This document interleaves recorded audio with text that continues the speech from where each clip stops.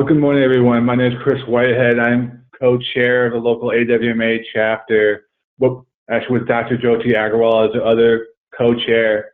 For those of you who don't know me, I've been an environmental consultant in New Jersey for about 20 years now, and a member of the AWMA for about 15. And for anyone who doesn't know, AWMA stands for Air and Waste Management Association.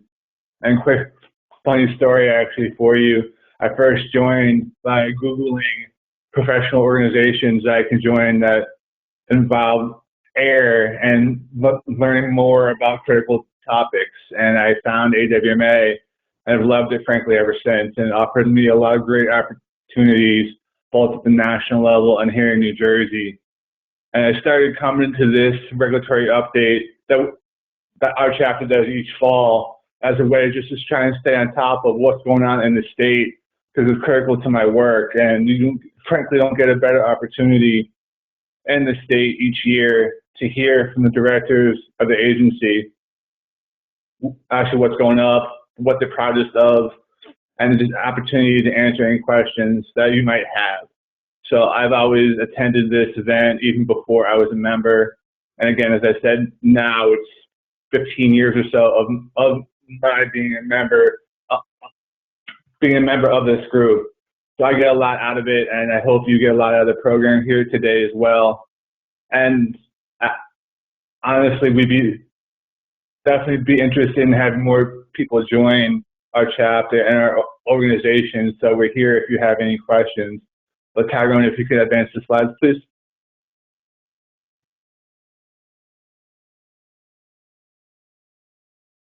Actually, there's some other slides I'm going to be going through as well, but after I'm done speaking this morning, I'm going to be passing it off to our morning moderators, who are two colleagues of mine, Joanne Held and Mary Daly, two people I've frankly learned a lot from over the last couple of years as well.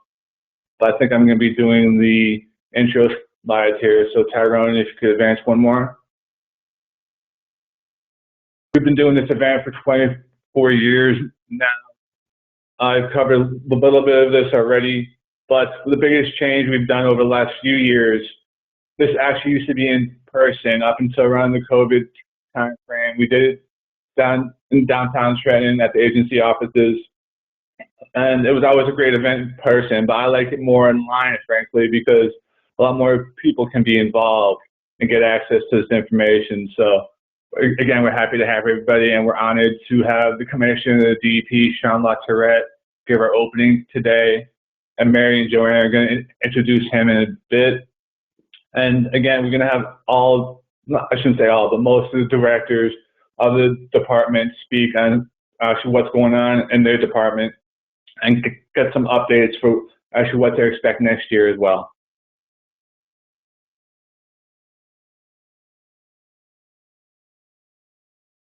This is just a quick picture of our chapter leadership. It's a good cross section of academics, industrial folks, consultants, and some state government as well. And all good people, all good friends. If you could advance. And a quick look at our agenda today. This was available online before and also when you registered. But you're going to have a great opportunity to hear from everyone at the department who handles all these important topics. And I'm going to try to stay on for the entire event, but unfortunately I have to miss about an hour in the afternoon, so I'm going to be asking my friends whatever I missed. And just so I can answer the question ahead of time, yes, the slides are going to be available for everybody after this event on our website, but you have to give us probably a week or so for that. I think that's it for me. If you could advance one more slide. Oh, I'm sorry, one more thing. Just during the whole event, please keep yourself on mute and off of video. If you have any questions during the presenters' talks, you can put them in your chat, and also add your name and affiliation to each question. And moderators will get to as many questions as we possibly can during each session. But if hypothetically your question does not get answered during a session, it will be answered in follow-up. And Tyrone, advance, please. And with that, I'm going to pass it off to my colleagues, Mary and Joanne, to introduce Commissioner Sean Latourette. Thank you, Chris. It's my honor to introduce Commissioner Sean Latourette. Commissioner has been leading the Department of Environmental Protection since early 2021. I think that gives him, puts him in the upper echelon of tenure for DEP commissioners. It's been lovely having him for such a long time. A lawyer and policymaker with more than 20 years of experience in environmental protection, Commissioner Latourette began his career defending victims of toxic exposure, including organizing and advocating for the needs of vulnerable New Jersey communities whose drinking water is contaminated by petrochemicals. We thank the Commissioner for his support for our program over these years and for allowing so many of his staff to be a part of it. I think it's a really important opportunity for people to learn about what's going on in the department. And we are looking forward to what he has to say today. So, Commissioner? So again, I'm grateful to the joint venture here, to NJDEP, led by Ron out of our office, and AWMA for bringing us all together. Not just this year, but every year throughout my tenure, and well before. I want to spend some time reflecting on, with you all, on the work that we've accomplished together over the last several years of the Murphy administration. You know, as is no doubt obvious to all those in attendance here whose work often involves integration with government, and excuse my frequent guests of the furry nature. I may have to shoo them away from trying to eat the waste in my bin. A bad pun for this organization. So as all folks here no doubt are aware, we are in the midst of a gubernatorial transition in the state of New Jersey.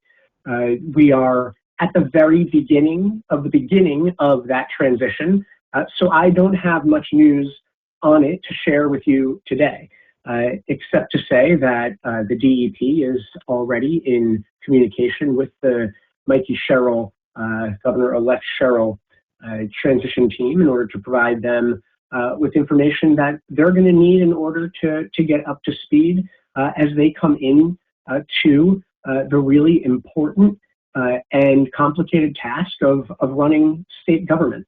But notwithstanding that transition, as you all know, the work that we all do together remains unchanged. Our environmental laws and regulations serve the basis of the important measures of environmental and public health protection that the New Jersey public certainly expects, most definitely deserves, and that our regulated communities are well familiar with navigating. And what I'd like to do is spend some time reflecting on points of progress and accomplishment that we have all endeavored to advance together. And you're going to hear more about those things from the many outstanding members of the DEP team, our assistant commissioners, directors, bureau chiefs that will be joining you throughout the day today. So I'll just scratch the surface of what I see as some of the important points of progress, and all of which require continued momentum and forward movement throughout the months and the years ahead.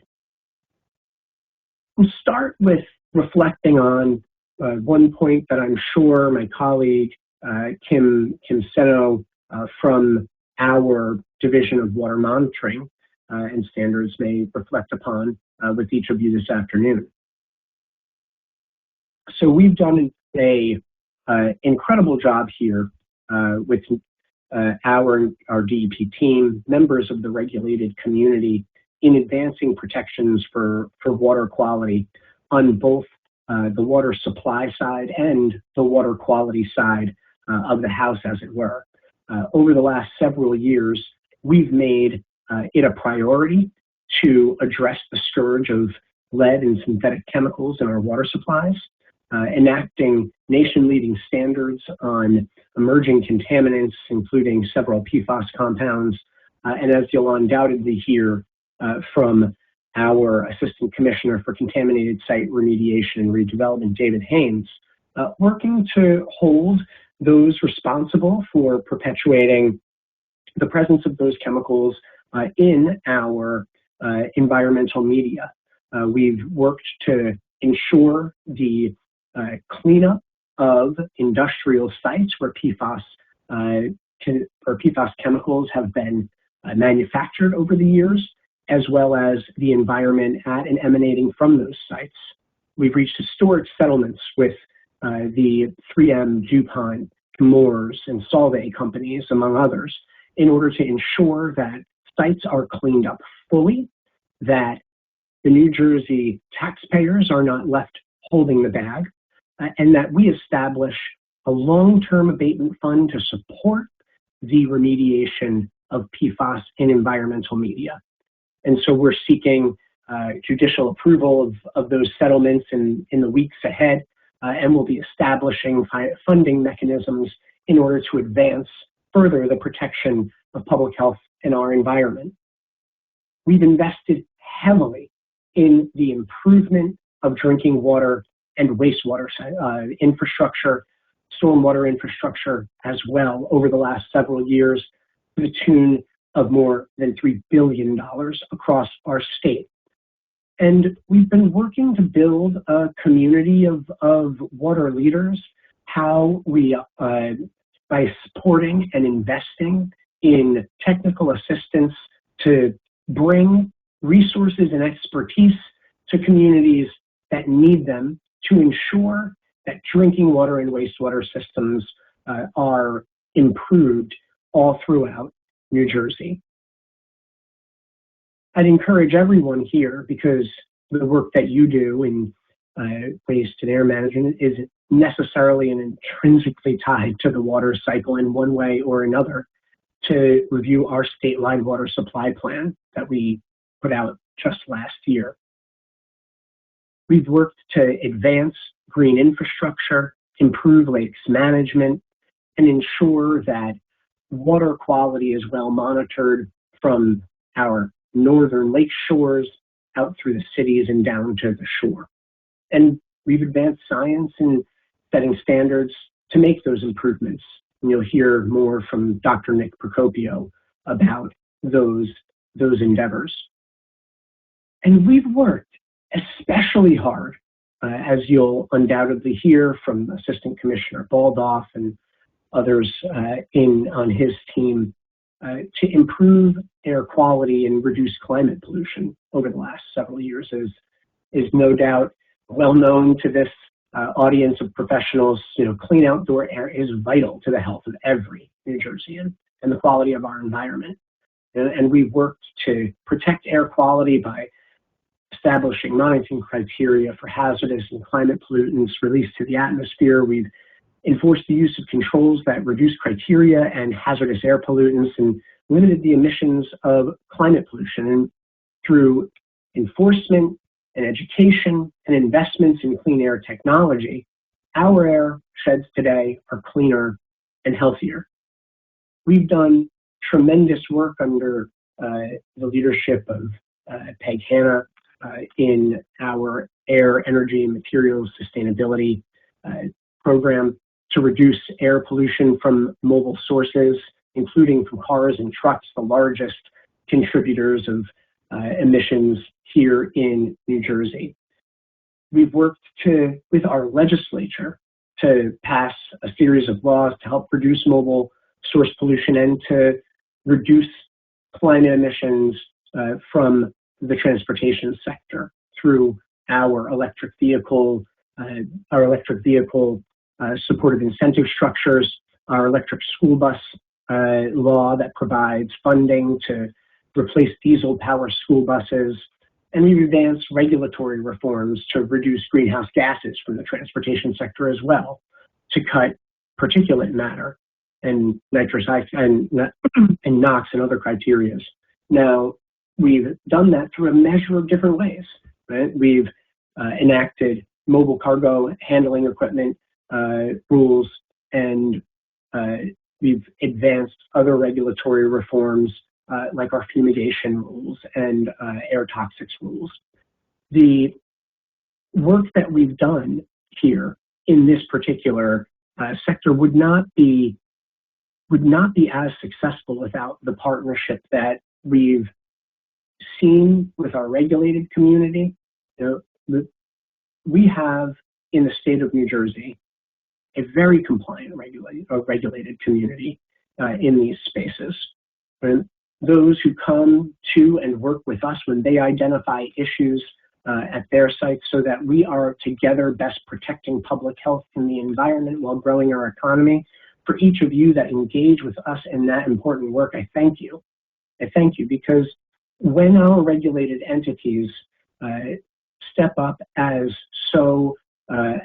is the common practice here in New Jersey among those in our commercial industrial sector, we're not only promoting the good health of our people and ensuring the good care of our environment, but we're demonstrating to the people and communities that where we operate as businesses or that we serve as government, for them we are demonstrating the partnership that good governance relies upon. And we're doing something even more important through compliance and enforcement work. We're showing a measure of accountability, and our regulated entities in that work show themselves to be good neighbors to the communities that they inhabit. So I applaud each of you for that work and encourage you to continue building strong partnerships with those those with whom you interact here at DEP, but also in the communities where you work, right? Where your businesses and clients serve through all the ways that you do. Now, air quality and climate regulatory endeavors are, of course, not the only parts of our air quality work that have been so important in the last several years. Critical as a point of community accountability and integration, we've put forward improvements to our air quality flag program. Right? It's a tool that indicates air quality in communities through a set of colored flags that are based on the air quality index, of a measure of how we integrate these important and sometimes weighty technical issues to the people and the communities that we serve. So participants in this program, each day they display a flag that corresponds to their local air quality forecast. Community members can then modify outdoor activities if they need to protect their health, right? And it's an educational toolkit available to institutions like schools and senior centers and camps, community centers, daycare centers, local governments, and so forth. Bringing people more into this work that we all do together that sometimes may to them seem abstract, but upon which they deeply rely for their health and their quality of life. An incredible point of work that we're so proud of here at DEP.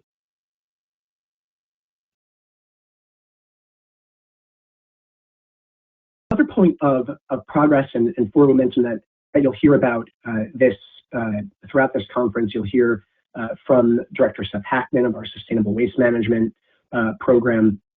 We've worked hard under Seth's leadership and prior to Seth, Janine McGregor, to advance toward a more circular economy here in New Jersey, working on our recycling markets and programs, working to reduce single-use plastics and better food waste management programs through many of the recent legislative enactments that DEP is responsible for discharging: the single-use plastics reduction law, the food waste recycling law, the recycled content legislation, for which our regulations are pending proposal. We've also worked through the program run by both Seth and Director Mike Hastry to address the dirty dirt legislation put forward several years ago and for which regulations are pending adoption right now. Working hard to strike the right balance in those particular regulatory endeavors to make sure that we are avoiding the propagation of dirty stockpiled soil and adjacent materials, while at the same time not over regulating the little guy who is managing landscaping, trying to carve the right path forward to make sure that our communities don't become purposefully or inadvertently dumping grounds for soil materials that are laden with hazardous waste, but also making sure that we're approaching this from the perspective of a balanced regulatory regime. So I thank Seth and Mike Hastry for their work in those respects. We're also, as you'll hear from Assistant Commissioner David Hames, continually working on long-term process improvements to advance the pace of contaminated site remediation. For all those who may be here joining us today that have participated in the Remedial Process Improvement Program, or RPII, I thank you for your contributions to that endeavor, working to fast track the review and approval of remedial action permits so that we can get our brownfield sites back to productive use, promote redevelopment, and ensure that facilities or sites that were once contaminated are both well controlled, but also have the opportunity to become a new point of community pride, a new development, a new means of achieving economic improvements in New Jersey communities across the state. We've also, importantly, worked to make the status of a contaminated site more transparent and more visible and more transparent to people throughout New Jersey through our Contaminated Site Explorer tool, a data tool based in GIS that's now available on the DEP website, and I'd suggest each of you go and take a look at that. So throughout our time in touring communities throughout New Jersey, folks are often left with questions or approach us with questions about the status of a contaminated site or the presence of one in their communities.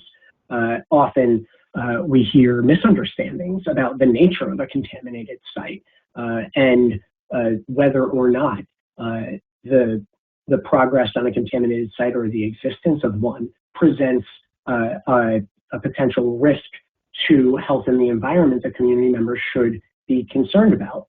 Right? And this tool helps to provide them information about the location, but to the nature and extent of contaminated sites, so that that information is really visible for them, but also that they can take comfort in the good work that our regulated community, our licensed site remediation professionals, and the people at DEP are doing to ensure that any risk to human and ecological receptors is well controlled, and that as we progress the investigation and cleanup of contaminated sites.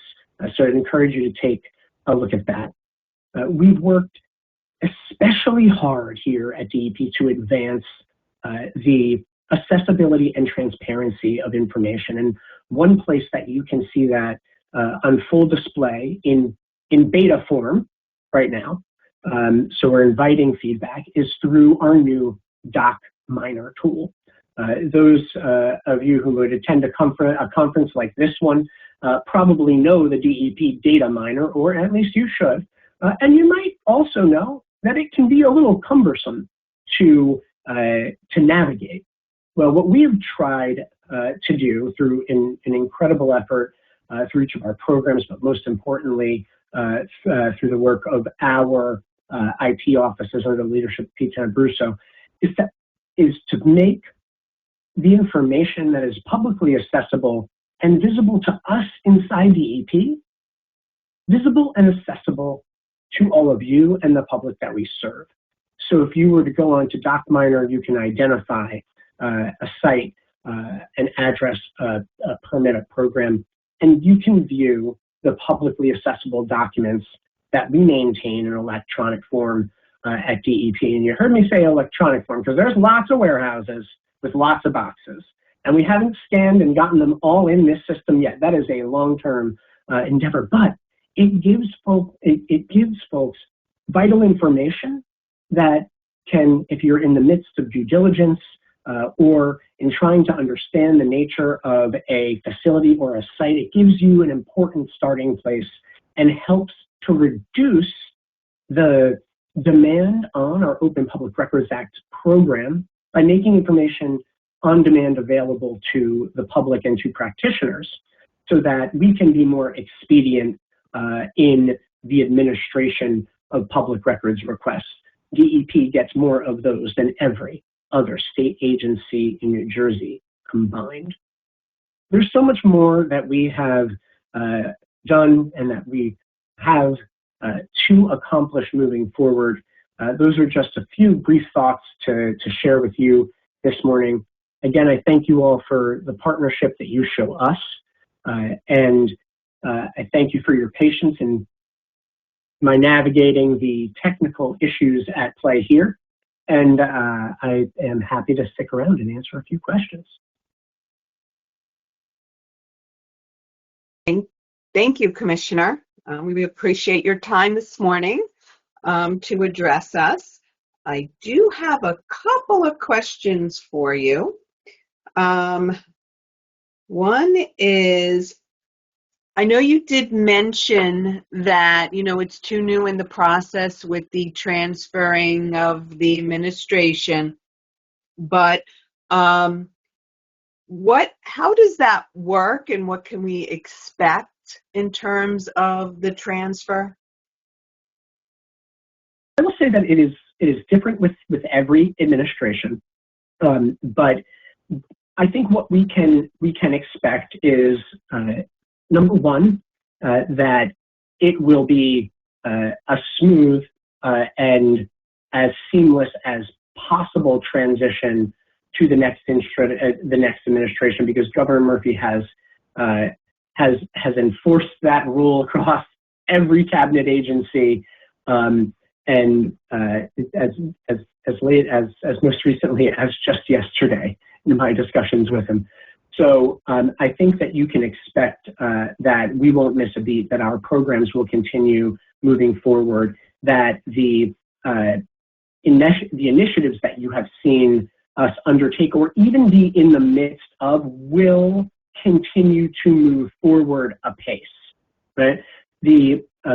A couple of rulemakings that I mentioned as being in process will continue moving forward. We're not waiting for new instructions, right? The legislation that is enacted on recycled content or on dirty dirt or on safe drinking water, right?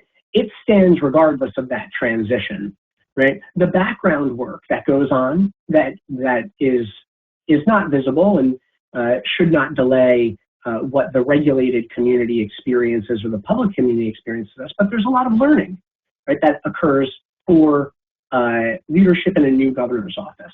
But there'll be lots of new things that they're introduced to, and we'll be doing a lot of teaching of individuals new to government.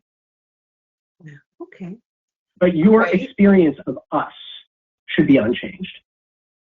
Excellent. Thank you. I do have one more question, but at this time, if anybody does have questions for the commissioner, if you could please put them in the question section, we'd greatly appreciate it. I have one more, and the question is, what's the potential of introducing EPR regulations in the state, extended producer responsibility regulations? I think it is an inevitability in the state of New Jersey, but I do think that we need to be careful and thoughtful in how we get there. There has been a piece of legislation, or several pieces of legislation rather, that have been points of discussion in the Senate or Environment Committee with Senator Bob Smith, who is, as folks know, the leading legislator for environmental policy in New Jersey. So that he's been exploring that legislation, holding stakeholder sessions relative to that legislation. I think we've got to be careful to not start too broad, and start sort of from the middle and work our way out. It tends to be more of an approach that I would favor, but without question, we need to advance those circularity principles, and you see that in some existing laws. For example, the electric vehicle battery recycling law that passed a couple of years ago, needs assessment, is about to begin relative to that is being executed by Assistant Commissioner Baldoff and Director Hackman's respective shops. So that's an issue. That is an example of a single product or single issue EPR. It's the larger EPR bill that we've not yet seen come to pass, and I'm not sure that it will in this lame duck session of the legislature. I think it is still going to be undergoing some more work and discussion with stakeholders. And then regulations would inevitably have to follow, so we'd be, a couple of years out once something passes. Okay, a couple of more questions are coming in. One is a follow-up, is will industry be included in in this policy development process? Oh, well, of course. I mean, industry's been at the table with Senator Smith in his development of the EPR legislation, and inevitably, when something passes and requires regulation to be developed, all stakeholders will be at the DEP stakeholder table for that point of development of regulation when we get there. Okay, all right. One more. Any thoughts of stakeholdering any changes to the OPRA process or some type of beta testing? Say that one more time, type of? Making changes and involving stakeholders to the OPRA process.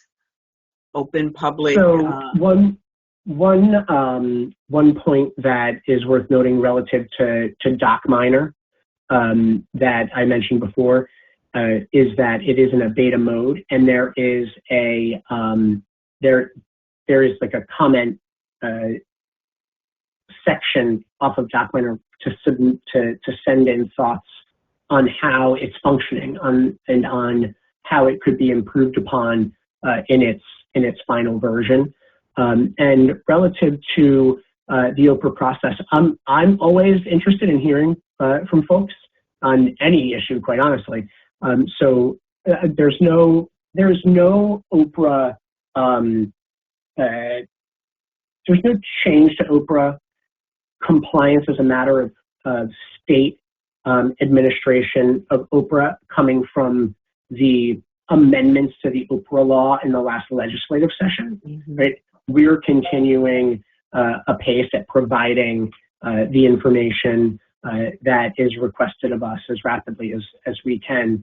But if there are some particular points of interest that the questioner has, commissioner@dep.nj.gov. Okay, thank you. Let me see. I think that's all the questions we have. Thank you very much. We really appreciate your time this morning. It's always good to hear from you. Well, thank you very much. Look forward to joining you all again. And appreciate the patience with the technical difficulties, and much gratitude to the team at DEP who will be with you throughout the day today. Be well, everyone. Take care. All right. And next we have Assistant Commissioner Paul Waldorf. I think we are waiting. Excellent. Thank you, Assistant Commissioner. Appreciate your time today. And I'm going to introduce you. Assistant Commissioner Paul Waldorf is the Assistant Commissioner of the Air and Energy and Material Sustainability Division, and he's been in that position since 2016, even though the names of the division have changed over the years. Paul oversees actually 5 divisions: the air quality and radiation protection, air enforcement, climate change mitigation and monitoring, sustainability, waste management, and waste and UST enforcement. Paul also serves as the New Jersey State Liaison Officer to the Nuclear Regulatory Commission, and in the state's commissioner to the Atlantic Compact Commission for Low-Level Radiation Waste. Previously, Paul was the director of the Division of Energy Security and Sustainability, responsible for oversight and operations of nuclear energy, environmental regulation, and X-ray compliance. He also oversaw the Bureau of Energy and Sustainability, which coordinates with the Board of Public Utilities on environmental aspects of the state's energy profile, and led the department's sustainability initiative. So Paul joined the department in 1987 as an engineer in the water quality program, and then moved to the radiation protection and release prevention in 2003, and rose to the post of Director of Environmental Safety and Health in 2010. And presently, here you are with a very, very diverse background. We appreciate you being with us, and here you go. Thank you very much. Good morning, everyone. You know there's a problem when my bio is longer than the commissioner, so hopefully he didn't hear any of that. I listened to all of his talk this morning just to make sure I didn't say anything incorrect or didn't give you the same information he did. But what I'm going to do, and make sure I have control of the slides.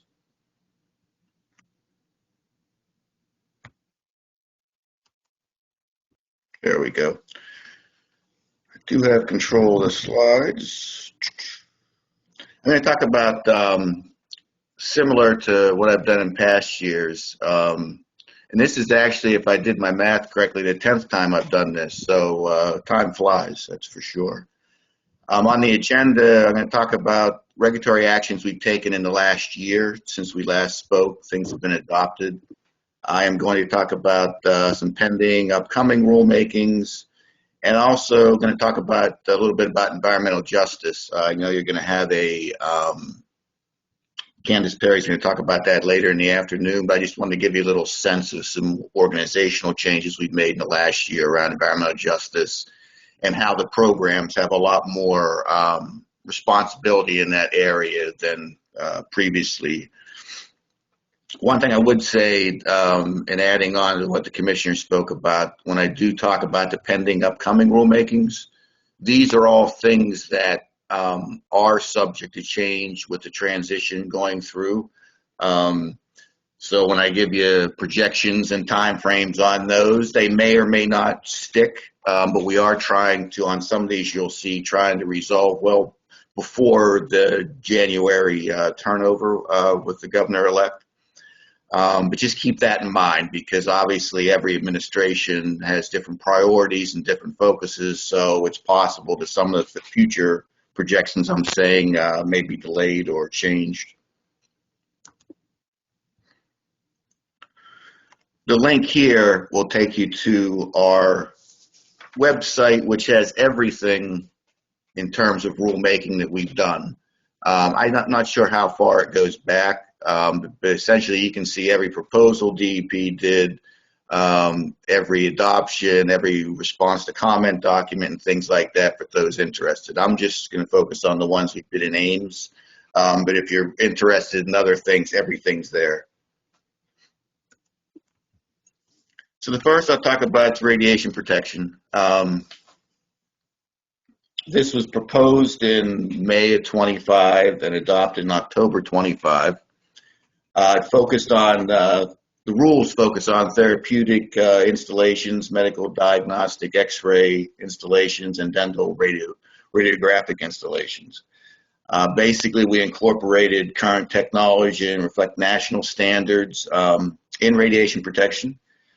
And we also allowed flexibility to address emerging and future technologies. There were some also amended annual registration and fee tables to bring them up to current dates and reasonable fees for the work time it takes us to process. The big piece, this was not controversial, but it was important in the sense that, for those of you who don't know, we have a commission on radiation protection. And the way the rules were, anytime you had a new technology come in, whether it was like a handheld X-ray machine in a dentist's office or some new type of technology is put in the hospital, and we didn't have regulations for it, or it just wasn't on the radar back when the rules were done, we had to go each time to Corp and basically ask their approval to be able to allow this in operation in the state. And in some cases, it was quite cumbersome to do that and took a lot of time. With these flexibilities here, we don't have to go to Corp as often. We'd be able to make our own judgment on whether or not it makes sense to allow that new type of equipment in operation in the state. And basically what it'll do, it'll get new equipment in those doctors' offices and in those hospitals quicker than we could have in the past. So it's a very good change going forward. The next is consumer products and architectural coatings. These were two separate rules, but with the same timing, the same adoption and filing and adoption. The consumer products was one side and architectural coatings was another. They were proposed in August of 24 and adopted in August of this year. Essentially, the consumer products and architectural coatings, they represent the largest source of volatile organic compounds, VOC, emissions in the state's air emission inventory, compared to mobile, industrial, and commercial sources. VOCs are precursors to ozone formation and secondary fine particulate matter formation. The amended rules control the emissions of VOCs by reducing limits on the VOC content and various consumer products and coatings sold in the state and for use in the state. Once again, this was not controversial in any way. It took us a little longer to get this through than we had hoped, but we're glad it's adopted and we're ready to go. Next one, discharge of petroleum and other hazardous substances. This is part of our release prevention program. This program regulates above ground storage tanks, which hold either greater than 200,000 gallons of petroleum products or greater than 20,000 gallons of hazardous substances. So the amendments included updating that list of hazardous substances, our 7:1E Appendix A, which new things came on it, a couple things came off of it. We updated operational and notification responsibility requirements for major facilities. If you're in the program, you're a major facility. Requirements for transmission pipelines were added. Requirements for discharge prevention, containment, and countermeasure plans were added. Same for discharge reports. And lastly, penalties and grace periods were updated in certain cases. One major change was made between that proposal I'll give you the dates. I think I skipped that. It was proposed in May of 24 and adopted in June of this year. One change from proposal to adoption was we had proposed a de minimis requirement for everything. And that de minimis requirement was intended if you had a very large tank and you had a very, very small percentage of a hazardous substance in it, the way the current rules read, or the previous rules read, you were in the program regardless if it was 1% of that hazardous substance or 100% of that substance.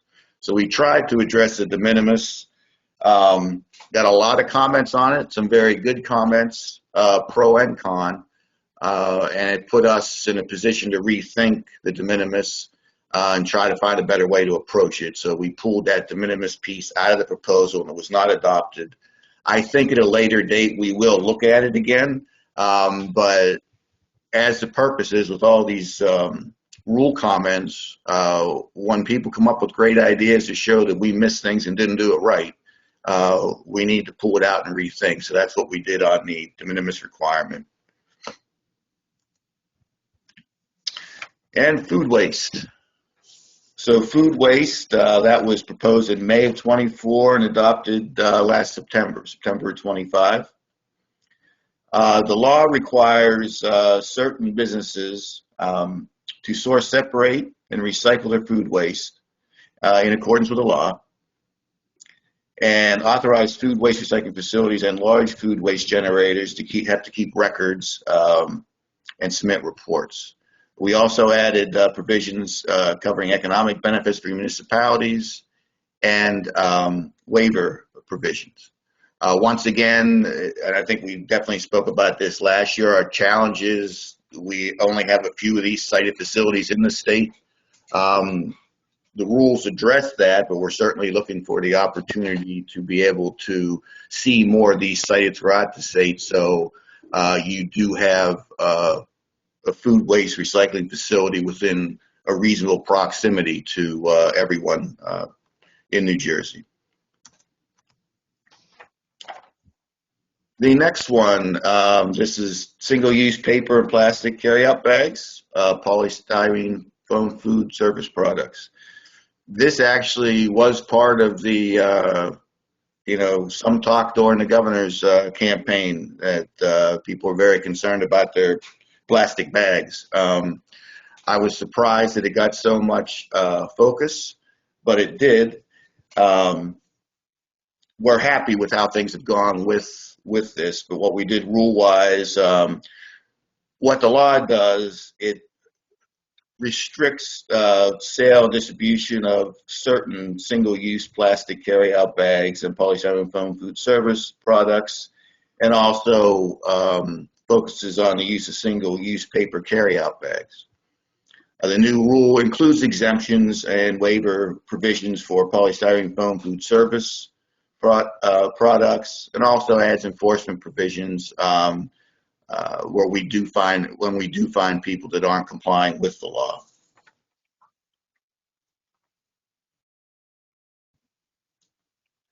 And electronic waste. This was proposed in May of 24 and adopted in March of 25, so early in 25.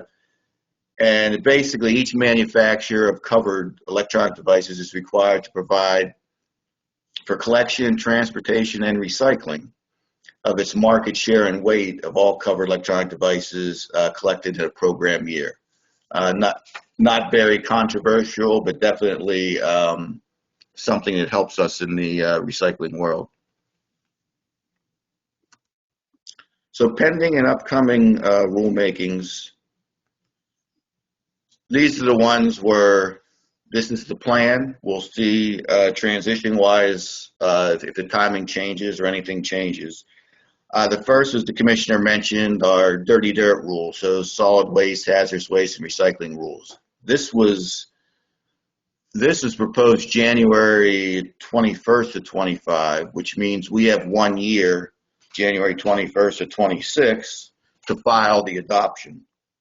Doesn't have to be published, but at least filed by January 21st. Or we have to repropose and basically start from the beginning. Our plan is to have the rule adopted and in place by that January 21st, 2026 date. The only, well, not the only, but the changes in the last couple of weeks with a legislative bill posted that changes the dirty dirt law. It changes definitions. It changes who's covered. Makes it a little interesting how we're going to address this. We have a couple options. We could just approve, adopt, and if it turns out that the legislation goes all the way through and becomes law, we would have to go back and amend the rule to address those changes. There's no guarantee the legislation will go through, so we wouldn't not adopt thinking it might, but it just adds a little change to it, because if the legislation goes as currently written, it's substantial changes to how the dirty dirt law works and who it affects. Regional Greenhouse Gas Initiative. This got a lot of talk during the governor's race. The threat to pull us out of that on day one was said many times. And while I certainly have concerns over the affordability of electricity prices in New Jersey, and we do need to do things to make it more affordable for people, pulling us out of RGGI has almost zero impact on your electricity bill, and it also would forfeit the almost $1 billion we've gotten from these auctions since we rejoined in 2019, and almost 100% of that $1 billion has gone to environmental justice communities to reduce greenhouse gas emissions. So it's been a great benefit for us, and we look forward to continuing RGGI as we go on. The rule work around RGGI is that RGGI just completed their third program review. The program review basically is something, RGGI has been around since 2006, and this is the third one they've done. This one took a lot longer than the previous reviews had done, mainly because things are a little more challenging now in terms of, in the last couple years, we've seen in certain renewables like wind that were forecast to be contributing to the power supply being delayed. We've seen an administration in Washington focus more on fossil than green energy. So it's more complicated to see where we're going in the future. We held a stakeholder meeting in October. Each state has to adopt their own rules to incorporate RGGI's model rule. Our rule proposal time frame is we would propose a rule in early spring of 26, and we would adopt by the end of 26. We have to have rules in place by January 1, 2027 that reflect the new model rule.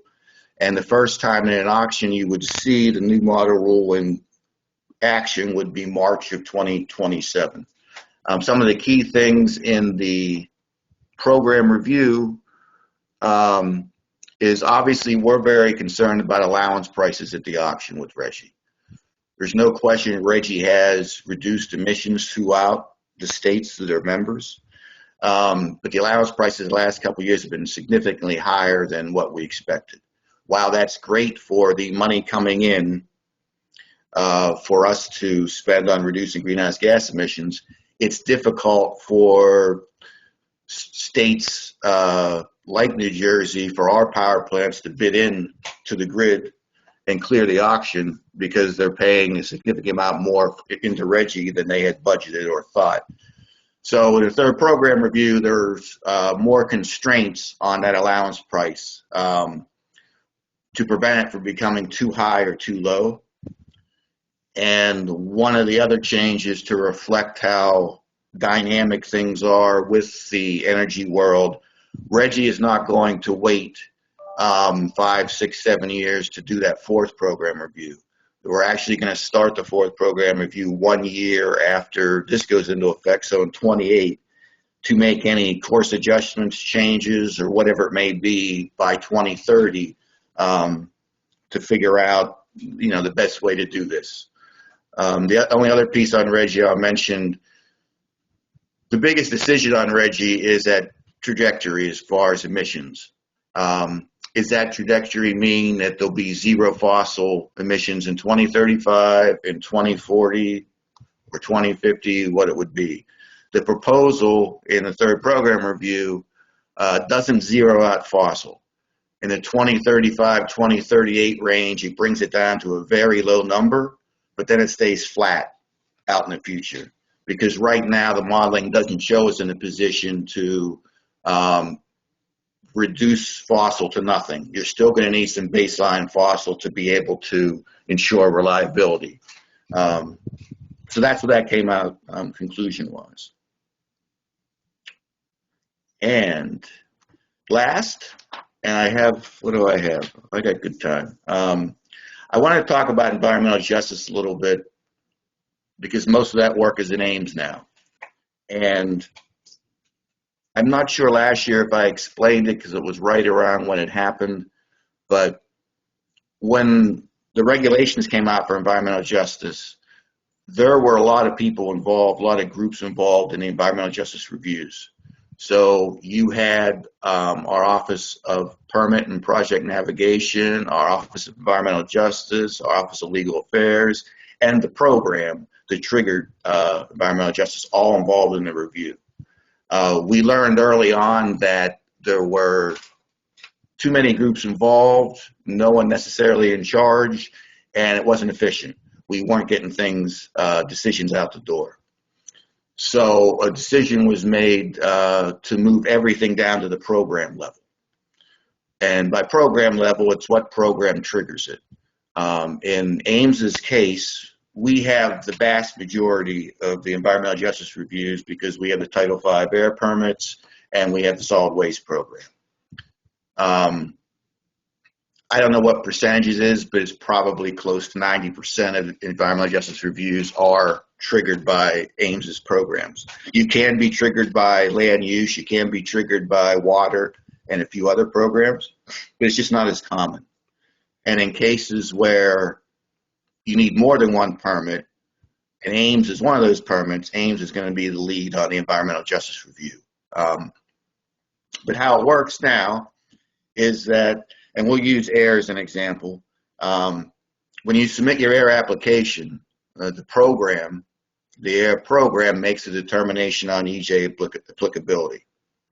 If it turns out that you are subject to environmental justice rule, that review is done by that air permit group. So that the program is now responsible for review that environmental justice impact statement, approving that, staying on top of the facility's public hearing, making sure the facility appropriately responds to all comments. The program is then responsible for putting together that environmental decision document. Once that document is put together, it is reviewed by Office of Environmental Justice and Office of Legal Affairs before it goes to the Commissioner for signature. So essentially, except for that last part, everything's done at the program level for environmental justice. Is it working perfectly? We're getting there. Timing-wise, just to give you a sense, timing-wise, we were probably looking at, before we changed the structure, we were probably looking at a year to 18 months or more just for the environmental justice review. Then, if it's a Title V air permit you're talking about, that's another 18 months review for that. And for having someone, if you want, regulatory certainty, and that number is 3 years to get through the process, I mean, that's just not tenable. I mean, we couldn't do that. So another piece we changed also, which has helped tremendously, is the rules state that that permit application, whatever it is, isn't administratively complete until the environmental justice process is done and that decision is issued. That really puts you behind the 8 ball, because that whole time, that permit application has just been sitting there, nothing's being done. So what we changed last year is we're doing it concurrently. We're reviewing that permit application while the EJ process is going, so you're not penalized waiting for the EJ process to be done. And then when the EJ process is done, we're very close or almost able to go straight to issuing the permit itself. So that works. A couple more efficiencies besides having that same permit writer or permit group from environmental justice all the way to the permit issuance. We also have enforcement people that are going to go out and look at these permits in Ames also. So it really is everybody in one group going forward in the same direction. If you go on to either our AIR website has it, environmental justice website has it, there's a lot of guidance documents out there in terms of how do you prepare the aegis, the impact statement, advice on how to do the public piece, advice on response to comments, things like that to help both the applicant but also help inform the community on exactly what this process is and what the goal is. To give you a sense of where we are, we've only issued a few of the final EJ decisions at this point. We have a fairly good number of ones that have finished the EGIS process, and they are somewhere in the public process piece. They might have either they've scheduled their public hearing or they've done it and now they're just the facilities responding to comments. We have a large number that are in the middle of the EGIS process trying to complete that. And we have another subset that are in that EJ applicability state. It's a new regulation, and with all new regulations, once you actually start doing things, you find out that maybe the regulations weren't written as intended or written well enough, because we do have some applicability problems where it takes a while for us to figure out, does this really fall into it? It's not as clear as necessarily you want it to be. But we're working through all those. Our time frame, our goal is 6 months for environmental justice review. Like I said, we're not there yet, but we probably cut the time in half from where we were a year ago. So I think we'll get to the 6 months. And I think the final piece of this is, I think the guidance in those items aren't going to be as important for people going through the process in the future, because we're trying to be as transparent as we can. So on the website now, you're able to go through and see every action we've taken. So the ones that are completely through the process, you can go and see the aegis they submitted. You can go and see the public comments they received, how they were responded to. You can go and see the EJ determination letter and see if any conditions were added to that. You can go see the actual permit that was issued and see what conditions are in there related to EJ. Down the road, you're going to be able to find facilities that are similar to yours and be able to go in there and say, oh, I can see the type of things they're looking at. Everything's a little different, because at the end of the day, the only thing we can do in the EJ world is address the stressors in that community. If your stressors are different, then your EJ evaluation is different. But if you have similar stressors, you can expect to see similar things in your EJ approval than one compared to ones that you see that have already been completed. And the last piece too, on the enforcement side of it, these are the same inspectors coming out. So if these EJ conditions are in your air permit, your regular air inspector is the one who's going to go through and verify at that next inspection that you've done whatever the EJ section requires you to do.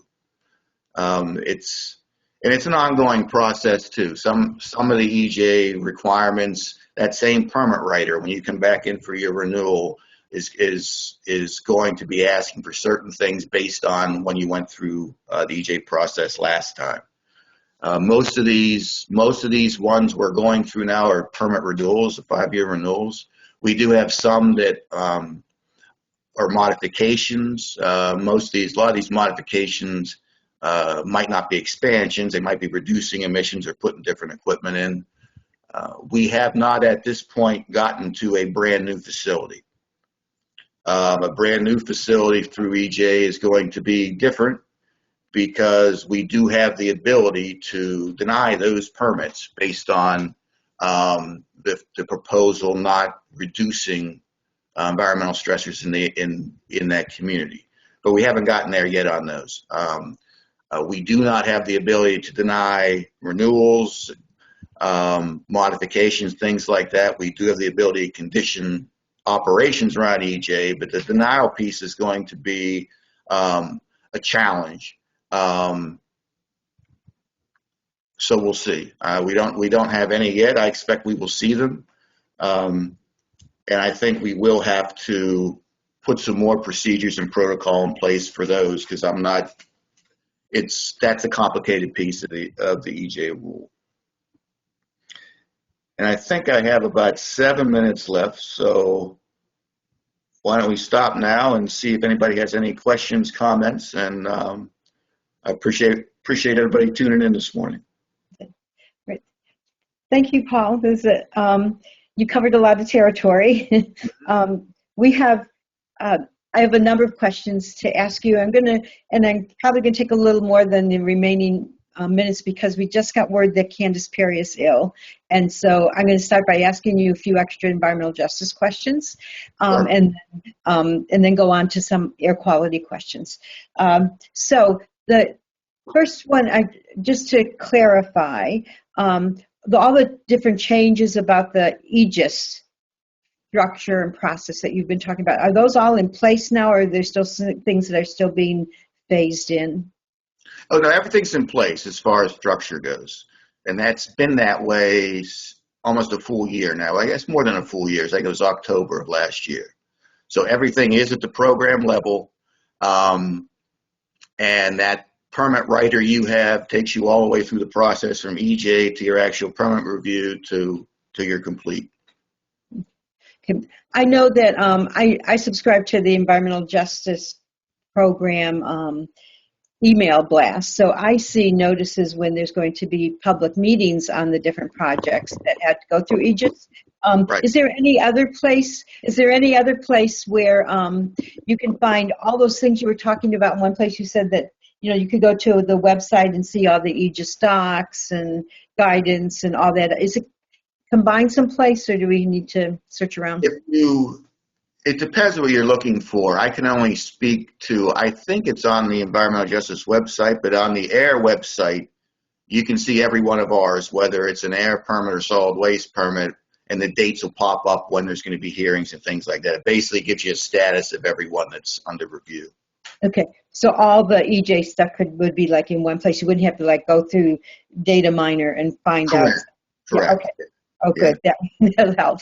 And then there's a question about whether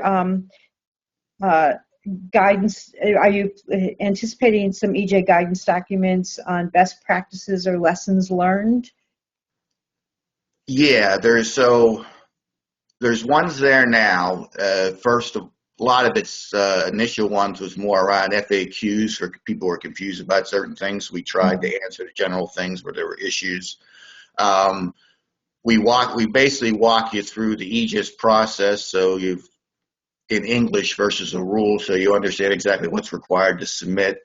And the other big piece I think people take advantage of is we do, and this was our environmental justice staff put most of this together, we do walk you through how we think you should do your public hearing piece, how you get the word out to the community, how you handle it, some thoughts on appropriately responding to questions. So we're trying to, quite honestly, the guidance we put out is from demand. People say, we really don't understand this. Could you do something? And we put guidance out to do that. But if anybody has anything that they'd like us to do more guidance around, we're certainly open to doing that. Oh, good. Good. And then one last sort of general question on EJ. Is there anything that you're hoping that Candace would cover that you could cover for us now in a couple of minutes?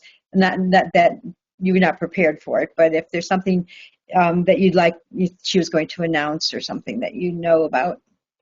Yeah, I'm not really aware of anything. I think she was, I think she would probably focus mainly on some of the progress we made, finally getting some final decisions out there. Mhm. Her role is a little more toward filtering information from the community to us, so we understand. I mean, she's closest to it, and they have, and it's a lot. It really helps.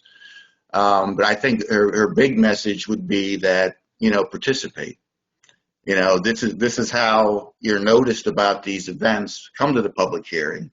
You know, the facilities can't respond to questions they never get, and we've had a lot of good experiences with commenters coming to these meetings with good ideas.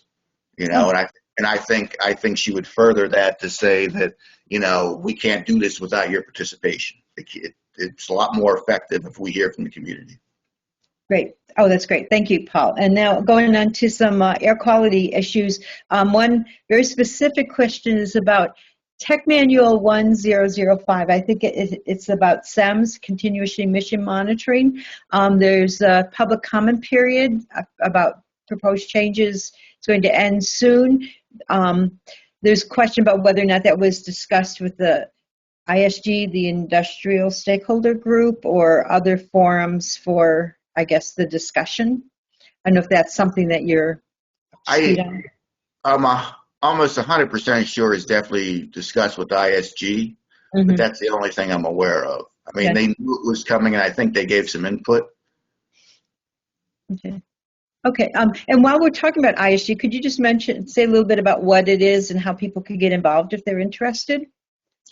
Yeah, if you go on our website, just look it up. It kind of gives you a little sense of what it is. But it was originally meant back in the day.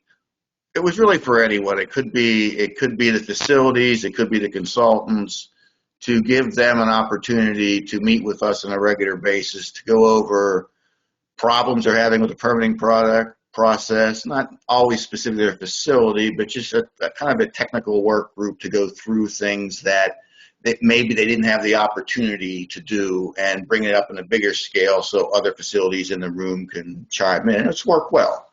It's worked well over the years.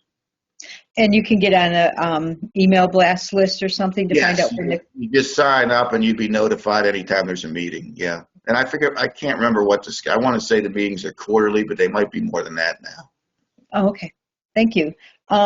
Next, I'm gonna put on my retired DEP hat.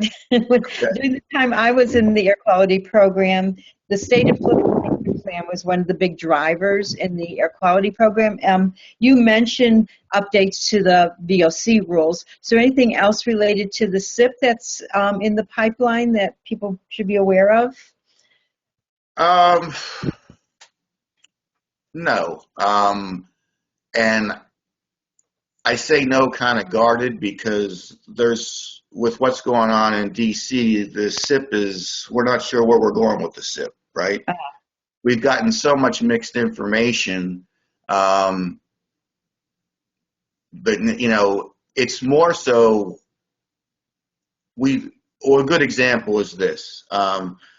In the current SIP, we do take a lot of credit for certain things we've done in the mobile source world, right? Mm-hmm.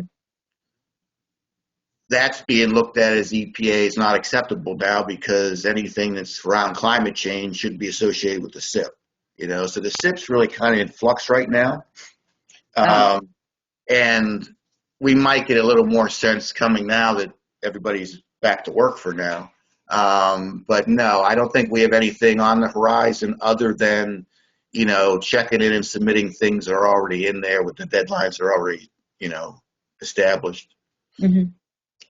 Great, thank you. So a question about the air quality permit reviews. I heard recently that there was a backlog, but that it was improving. Are there steps being taken to address the backlog, or did I just mishear? No, that's exactly right. So part of it was the environmental justice process, and a lot of those renewals were held waiting for that to be done. Mm-hmm. Part of it was just us. We shouldn't have let it go as far as we did. So they've done a great job in the last 6 months, 9 months, probably beginning of this year, of reducing that backlog. And I think we're going to be at the point soon where we're going to be able to say that the backlog doesn't exist anymore. But it was a significant issue. There's no question. But I'm happy to say it's a big focus now, and that was definitely, I know that was brought up a couple of the ISG meetings, and they were very happy to hear that, you know, we're addressing that. Great. Well, thank you very much for being with us today, covering all the territory that is underneath you in your programs, and we look forward to hearing from you again next year. Great. Take care, everybody. Thank you. We're going to move on now to our next speaker, David Hames. David is Assistant Commissioner for Contaminated Site Remediation and Redevelopment. He's worked for the New Jersey DEP since 1989 in a number of different roles, but mostly in the site remediation and waste management programs. He was appointed Assistant Commissioner in August of 2022.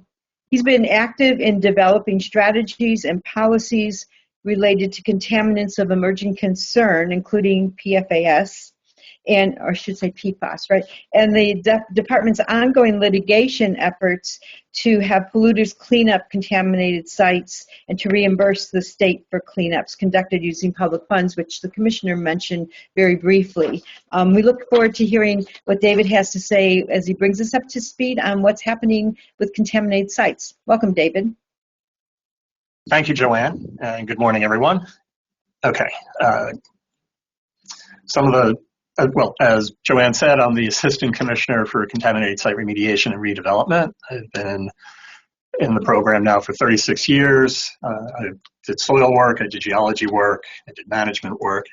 So some of the topics that I am going to cover today include program priorities, statistics, update on the remedial action permitting process we go through, how to resolve technical issues, technical guidance and regulatory update, PFAS update, going to hit on some GIS issues, similar to what Commissioner had mentioned earlier with the community GIS feature that we have, some issues with brownfield redevelopment, and funding opportunities through the program.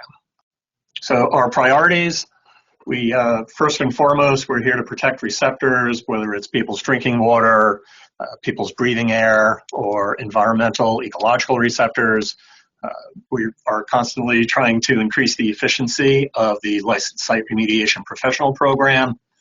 We are looking to complete additional publicly funded remediations.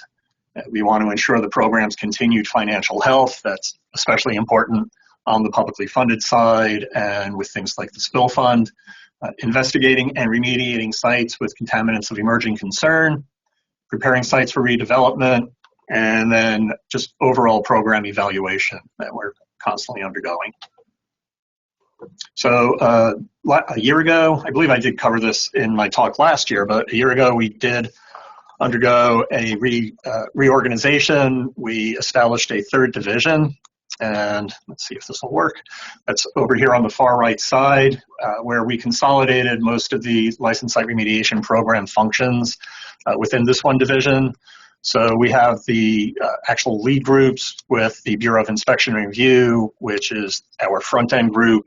They look at the documents that come in up to and including the response action outcome, which is the final remediation document. It's equivalent to the old-fashioned no further action letters that the department would send out on all the cases.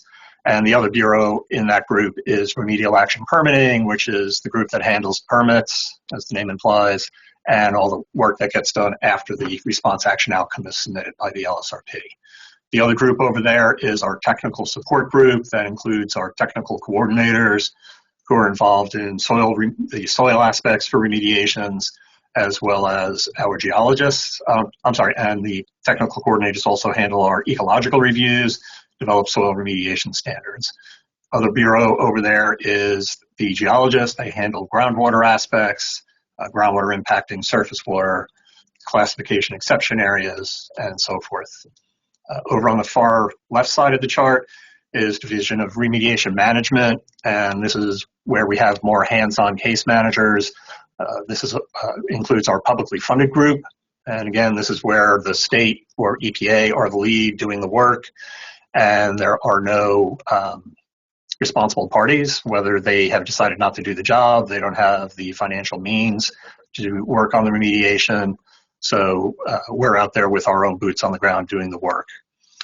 We also have environmental measurement and site assessment, and that's our hands-on sampling group, and they do a lot of our backtracking. They will also investigate where we find contamination in a well, a private well. They do the step-out sampling, trying to identify other impacted receptors that may be out there. On the other side for that division is case management and field operations. Case management handles our federal cases, federal RECRA, federal CERCLA, federal facilities, Department of Defense, things like that. And then our Bureau of Field Operations, which includes our unregulated heating oil tank group. And field operations also goes out, say, for our licensed site remediation professional cases where an LSRP is the lead, and we need somebody to go out and watch some sampling getting done, or just in general do some kind of field audit. We send our staff from the Bureau of Field Operations out. In the middle of the chart is Division of Enforcement and Financial Operations. And this includes, as the name implies, our enforcement group. So when people are out of compliance, we have a two-pronged approach. We have our group that does compliance assistance, where we try to use a softer glove and get people to come back into compliance. If we are not successful with the compliance assistance approach, we then have our enforcement side of that bureau, where they issue enforcement documents, notices of violations, administrative orders, and NJDEP-AWMA. I'm sorry, the full acronym isn't coming to me. Civil Administrative Penalty Assessment, NJDEP-AWMAs. And we also have case assignment and initial notice. That's our clearinghouse. Although a lot of our documents do come in electronically through a portal, we still do get a fair number of documents that come in on paper, and those go through case assignment and initial notice.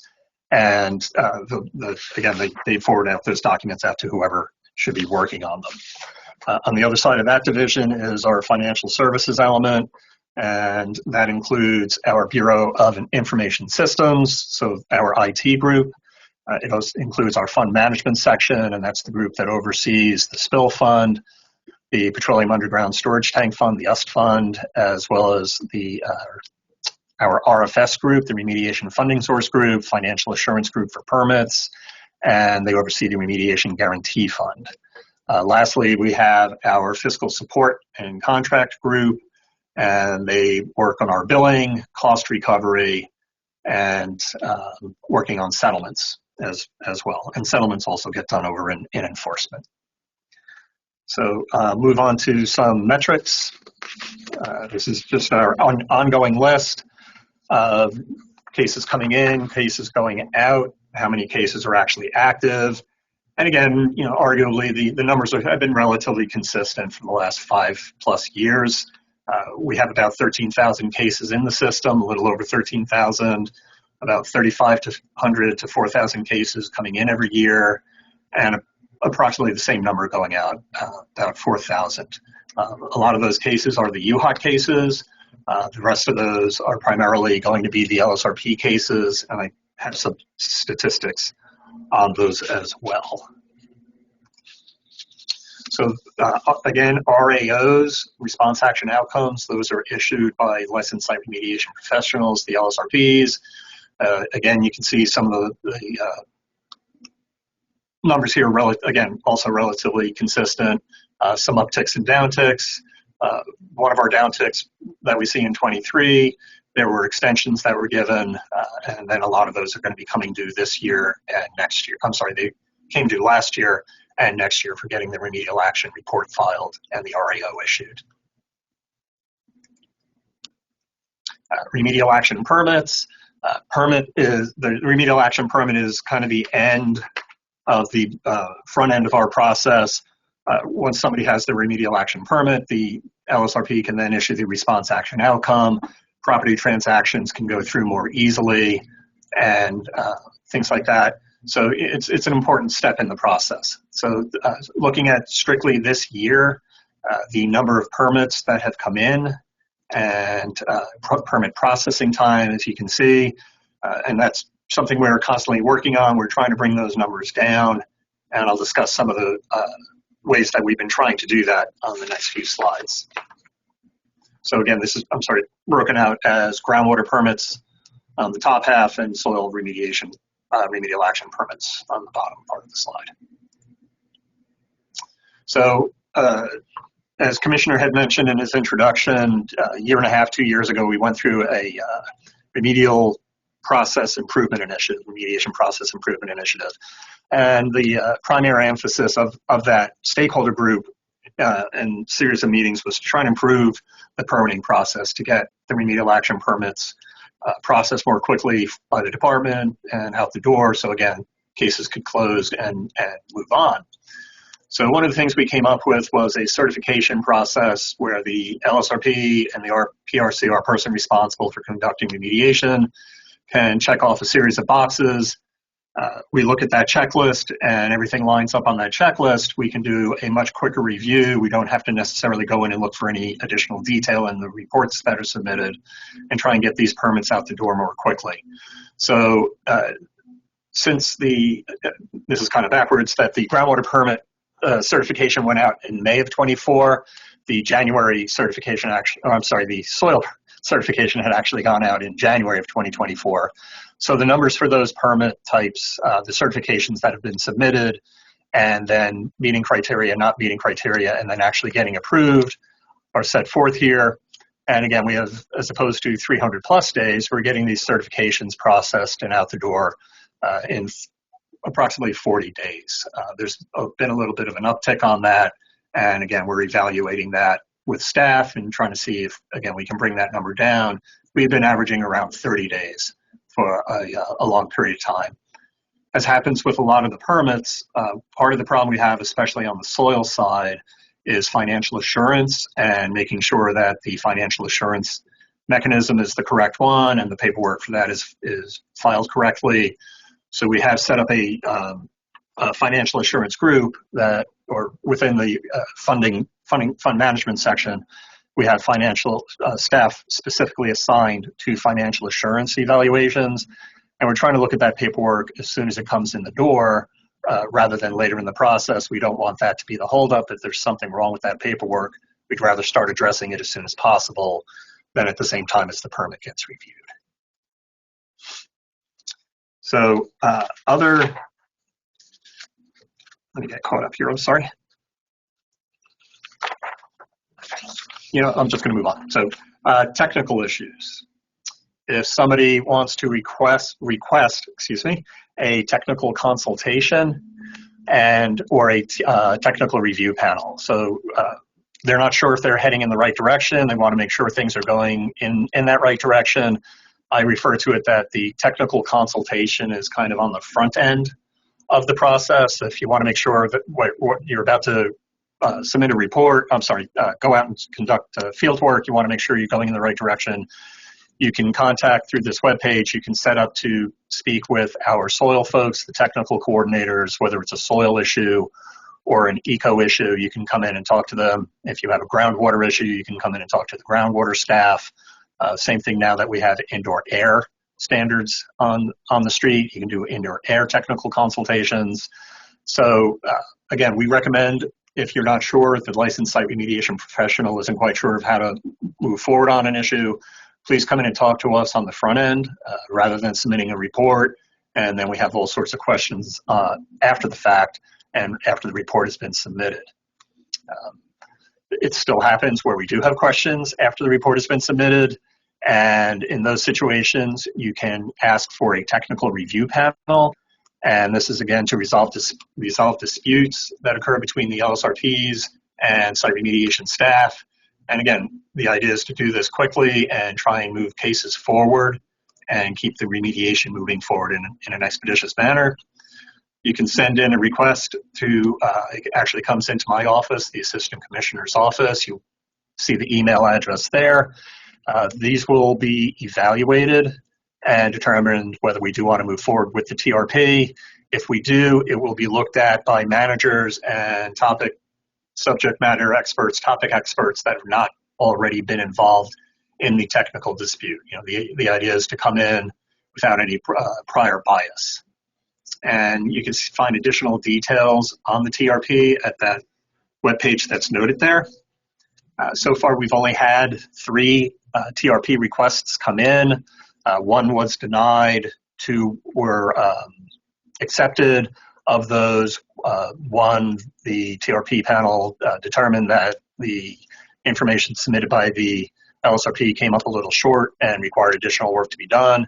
And the 3rd one, the panel did agree with the LSRP that the information provided was sufficient, and that case is now moving forward again.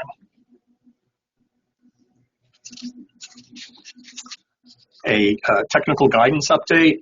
We have 35 technical guidance documents that are out on the street to assist LSRPs and persons responsible with conducting remediation with keeping their cases moving forward. These are, again, developed by the department as well as stakeholders, whether it's persons responsible, LSRPs, attorneys. It's a wide-ranging group that assists with creating these documents. And again, that's mandated by the Site Remediation Reform Act. The documents listed on the slide are currently being updated. If you are part of the group that works on these guidance documents, you should be getting an email, hopefully within the next month, to look at a final draft for the SIRIRA, so the Site Investigation, Remedial Action, Soil Technical Guidance. After that, we are looking at getting out a final draft for historic fill in the first quarter of 2026. Same thing for a landfill investigation technical guidance. Sometime later in 2026, we're looking at getting out a final draft for technical and practicability. And lastly, we're looking at updating our analytical methods also in 2026. Analytical methods are some pretty massive documents. So hopefully we can get all of those out and through. Again, currently the committee itself is working on those, and when they're ready for review, they go out to the broader stakeholder community for additional input. If you have any questions on technical guidance, please contact Sana Qureshi, my executive assistant, and her contact information is given at the bottom of the slide.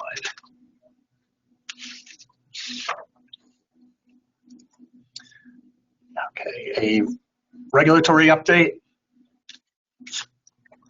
Excuse me.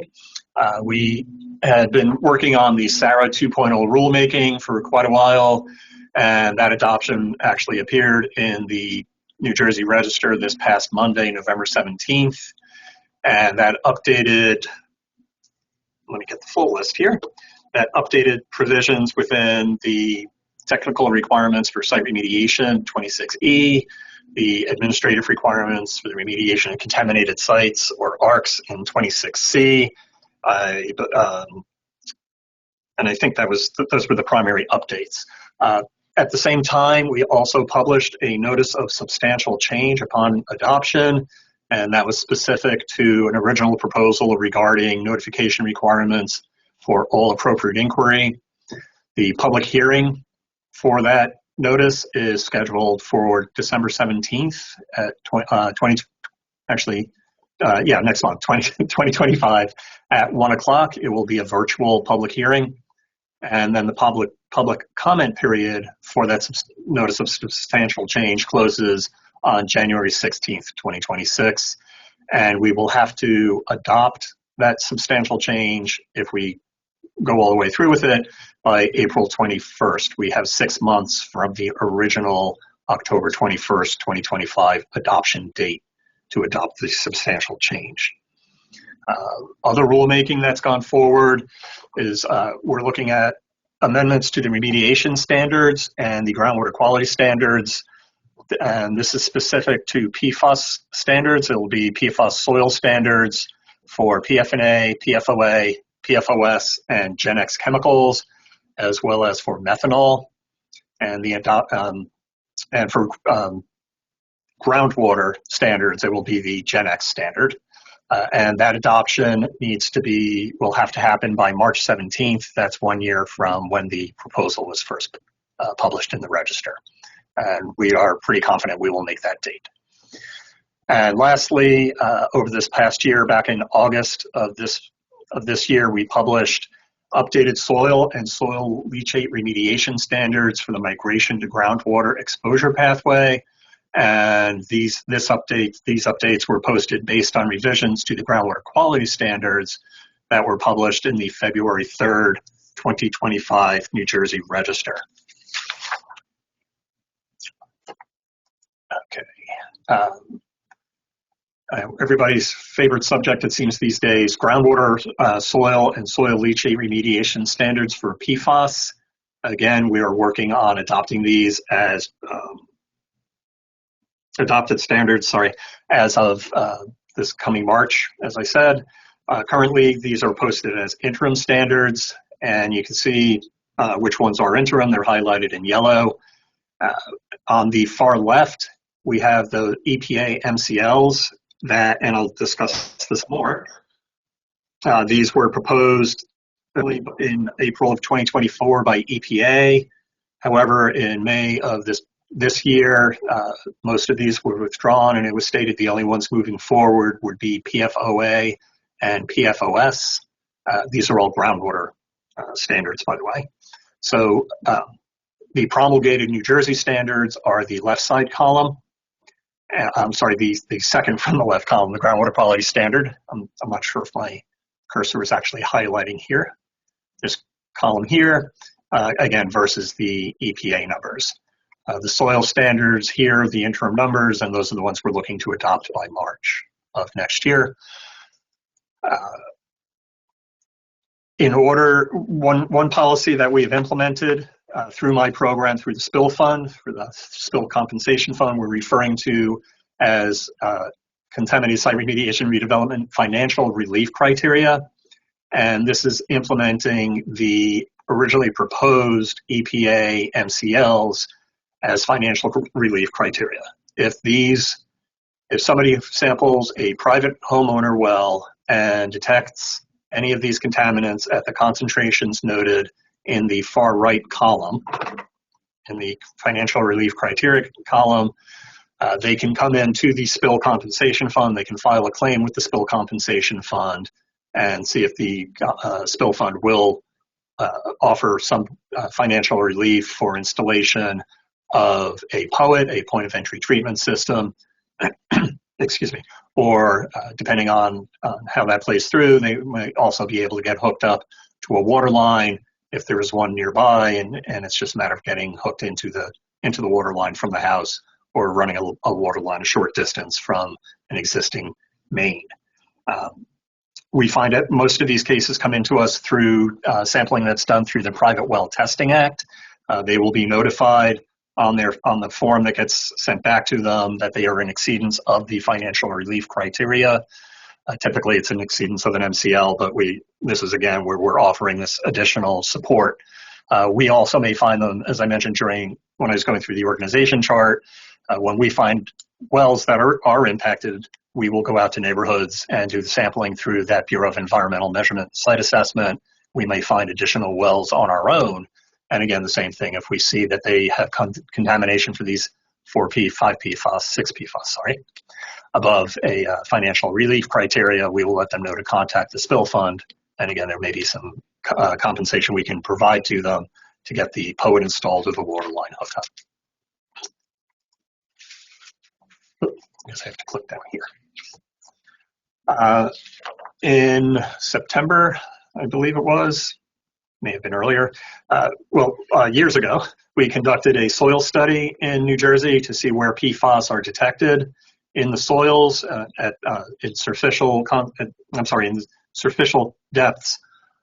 In the soil column, approximately 157 samples were collected from urban and rural areas across all 21 compounds, analyzed for a suite of 40 PFAS compounds. The PFAS were detected at high frequency and spatial variation I'm sorry, I'm not reading this one well. PFAS compounds were detected at a high frequency, and there was spatial variations in the PFAS concentration and composition profile that were observed across the state. The large majority of the measured soil concentrations did not exceed the lowest levels of regulatory concern. Primarily, there were no exceedances at all of the direct contact criteria that have been established. However, there were sporadic exceedances of the migration to groundwater standards that we have out there. So again, the PFAS survey, there are GIS layers that are available on our webpage. And again, you can use this URL. I'm sorry, it's not a URL. The thing here, I forget what these are called. And again, you can use that to get out to the webpage and get a look at that soil survey, the soil study. This was not a background study at all. We're not calling it a background study. It was simply just to see, where are concentrations in the environment. This does not preclude a person responsible or an LSRP from saying, I have background concentrations of PFAS on a site. They would still need to go through the provisions spelled out in the technical requirements to show that it is background and not from a discharge that occurred on the site itself. Contaminated Site Explorer. This is, again, Commissioner had touched on this earlier in his presentation. And again, this is a tool that can be used whether it's by persons responsible, by licensed site remediation professionals, or just people in a municipality or in a neighborhood that want to have a better idea of what is going on in their neighborhood. There are 3 parts. There's the interactive Explorer web map, there's the Explorer dashboard, and there's remediation background. So this is a screenshot of the web map and what the application looks like when you first launch it. On the site summary, where you can click on the site summary, it gives you information on what's out there, or I'm sorry, the address, various identifiers for the site, the county, the municipality, who is running the case, whether it's an LSRP case, whether it's, again, like I said, a federal facility or a federal case where the department is the lead or EPA is the lead, the status of the case, whether it is active or in a post-final document phase where it has a permit, and how long the case has been in the system. It will let you know whether there are institutional controls, a classification exception area for groundwater, a deed notice for soil, and then also whether there are engineering controls. The institutional control is a paper file. It's as I worded, it's a warning through the classification exception area or the deed notice, notifying people that there's contamination out there, versus an engineering control where we have situations where there must be some kind of physical mechanism of preventing people from coming in contact with contamination. So for soil is an easy example, there's a cap. So there's contamination under the ground, they put down a parking lot, and that will prevent people from coming into contact with the remaining contamination that's there. Also on this screen, you can see that there are links that go out to data miner reports, and within those data miner reports, they provide additional information for what is occurring at the site. The last part of it is the dashboard, and this we have instructions. The arrow here is just pointing to let you know where the instructions are, and this can provide at both county, I believe, and municipal level what is going on in somebody's municipality. Sorry, the slide isn't very clear. It tells you how many cases are out there, whether they're active, whether they're post-NFA, post-RAO, tells you who is the lead, again, whether it's an LSRP case, a federal case,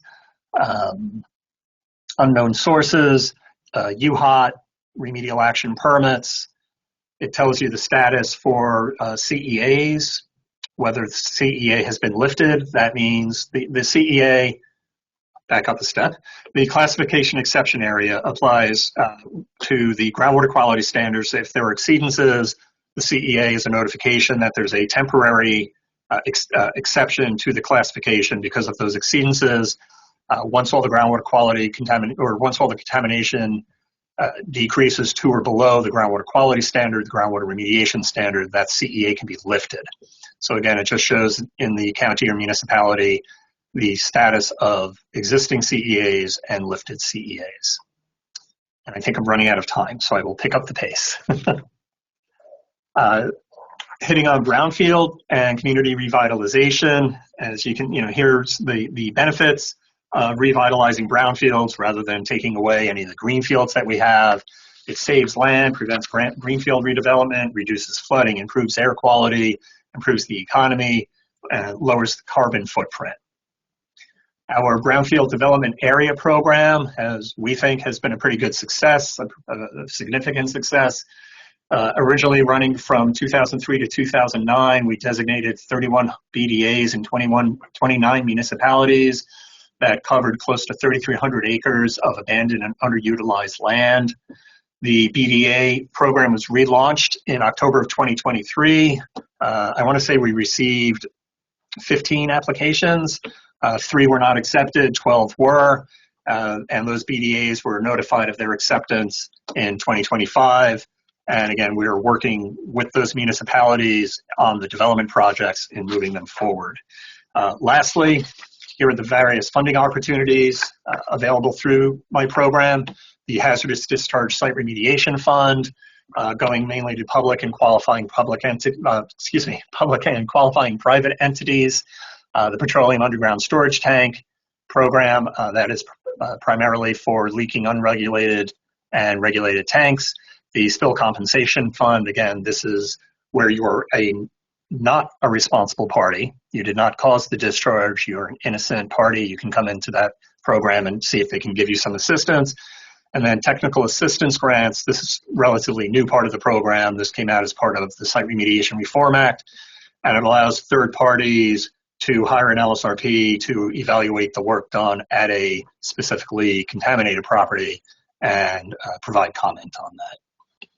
So that is the end of my talk. So thank you all very much for the time, and if you have any questions.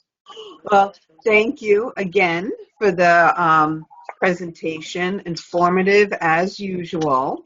I do have a couple of questions.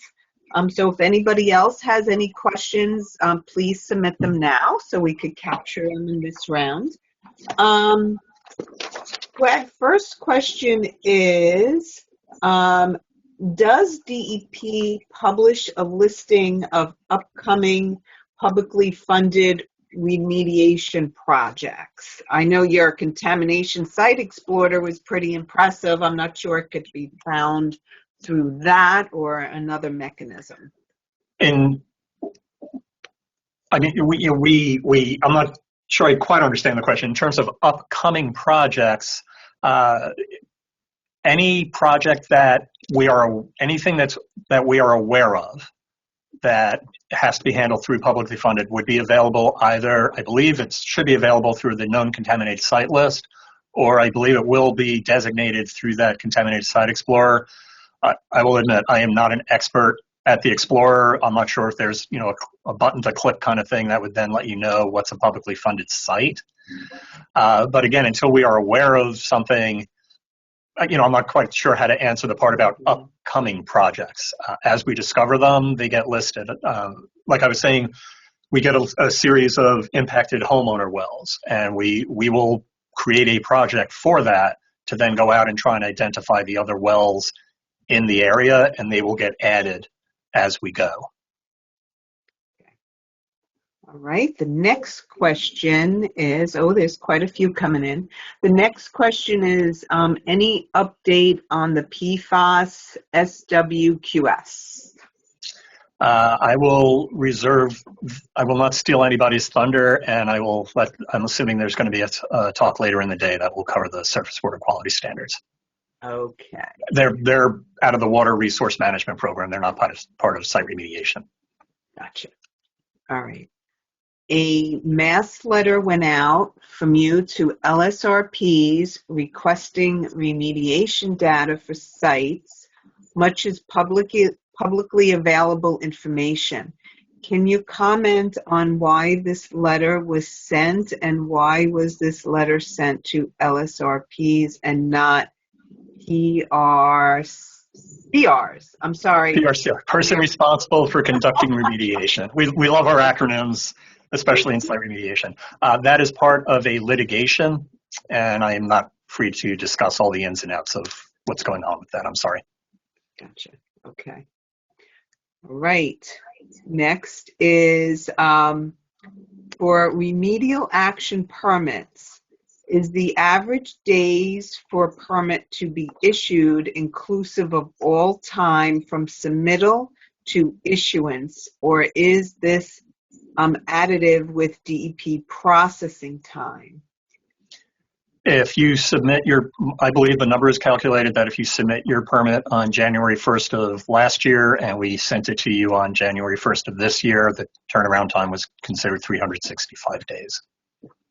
366 because it was a leap year. So it should be inclusive of from when it was submitted to us to when it gets issued by the Bureau. Okay. I have one more question, so if anyone else has questions, please post them now. Will there be public notification requirements if a site finds PFAS? My town has to do water sampling and issues quarterly reports that scare the blank out of everyone. Again, Sorry. for Yes. Site Yeah. remediation has certain public notification requirements, but they are specific to if contamination is found at a contaminated site. Mm-hmm. If you're asking relative to PFAS that is found in a public supply well, again, that's a water resource management question for later in the day. Okay. All right. And I believe that's all the questions we have for you. So thank you very much. I appreciate it. You're welcome. And thank you for having me, and everybody have a wonderful Thanksgiving holiday next week. Thank you. Thank you. All right, this brings us to our morning break. We are a few minutes behind schedule at this point. We're scheduled to return about 11:05, which is about 4 minutes away, though I hope you are compensated by the extra long lunch break we will have later, so apologize for the delay. So we will see you at 11:05. Thank you. Right. Welcome, everyone. I apologize for the really short break this morning, but we will continue and try to keep on schedule. Our next speaker is Director Nick Propos. Oh, I stumbled on it and I said I wasn't going to. Propio. Am I getting it right, or would you like to introduce yourself? It's fine. But thank you for trying. I love it. Okay. All right. So thank you. So Nick is the director of the department's Division of Science and Research, where he oversees multiple disciplinary research and science-based technical support for the department. He serves as the scientific lead for the development and expansion of policies that are built on defensible science, and is also responsible for coordination and administration of the DEP Science Advisory Board, which provides the commissioner with independent, peer-reviewed, and advice on scientific and technical issues. Nick's research expertise is in water resources, ecology, and statistical and geospatial analysis. And he also serves as adjunct professor at Drexel University. So, Director Nick, we have the pleasure of hearing you this morning. Thank you.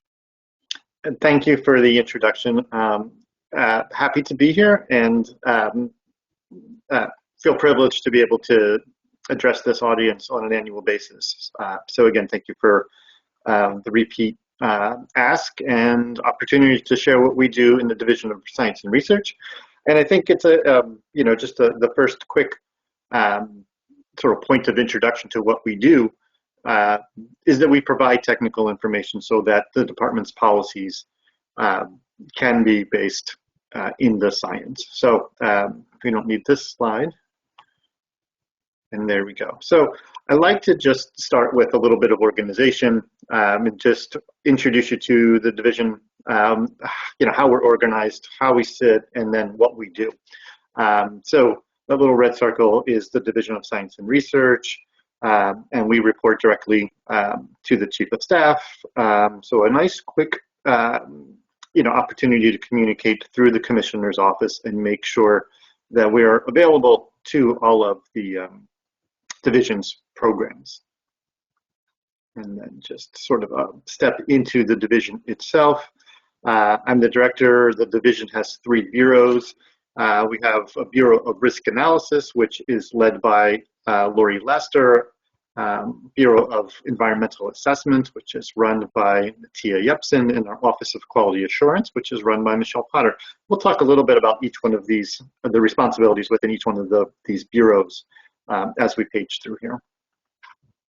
And so, again, more of the setup, great picture of many of the members of our division, but we start with the general philosophy and understanding that well-scrutinized, openly discussed science provides support and a foundation for policy and decision-making. So again, start there. And our mission is to providing the department with scientific and technical information that's necessary to make sound, scientifically based and defensible environmental policies that better protect residents of the state. Thoughtfully just interject here, we are not the only division or program around the department that has technical staff or scientific staff. It's just our charge is to be a resource to those other programs and fill in gaps and technical needs where need be. But there are lots of great scientists throughout the department.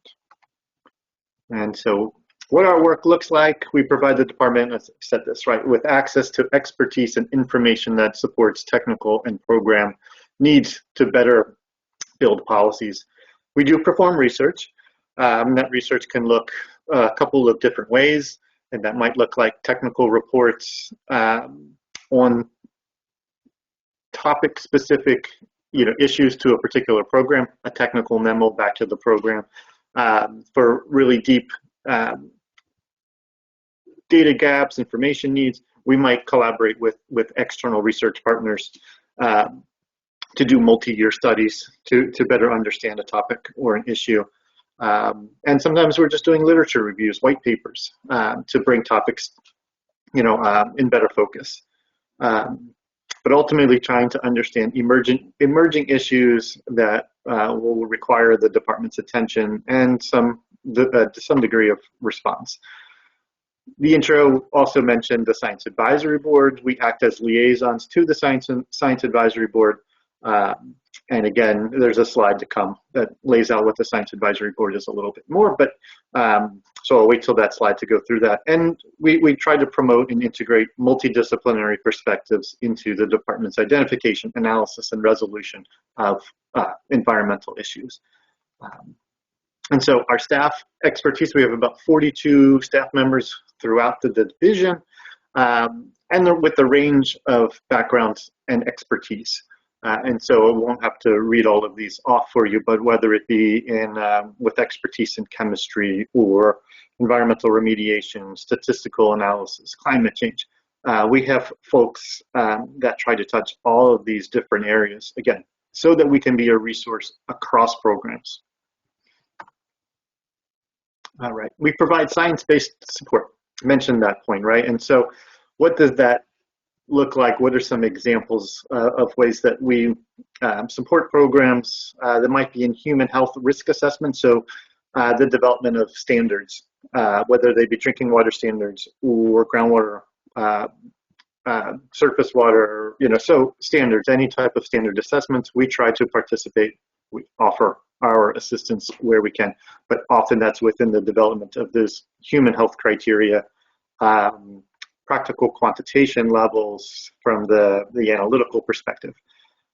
We can assist with data analysis and interpretation, field investigation, sample collection, fish monitoring, fish consumption advisories, which I have a slide on later on, are funneled through our division. Analytical chemistry, literature reviews, quality assurance, air modeling. We have staff that can participate and again, aid other programs, and sometimes we take on the lead roles for those inquiries. And so I mentioned our Science Advisory Board. So let me just sort of set them up. They are an external body They are made up of members from academia, members from industry, or from consulting who have expertise that's valuable to the department. And technically, the advisory board runs through the commissioner, the Division of Science and Research. You see a little yellow DSR there in the middle. We facilitate on behalf of the commissioner this board. And within the board, there are 4 what we refer to as standing committees. You can think of them as subcommittees, but committees that focus on climate and atmospheric science, ecological processes, public health, water quality and quantity. And then there are opportunities for ad hoc committees if a question comes in or a request is made that doesn't fit nicely in either one of those little buckets. We might be able to pull members from different committees or from members that are experts who aren't already on the board. They might serve a short term, maybe a single question membership through an ad hoc committee. So we do our best to pull members in where their expertise best fits. And so the Science Advisory Board, there we go, will look at charges as they're requested either by the commissioner or by other, senior management in other programs. And so we will, as DSR, as a liaison to the programs and to the board, request if there are any charges that leadership is interested in taking to the Science Advisory Board. There's always this little play of, is a question of interest necessary to go to an external board, or is it a question of interest, need, gap that the Division of Science and Research and our staff can address for them? And so we have those conversations, and in some cases it's appropriate to take questions and matters to the external advisory board. And so just for example, two ongoing charges include understanding the use of low carbon concrete, and secondly, potential for identification of anthropogenic background of contaminants in industrial waterways. And I'm always careful with how we use the word background in a setting like this. Anthropogenic background, contaminants. Often if it's contaminants, these are man-made contaminants. These aren't things that are naturally occurring. So just the nuance of how background is intended to be used in this context is important. But those 2 ongoing charges, the second one there, identifying anthropogenic background levels, that's a new charge that's recently kicked off and moving along.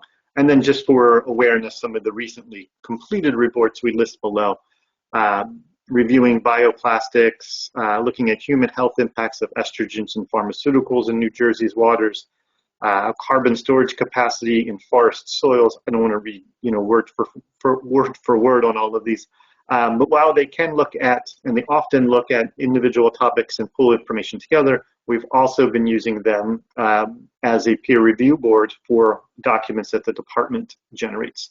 And so there's a couple of examples down below, including reviewing economic reports related to climate change, scientific reports on climate change, and other precipitation-based reports, just some examples. All of the final reports, and there's a link at the top of the page, are available online or posted, and of course available for your review and use if you'd like.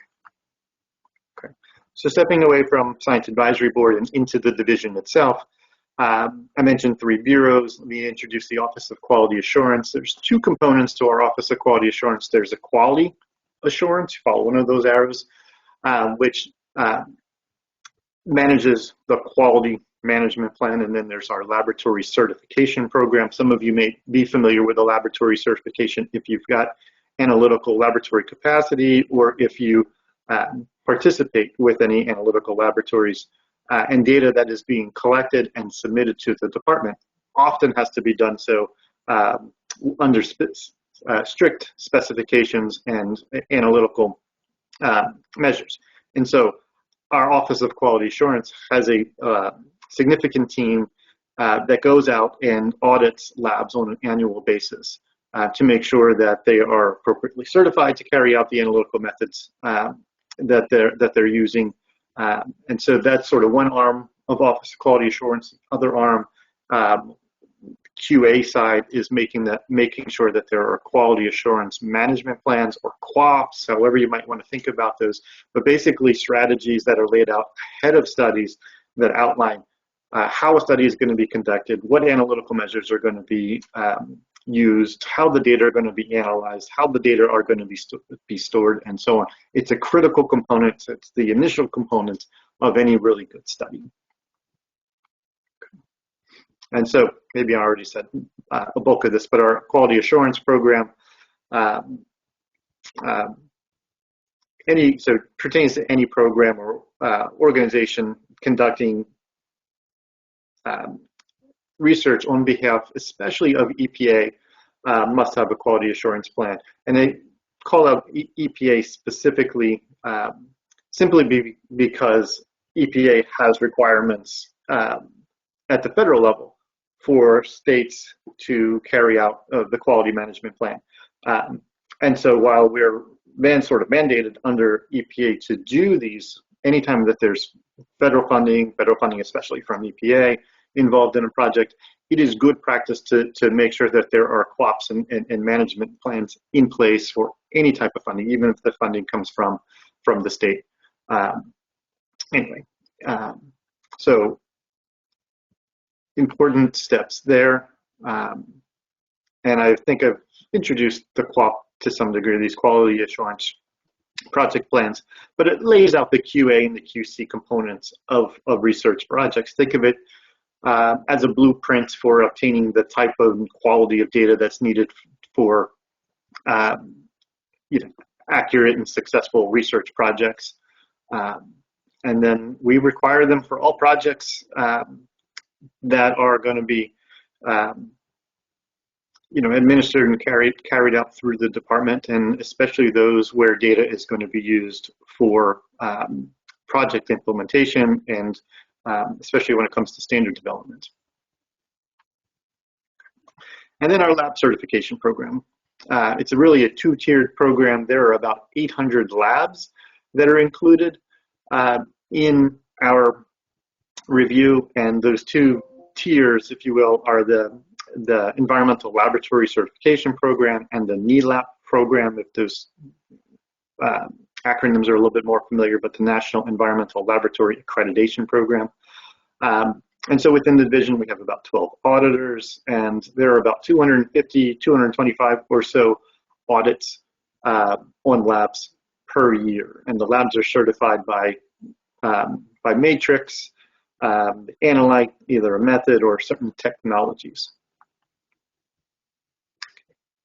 And then just for example, there's about 167 drinking water laboratories, and this is just one component, one example of those 800. And just to show you numerically the variety of metrics that are audited by the labs. So it might be microbiology, inorganics, asbestos, RADs, organics, non-metals and metals, etc. So those folks are busy, for sure. All right, and then variety of analytes, whole effluent toxicity, inorganic non-metals, we see pH, turbidity, nitrate, and some of these are test immediately. They might be field parameters, and so a lot of that 800 labs sounds like a lot. It is a lot, but some of those labs are simply certified for in-field measures like pH and turbidity, and not at actual, say, commercial laboratory-sized applications. Okay. All right, let me step through a little bit of the active research and technical assistance type projects that we offer throughout the department, or to the department through the division. Human health and toxicity or toxicology. We will often provide technical support for human health and toxicology issues. We're a partner in the development of human health toxicity factors, criteria, and guidance values. Often they're used to support the development of drinking water, surface water, groundwater quality standards.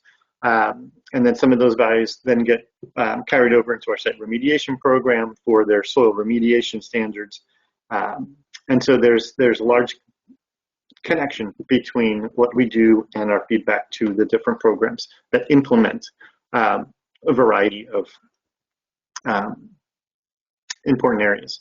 And so we will also, outside of just human health toxicity factor development, we're evaluating human health factors, criteria, other guidance that might be evaluated and developed by other agencies. So we're looking at the current state of science across the board, not necessarily trying to reinvent everything that's been developed or that might be available, but trying to identify what is useful and where there is a gap, we might step in and develop our own human health criteria. But certainly the evaluation of documents like, for example, from IRIS, as a primary source is valuable. Sometimes we agree with what IRIS proposes, and sometimes we disagree. And in those cases, we make sure that we fully elaborate on, where we see shortfalls and how we see best to tighten those up.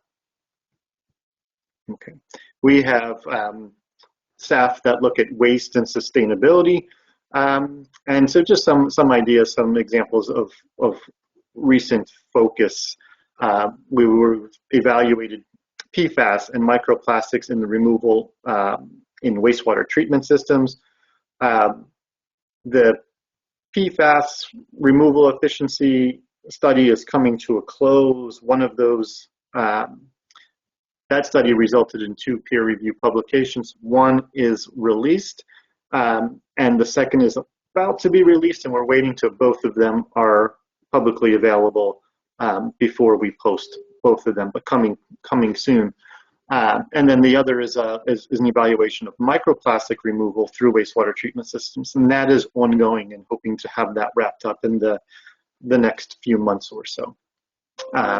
And then reviewing literature on bioplastics, plant-based plastic alternatives, trying to understand what different definitions of plastic and non-plastic and bioplastic and what they mean and how they factor into the department's role. And looking at literature of various recycling approaches, which is very important to the department and our sustainable waste program. And so again, being a resource where we can. All right, some PFAS related research. Highlight 2 ongoing studies. We're looking at PFAS occurrence at targeted sites, looking at surface water, sediments, fish tissue. It's a bit of a continuation of a study that was published a few years back, but this I suspect will be wrapped up before the end of the calendar year and posted shortly thereafter. But this is a more targeted approach at looking at PFAS and some other contaminants of concern throughout the state at very targeted sites, primarily focused where we would have been expecting to find PFAS occurrence. So that should be released shortly, and I think there's some good information in there that can be useful to folks. Measuring PFAS in precipitation and ambient air at sites across New Jersey, that is an ongoing study with data collection ongoing and evaluation that's ongoing too, but looking forward to seeing those results. And then some completed studies, and these studies, whether it be looking at PFAS accumulation in fish, both freshwater and saline fish, evaluating PFAS and microplastics through wastewater treatment mentioned previously, and then looking at novel treatment, but primarily destruction approaches of PFAS and 1,4-dioxane are all, so there's completed reports on the Division of Science and Research's website, and all of them could be found right at the front page under What's New. So easy to find these more recent reports on the DSR website. All right. PFAS going to be an issue. It's going to be something we talk about for a long time. Microplastics, I won't say it's an emerging issue. Microplastics are a thing that we've been thinking about for a while. It's an issue that is of sort of recognized occurrence. And we are starting to look more at the microplastic issue. The legislature passed a bill, I'll get the year 2020, January 2024. So we are addressing the charge within that bill. And much of that bill directs the department to evaluate a number of research, technical understandings, mainly around drinking water, occurrence in drinking water definitions, treatment or removal technologies in drinking water.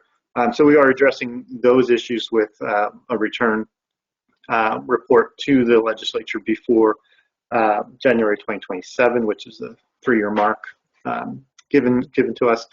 But we are working with other researchers. For example, California has similar legislation to what we have, and so we are in communication with them. Other states, Michigan, Minnesota, for example, we're also looking at it. So we try to make sure we understand who the other state partners are and communicate with them. We have subject matter experts now on staff with a little bit more expertise in microplastics, and so we're sort of trying to bridge those research gaps even within our own team. And then initiating research projects with academic and federal partners is important to us as well. Getting ahead of the issue, at least getting ahead of it so that we can understand the regulatory and the policy side of things before too long. All right, climate change. These high-level issues are important to highlight here. And so I've talked in the past about the climate change, that we have a 2020 scientific report on climate change, that we followed that a few years later with an addendum on human health and communities. And then in 2023, we tried to pull that information together onto a web resource, basically an online interactive tool that condenses much of the material that's in these two larger PDF type reports to make it a little bit more digestible and a little bit more accessible. And so those resources still exist, but I am happy to say, where's that next button? There it is. That in the very near term, the next couple of weeks, we do expect to have an update to the scientific report on climate change that integrates both the first report, that 2020, and the addendum on human health, to put those into a single report, and then we will also be updating the content that's in that online resource. We'll update our research gaps and start looking at other areas that need to be revisited. For example, extreme precipitation. What do we need to know as climate continues to change, but also as the resolution of climate models becomes better and more integrative. So we make it an effort to continuously go back and understand these principles. All right, research and monitoring initiative, our RMI, which is focused on offshore wind. And so a couple of slides here just to highlight the vast amount of work that is going on.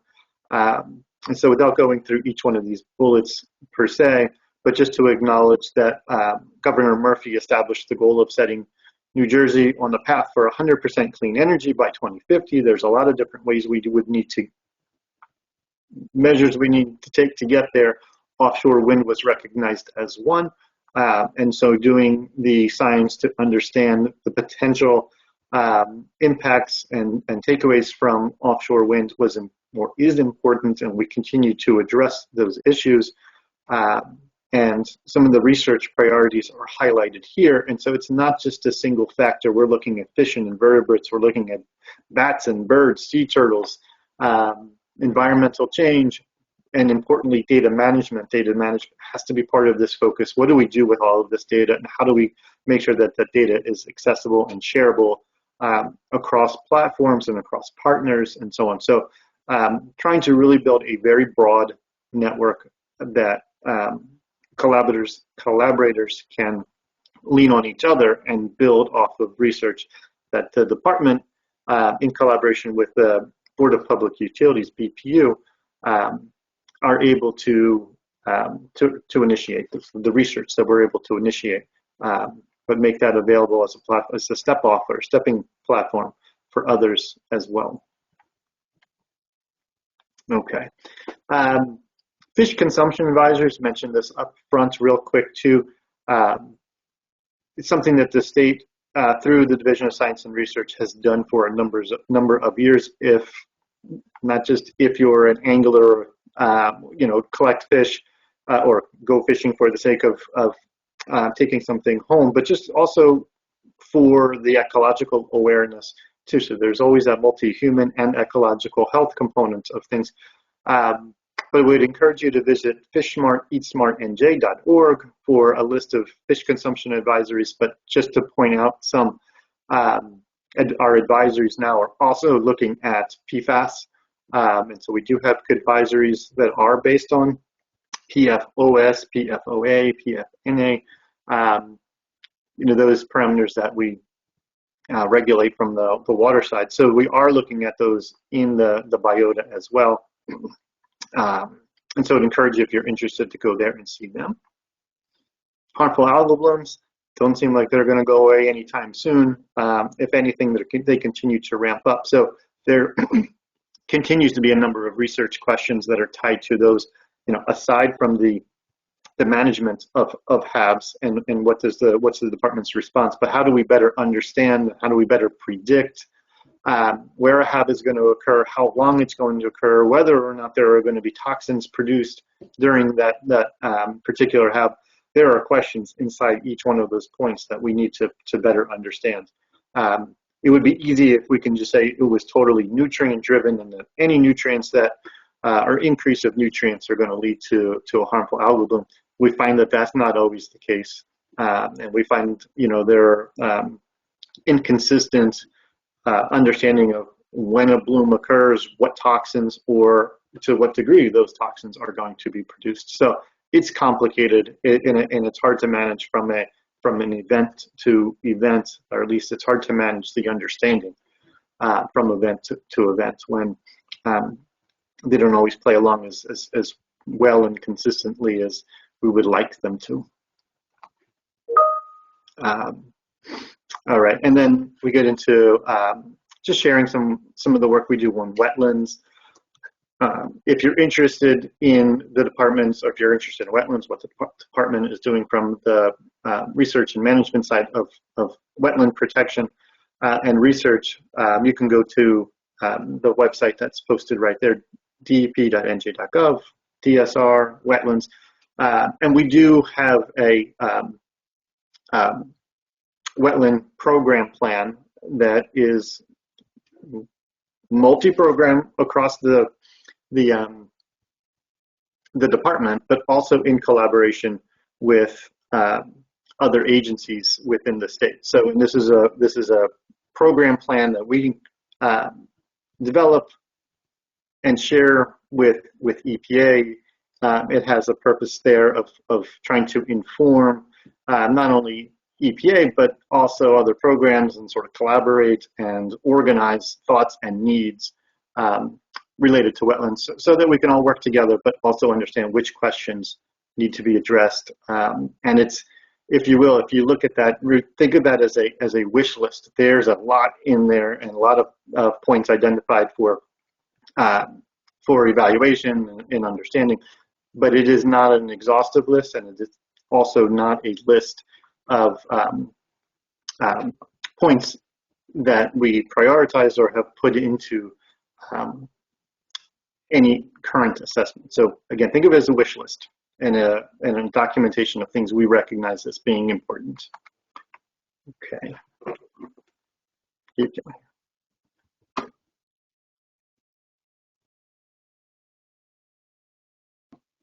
Okay.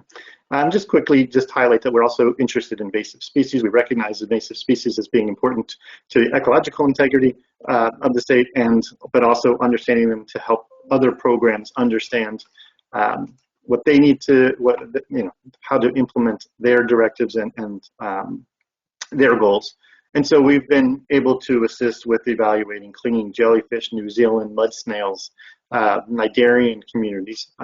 Certainly there are many, many other invasive species, and a lot of those are outlined in a newer invasive species management strategy that the department has put together.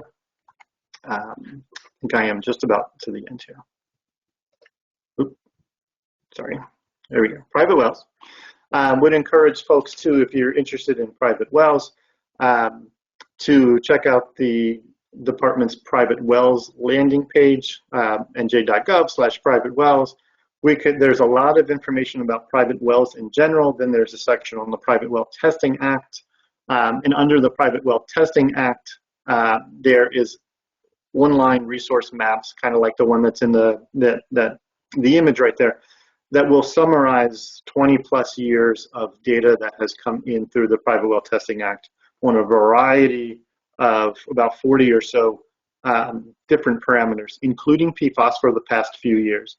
And you can look at that data by community, by municipality, by county, or these, what you see on the screen, are 2 mile by 2 mile grids, all in an effort to make sure that the data is anonymized and is not giving away any confidential information, which would be the particular site location, address, homeowner information, and so on and so forth. But that's a great resource if you're interested in just looking at hotspots, PFAS summary data, but also other natural and man-made contaminants included in that list. And then I think this is just the last, is just to highlight that there are 40 environmental trends that the department maintains, so through the Division of Science and Research, covering a number of different topics from air, climate and energy, open space, pollution prevention, water, and plants and wildlife. We work closely with the programs to acquire that data, to share that data, and put it into a format that is hopefully user-friendly and available online, and then highlights the successes of the department's efforts through time. I think, come on slides. That's it? Great. I think that's the last slide. Thank you, Nick. I really appreciate your comprehensive presentation. Since you work on everything in your division, excuse me, one of our questioners asked, do you have any research coming up on the impacts of data centers? Would that be something that is within your purview? Interesting topic. It's not. It's not something that I'm not trying to deflect the answer. I'm trying to articulate it in such a way that, whether it's, I don't feel like we really have the expertise in the department right now to take on, say, a charge like that. But what I value so much in the team that we have with the extensive expertise is always the ability and how well they're able to maneuver, as things emerge and technologies emerge and sort of, catch up on what the current state of the science is. But it's an interesting question, and I'm curious to give it more thought on how it fits in either to the Division of Science and Research, or if it's another program area, or if it's another agency. But certainly paying attention to the issue and understanding that the energy resources with these data centers is huge. Yeah, and that relates to another question related to, so when you do your work, are you often working with other agencies like with BPU for something like this, or Department of Health for fish monitoring? How does that work? That's a great question, and you mentioned BPU. I mentioned BPU. From the offshore wind perspective, they're partners in that effort. And so yes, their Department of Ag, we have. So I'll point out, like, our recent, hopefully releasing soon the climate report. That has a lot of DEP perspective, as you would imagine, through that. But also, we worked closely with Department of Ag and the Department of Health with some of their scientists to participate and write some of those sections as well. So, and then there's plenty of issues, whether it be drinking water related, Department of Health, or other remedial efforts in agricultural areas where the Department of Ag is a close partner. We can't do this in a vacuum. Great. Thank you. We've run out of time for questions, but thank you very much for being with us today and bringing us up to date on what's happening with your division. Yeah, I'm sorry about the time. My email was on there. I think it's on the information, and I'm happy to take any questions through email, and I'll respond. Okay, good. And there it is. And also, people are asking, the slides will also be made available in another week or so for those who have been participating. Yeah. So you'll be able to get it then too. Thank you. Appreciate the time, and good afternoon. Sure. Thank you. So we're going to move on to our final speakers before the lunch break. We have compliance and enforcement updates and initiatives. We have two speakers on. Rochelle Wormley and Michael Hastry are sharing this spot. I'm going to introduce both of them now, and then when Rochelle finishes, she just hand it right off to Mike. Rochelle is the Director of Air Enforcement with DEP. She has over 35 years of experience in air pollution, including stack testing, permitting, and enforcement.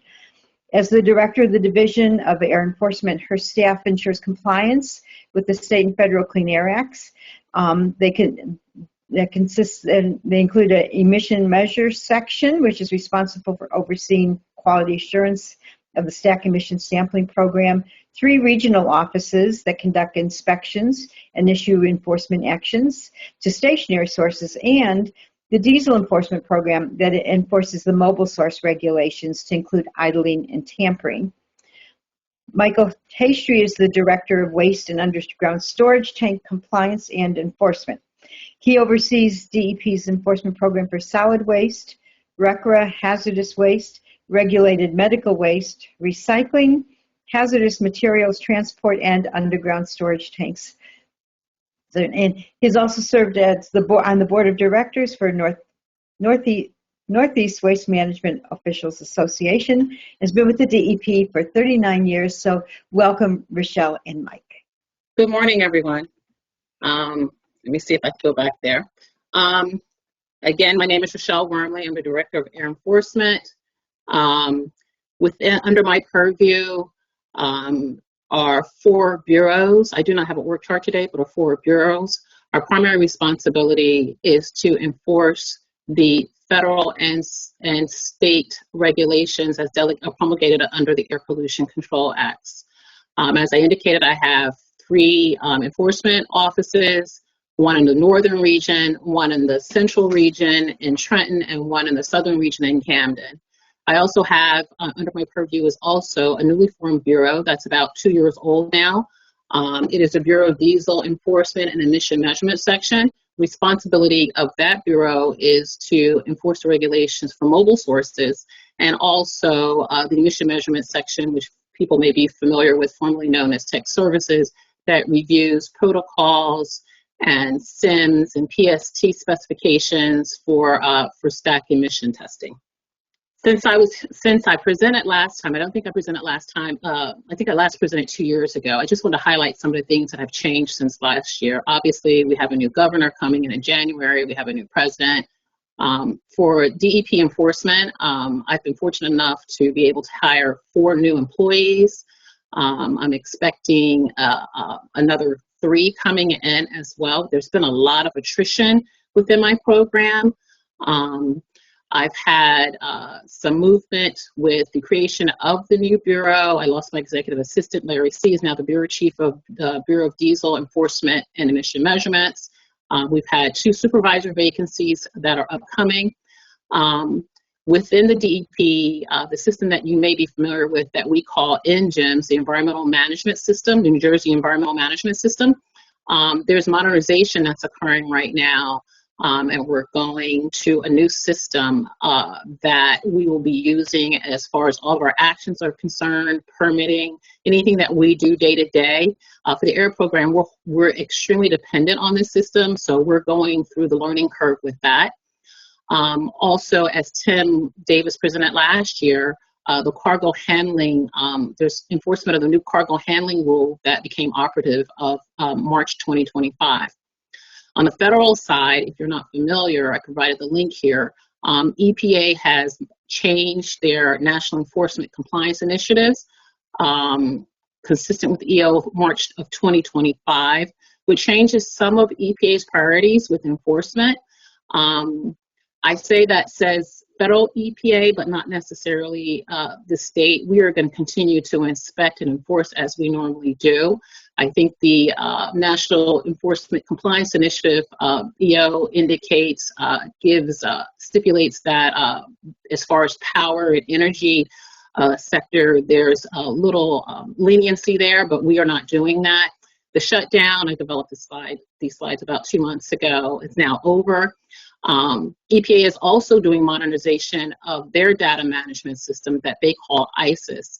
It's not as big of an impact on the air side, but Mike Case, could probably tell you later on, there will be an impact on the record side for him as far as getting data in on the overnight cycle to EPA. And there still raises a question of federal grants. We're not quite sure what's happening with grants. For my program, I look for federal grants to assist us in paying the county environmental health agencies. And also, there are some other assistance that is provided through these grants that we receive from the federal government. Just want to give a quick summary of some of the division activities for FY25. FY25 was July of 2024 till June 30th of 2025.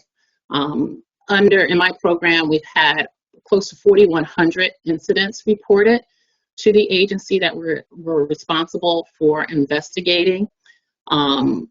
These incidents consist of facilities reporting non-compliance that we have to address and investigate, and also a lot of citizen complaints.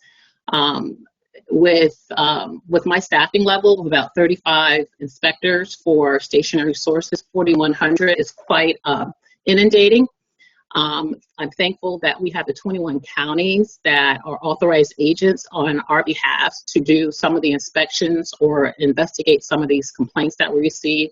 Mostly, we wholly rely on the counties to do a lot of our odor investigations that we receive from folks.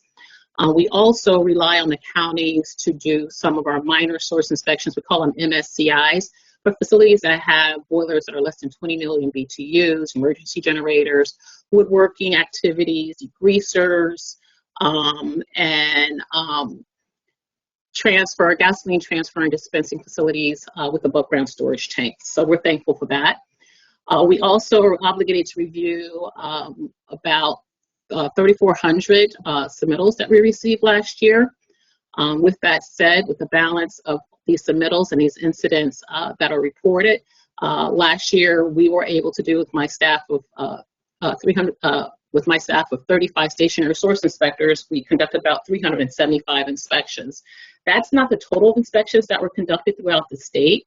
Again, because the local county environmental health agencies also assist us.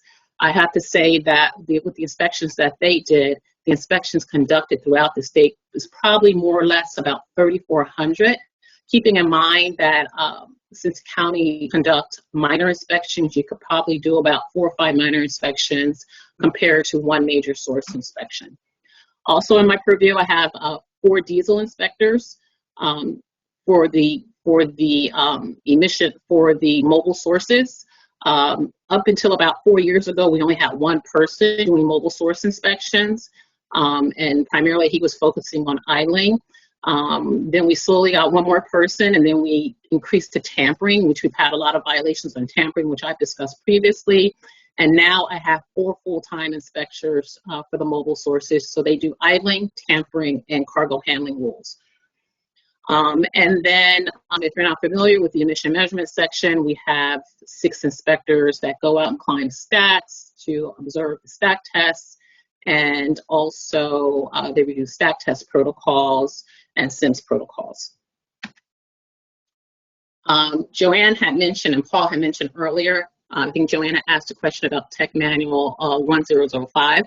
I'm going to go over what it is, what we're doing, why, how, and the when. And Joanne, I think I'll probably answer the question that you had of Paul earlier.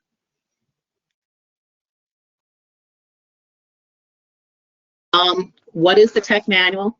The Tech Manual is it's a guideline for continuous emission monitors and opacity monitors for periodic monitoring systems and annual combustion adjustments. Basically, it contains design specifications, performance test procedures, data storage and reporting requirements, quality assurance criteria, and administrative procedures to obtain approval of your SIMs and your comms. What we're doing is we're providing updates. The existing Tech Manual was last updated in June of 2010. So there's been a lot of policies that have been implemented as we've changed and new things have come up in the past 15 years. But right through this update with the Tech Manual, we're memorializing these changes and formalizing them. What we're doing is a public notice. It was published in the Register on November 17, 2025, just recently, this week, and you can provide comments until December 17th. I think Joanne's question was this discussed in ISG. I don't think it was an agenda item, but I think it was informally mentioned.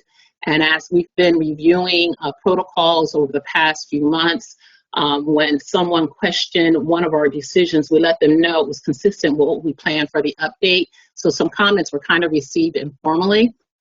We're not anticipating that we'll receive a lot of comments because, again, there's been a lot of policies that have been implemented over the years. We're just memorializing them in this document so that everyone is on the same page and there's consistency. The alternate compliance monitoring strategy.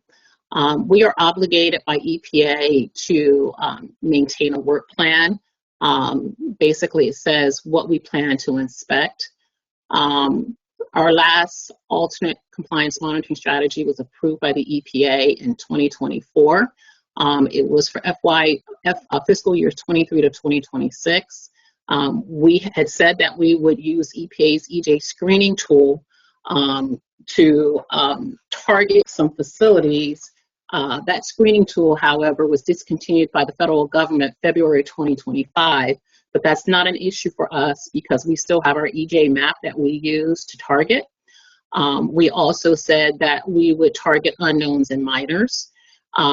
We also said majors, and EPA agreed to give us credit for mobile sources to include idling, tampering, cargo handling, because that is indeed, by conducting those inspections, we are also mitigating emissions.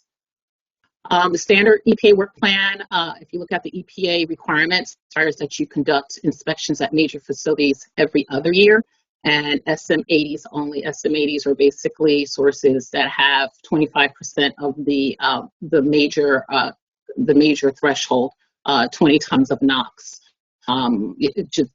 That's basically what EPA specifies that the states must conduct. However, we have found that through running reports that the majority of our violations are not found at the major facilities, but that we find a lot of our violations at minor facilities and SM, synthetic minor facilities. And these are the facilities that typically do not have environmental managers, are not required to submit annual or semi-annual deviation report certifying compliance. So we find that doing boots on the ground at minor SM facilities, we're finding a greater percentage of our violations at the non-major sources more opposed to majors. Majors are required to submit excess emission reports, a lot of reporting requirements, semi-annual deviation reports, annual deviation reports. So they have a lot of self-reporting, whereas your minors do not. Minors have a lot of record-keeping requirements. So for FY 27 to 30, which we're working on now, we're requesting of EPA that New Jersey be allowed to develop a an alternate work plan once again that would allow us to do majors once every 4 years, with the exception of those that have egregious compliance histories. If a facility has egregious compliance histories, I'm not proposing to inspect that particular facility once every 4 years. We would continue with the once every 2 years or possibly more frequently. Again, we still would like to focus on synthetic minors and minors that are not necessarily required by EPA. So far, EPA has been happy with our outcome of the alternate CMS plan. We are not the only state that has alternate CMS work plans. I believe Connecticut does the same. And everyone is basically finding the same thing, that because there are such stringent requirements for majors and SM80s, that some of the minors are falling through the loophole. I do have to say what I am looking for. As we, in the past, we have done some targeting. We've looked at the minors. Recently we did the microbreweries. We targeted based on TRI data. We looked at the labs. At one time we targeted labs because we found that a laboratory was not reporting emissions and they were major by themselves for HAPs. We have inspected cannabis. What I do ask that if there's any particular source category that you are aware of that you think should be on our radar, we are open to suggestions to include and to suggest to EPA. So if there's any facility that you think would probably be an eye-opener for the Division of Air Enforcement, I'm more than welcome and open to add that to our proposed work plan for the next 4 years. That is all I have right now. I'm sharing the spot with Michael Haystreet, so I don't want to take all the time, and we're right before lunch. So this is my contact information. Again, if there's any suggestions that you have for us, we'd be open. And I think that's it. Mike, I think it's all, and this is the contact information for all my regional offices, the 3 regional offices, plus the Bureau of Diesel Enforcement and Emission Measurement Section.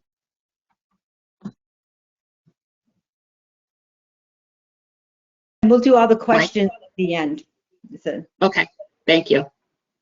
Today, I just want to talk a little bit about licensing of soil and fill recycling. Well, by the way, I'm Mike Haystreet. I'm the Director of Waste Enforcement here at DEP. I've been here for longer than I care to admit sometimes. Next slide, please.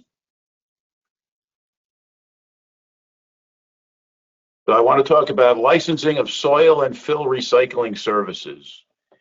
And this is otherwise known as the Dirty Dirt Law. We've been working on this a while. Next slide, please. You have to frame this a little bit, so I want to provide just a little background. The 901 program started back in '83, even before I came here. Started back in 1983, and it required that anybody in the waste business, waste industries, go through a background check. And and ultimately, if you passed the background check, you'd be licensed, and then you could then go on to seek further authorizations from DEP, whether you need a transporter's license, registration, or you need a facility permit or anything along those lines. And just quickly to go over that, what happens is that when you make application, you have to submit disclosure materials. And the disclosure materials, you have to identify who, what, when, where, everybody who's in your company, all associations to your company. Certain people also need to be fingerprinted, what they call key employees within the company need to be fingerprinted. Other people, you really just need what we call a personal history. And what we do with that information then, this is all coordinated by the Attorney General's office. It's sent over to the state police. They look at it from a criminal perspective, criminal associations perspective. A piece goes to the Attorney General. They look at it from civil aspect, lawsuits, this, that, the other thing, tax issues. And a piece goes to DEP to look at environmental, kind of the environmental slant of the aspect. So then all that information is collated, goes to the Attorney General. The Attorney General then makes a recommendation to DEP. And DEP is actually the ultimate authority to make the decision whether or not to afford licensing or deny licensing.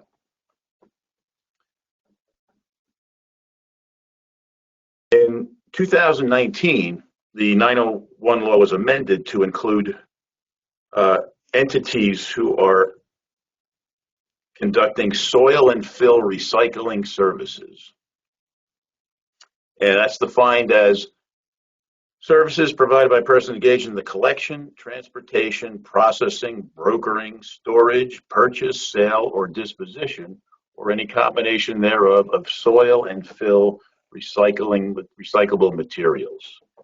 And the reason why this amendment came about was while we had issues historically, the State Commission of Investigation did a few investigations and determine, and I mean, we on the DEP side, we kind of knew this already, and determined that there's just a lot of, you may call it sham recycling, but even with that, there's just a lot of materials being moved and reused, particularly soils and aggregate materials that are of less than proper quality. And so the legislation was proffered to really provide some kind of control over this industry that is a prolific industry. Next slide, please. So, when we look at what are soil and fill recyclable materials, I have the definitions up here. Non-processable aggregate substitute, including but not limited to broken or crushed brick, block, concrete. Your normal stuff. Soil, and then soil that contains aggregate substitutes or other debris material which would otherwise be considered a solid waste. That last piece of the definition is somewhat superfluous in that while it does, include mixtures of soils and aggregate materials, if the material was a hazardous solid waste to begin with, you would have had to have applied under the existing 901 requirements because it's a waste material. But it helped a little bit to frame the definition of types of materials that we're talking about. So by and large, if you do any of this stuff, you collect, transport, process, broker, store, sell, purchase, and whatever the disposition of it, you now are under the A901 licensing requirements. And that is a huge, absolutely huge industry. I mean, soil and these materials move constantly through the state. Every development, redevelopment, development that goes on, new construction, demolition jobs, all of them usually generate some type of this material. So next slide, please. So, in order to keep our sanity, but also to, keep these businesses viable, we put in a lot of exclusions to this. To actually having to get the license. But one of the key components to a lot of these exclusions is we still have some degree of disclosure. In order to be able to kind of get some kind of regulatory umbrella, you have to kind of know who's in the industry. And even though we have these exclusions, it still allows us to have an idea who's in the industry. So we have some exclusions are based on the type of material you're dealing with. So we have Class A materials, which are your normal, everyday, most of your residential recyclable materials, glass, the paper, cans, stuff you put in your recycling buckets, or that's generated by industries, cardboard particularly, paper, large scale paper. We have Class B materials, which are source separated, which can be the soils and can be concrete and brick and block. The key to that, though, it has to be source separated at the point of generation. So all the debris comes out of it, all the extraneous material, if there's insulation, plastics, all that stuff, it's all taken care of at the point of generation. And then you ship it to a recycling center to be processed. That's excluded. We have materials called beneficial use, and historically we've had materials that are exempt from the waste arena. Provided you notify us, we have this type of material, we're going to take it here, we're going to do this, we can reuse it in this fashion. A significant number of these this particular beneficial use exclusions were for coal combustion ash, which we don't really have at the level we used to have when we were burning coal. But there are other ones, contaminated glass, tire chips, whole tires. They're decontaminated soil, provided it has already gone to a place and is being decontaminated, and other materials there. And virgin quarry products, rock, clay, sand. These are actually considered really first-time use. You have a sand pit, you're pulling it out, you're going to a site. There's no reason why you need to license that. And by and large, we find that most of the virgin materials don't have any contaminant concerns in all reality. Next slide, please.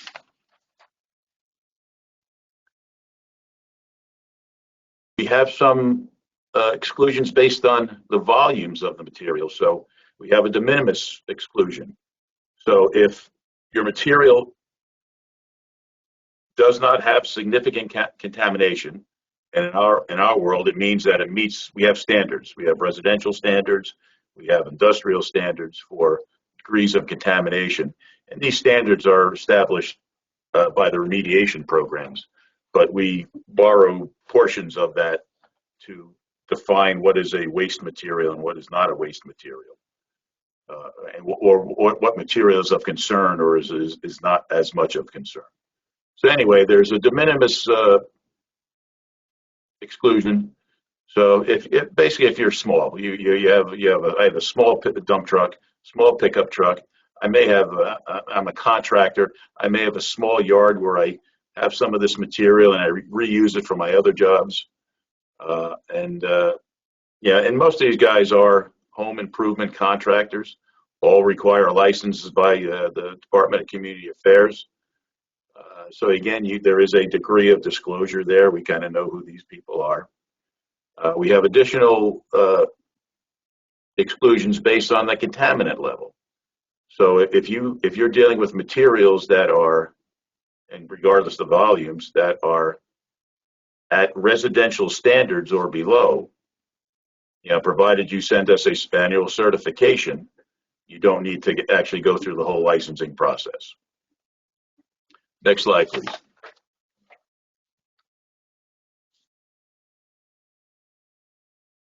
We have even more ones that are based on profession and location. So if you are a licensed site remediation professional, licensed by the DEP and the licensing board, you don't need to get this 901. You don't need to get this soil and fill 901 license. If you're similarly, if you're a subsurface evaluator, certified subsurface evaluator, who deals mostly with the heating oil tanks, residential heating oil tanks, you don't need to go through this licensing process. The key to this piece, though, is that the exclusion or exemption, whatever you want to call it, only applies if you're dealing with sites that you have identified that you are associated with. And there's pursuant to the remediation rules and the heating oil rules, those sites you have to identify to DEP prior to even working on those sites. So again, there's this aspect of disclosure. We know the site, we know who you are working there. So because of that, we're fairly comfortable in giving an exclusion. Next slide, please.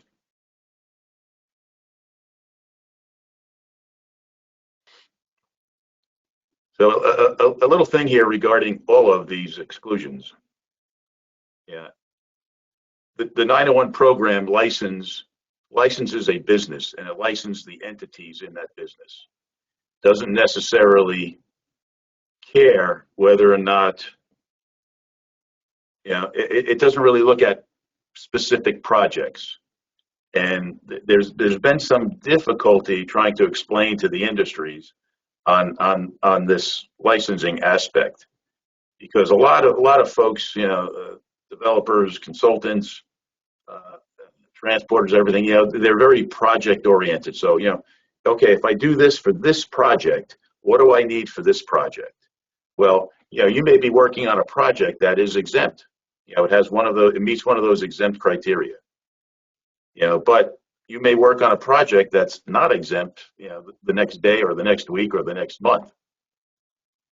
So you need the license. You really have to look at what your business does and the different activities that it does to make that licensure determination.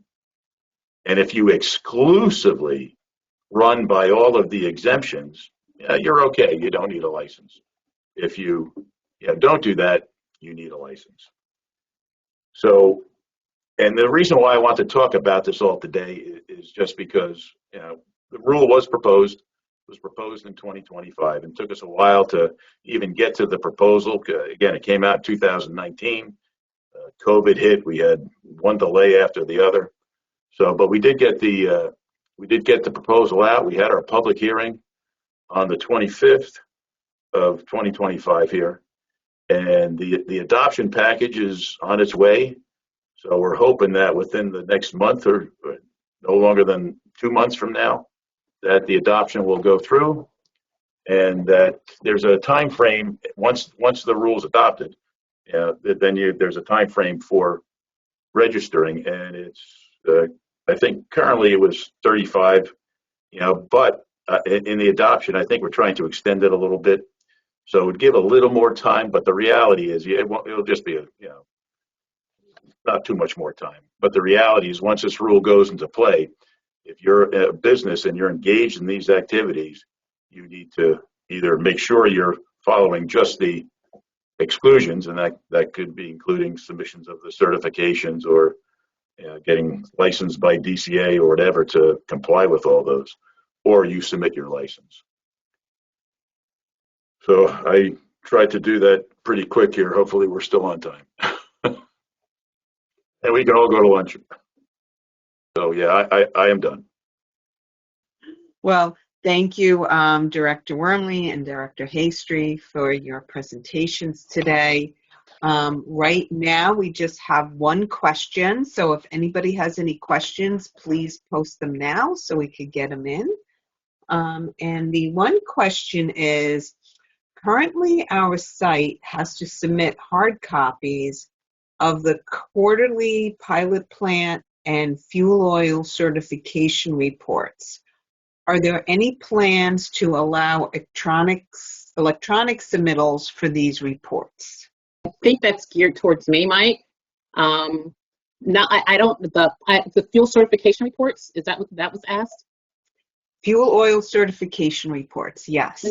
Not that I'm aware of. We have to have there has to be portal compatibility to accept any electronic reports.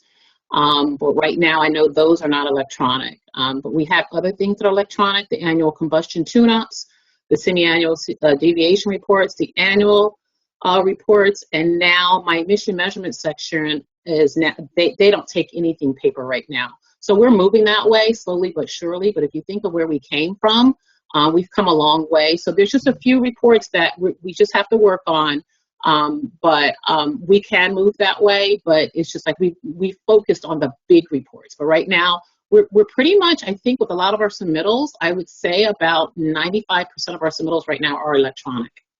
Okay. Another report they mentioned was the pilot plant report, but I think that falls into the same category that you just... Yeah, and I'm not very familiar with that report, but I think it does fall in the same category. I agree.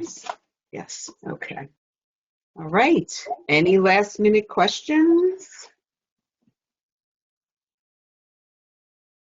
All right, it looks like we're ready to head into lunch.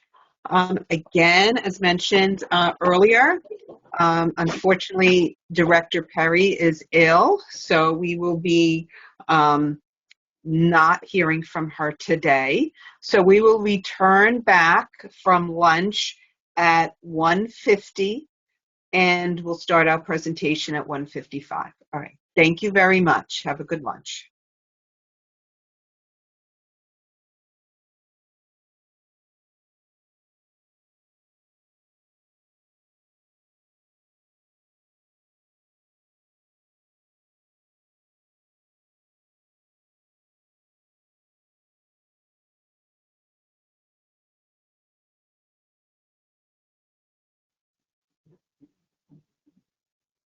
All right, it's 1:55. We'll get started with our afternoon sessions.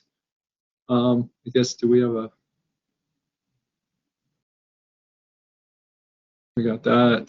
Yeah, just slides will be posted after the conference. Folks who signed up will get a link. We have a QR code where we can send emails to the AWMA North and Central New Jersey chapter email. So love to hear your feedbacks and suggestions on how we can make this program a little bit better. Next slide. Just remember, keep your video off, keep yourself on mute, although I think that's controlled, and name and affiliation in terms of comments if you have them. And we'll try to get to as many questions as possible. If for some reason we don't get to them, we'll route them on to the appropriate person. All right. That's next up. So I'm Mike Schaefer, past chair of the chapter, and Paul Eisen, and we will both be your moderators for the afternoon. And again, we'll be monitoring your questions as they come up as the speakers go through their content. All right, without further ado, Peg Hanna is the Director of Division of Climate Change Mitigation and Monitoring at the department. She develops and oversees economy-wide decarbonization initiatives, advances clean and renewable energy strategies, and oversees operations of the state's ambient air network. She's been with the DEP for 33 years, focused mostly on transforming the transportation sector to a zero carbon footprint. We're honored to have Director Hanna with us today. Hello, everyone, and happy Friday. It's my favorite day of the week, second only to Saturday and Sunday. Hopefully it's your favorite day of the week as well. And thank you for participating in this conference on a Friday. So I'm going to start with transportation. Next slide. Transportation is my favorite topic, so we're going to start with that. But I'm also going to talk a little bit about air monitoring and some of our other initiatives. So if you're not interested in transportation, hold tight just for a few minutes because we're going to move on to some other topics. Next slide. So the programs that I'm going to go over today are essentially our newer programs. We have a lot of other programs that I'm not going to talk about because I didn't want to bore you with that. I know I've talked about them in past years. So the first one that we're really excited about is our electric school bus grant program. So Governor Murphy signed this law in 2022, and it dedicates $45 million over a 3-year period to electric school buses. The goal of the program is to determine the operational reliability and cost effectiveness of electric school buses. The Year 1 program awarded 48 buses for $15 million. We have just closed the Year 2 awards, but I will give you I'll tell you a secret. We are going to award $18 million for Year 2.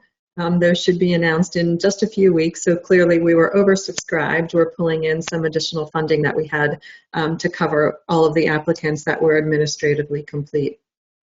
And then overall, using all of our different funding sources, we've paid for about 169 electric school buses to date.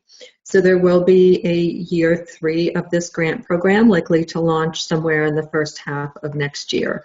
So if your school district did not get a chance to apply for the first 2 rounds, stay tuned for round 3. Next slide.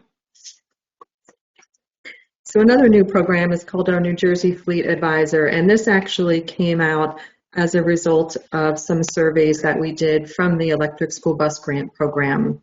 So what we were hearing from school bus owners in particular is that they needed help understanding their fleet in order to figure out if they were suitable for electrification. They also wanted help understanding what kind of charging stations to install and whether their routes and duty cycles were appropriate for electric school buses.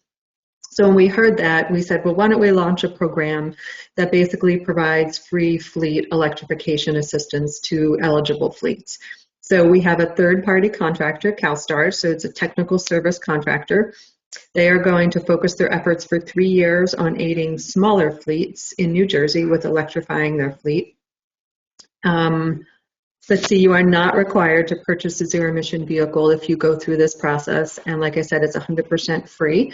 It's a rolling application process, so feel free to go ahead and click on that link when you get these slides and complete an application. The deliverable at the end of this process is basically an electric school bus roadmap for you. So that will include recommendations on the best buses to buy, how much they think it's going to cost, an on-site electrical infrastructure assessment. It will also look at total cost of ownership and give you just some basic guidance on what it means to have an electric vehicle. Next slide. This project you may have heard me talk about last year, but it's really kicked off in full force, so I wanted to focus on it again this year. So we partnered with Maryland, Delaware, and Connecticut for a Clean Corridor Coalition grant from US EPA, and we were awarded that grant. It was $249 million, by far the biggest grant that I've ever managed. I think probably one of the biggest grants any single program within DEP has ever managed. So we're really excited to be moving forward with this with Connecticut, Delaware, and Maryland. So the money is estimated to pay for about 20 to 24 charging sites with about 450 charging ports throughout the 4 states. There is also money in the budget to provide technical assistance to the people who are operating the charging sites. We also have a workforce component. So right now we are trying to understand the gaps in workforce development and training and trying to get residents with the skills that they need to get good paying green jobs with EV charging station maintenance and operation. There, of course, is a community engagement component and then a regional collaboration and planning component.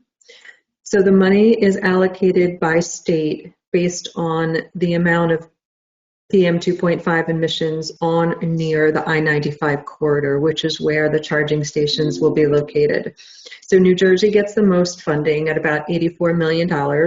Maryland comes in second with about $76 million, followed by Connecticut, and then Delaware at a measly $12 million for one charging depot in their state. So the plan is to issue the RFPs for the charging station developers in 2 rounds. So the first round is expected in the first half of next year. We expect the awards to be the later half of next year. And then we're going to look at lessons learned and repeat the process in 2027 to 2028. Next slide. It Pays to Plug In is our long-standing grant program for charging stations. I'm sure you've heard about it. What's new this time is that we did another solicitation for fast chargers. We had about $10 million and we were overwhelmed with the number of responses. So the application period just closed. We got 200 applications worth about $100 million. So clearly there is an interest for installing charging stations. There's no way we're going to be able to fund $100 million worth of charging stations, so we are in the process of reviewing them and trying to prioritize which $10 million we're going to fund. Next slide. So it's not lost on us that we have huge energy issues right now. We all know that electricity rates are going up. We know that there are competing demands on the grid with data centers, and electrifying the transportation sector and other things like buildings is going to increase the demand on the grid as well.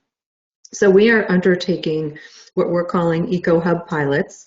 Right now we have 2 schools signed up. We're aiming for 4. So under these eco-hub pilots, we are funding the purchase of electric school buses and bidirectional charging infrastructure. The projects will also have on-site renewable generation that's utilizing solar connected to a microgrid. And then we have battery storage as well. So that allows power to flow to the buses when the grid power is unavailable. The microgrid systems basically allow the site to act as an independent system, basically like the control panel. So monitors the electricity generated and used on site. So the goal of these pilots is to prove that electric vehicles can be a grid asset, not a grid burden. So we are really excited that the first 2 school districts are underway. Like I said, we are evaluating some other school districts, hope to have a total of 4 school districts piloting this program at the end of the day. Next slide. Okay, now we're going to transition to air monitoring. I wanted to talk to you about a new grant that we got from US EPA for a community-based mobile air monitoring program.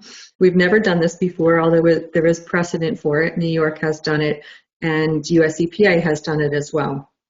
Next slide. So when we think about the ways to measure air pollution, the regulatory monitors that we use on the far right of this slide are the cream of the crop. Those are essentially the gold standard. That's what we use to monitor compliance with the National Ambient Air Quality Standard. Those systems are very expensive to purchase and very expensive to operate, but they give us excellent data. On the other end of the spectrum, on the left-hand side, are low-cost sensors. These sensors, Purple Air is one common brand, can be bought on Amazon. I think even Home Depot sells them. So they're low cost and portable, as the name says, and they give you very short-term readings. Some people like to use them to figure out what pollution spikes there might be on a particular city street or in their backyard. So the readings there are usually hourly readings or less. In the middle is what this project is focusing on. So this is a mobile monitoring program that's going to look at variations in air pollution on a daily and weekly basis. Next slide.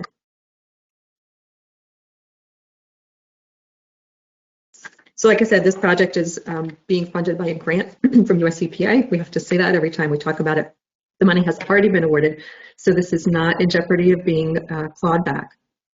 So the plan for this program, or the goals of this program, are to first identify areas with our elevated levels of air pollution in overburden communities, and then to real-time mobile monitoring of both air toxics and our criteria pollutants. And then, of course, throughout the process, we want to make sure we have transparent communication and partnership with the communities that are involved. Next slide.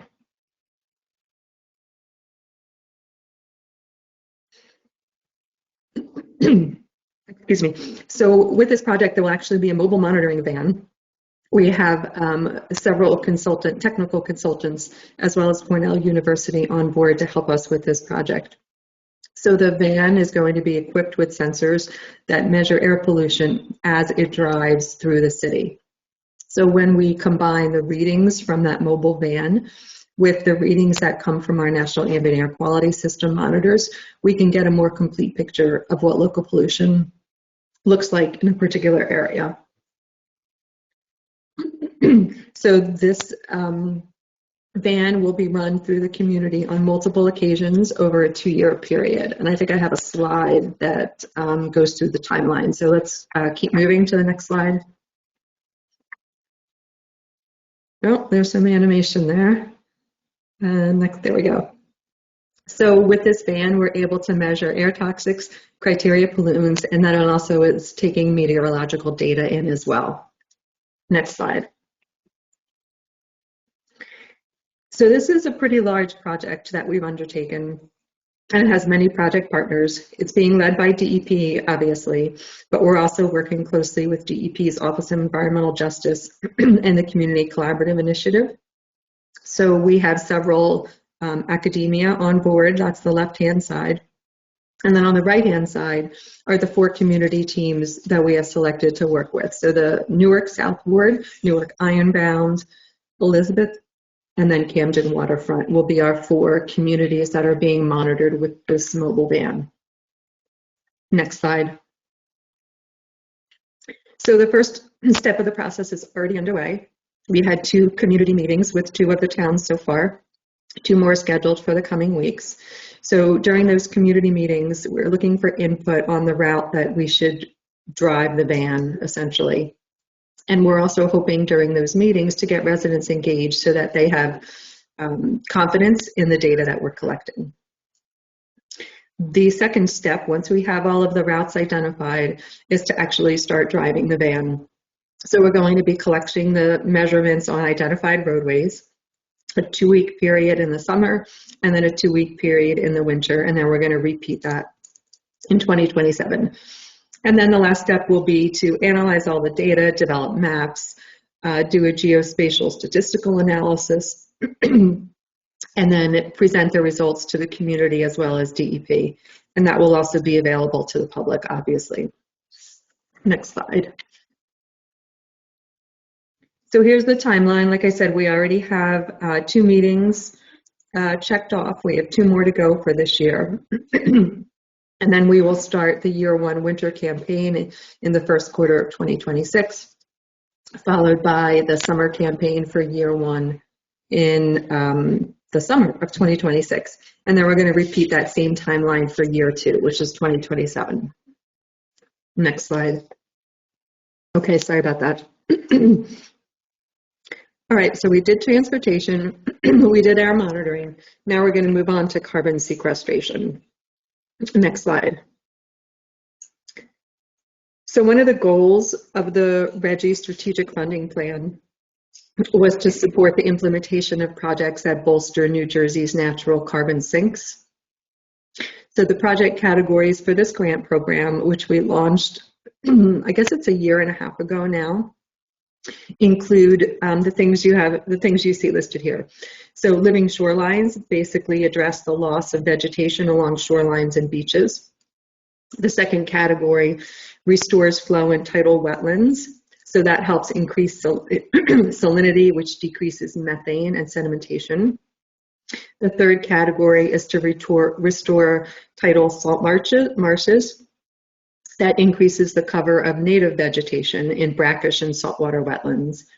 And then the final category are forest restoration projects, which actually have 2 components.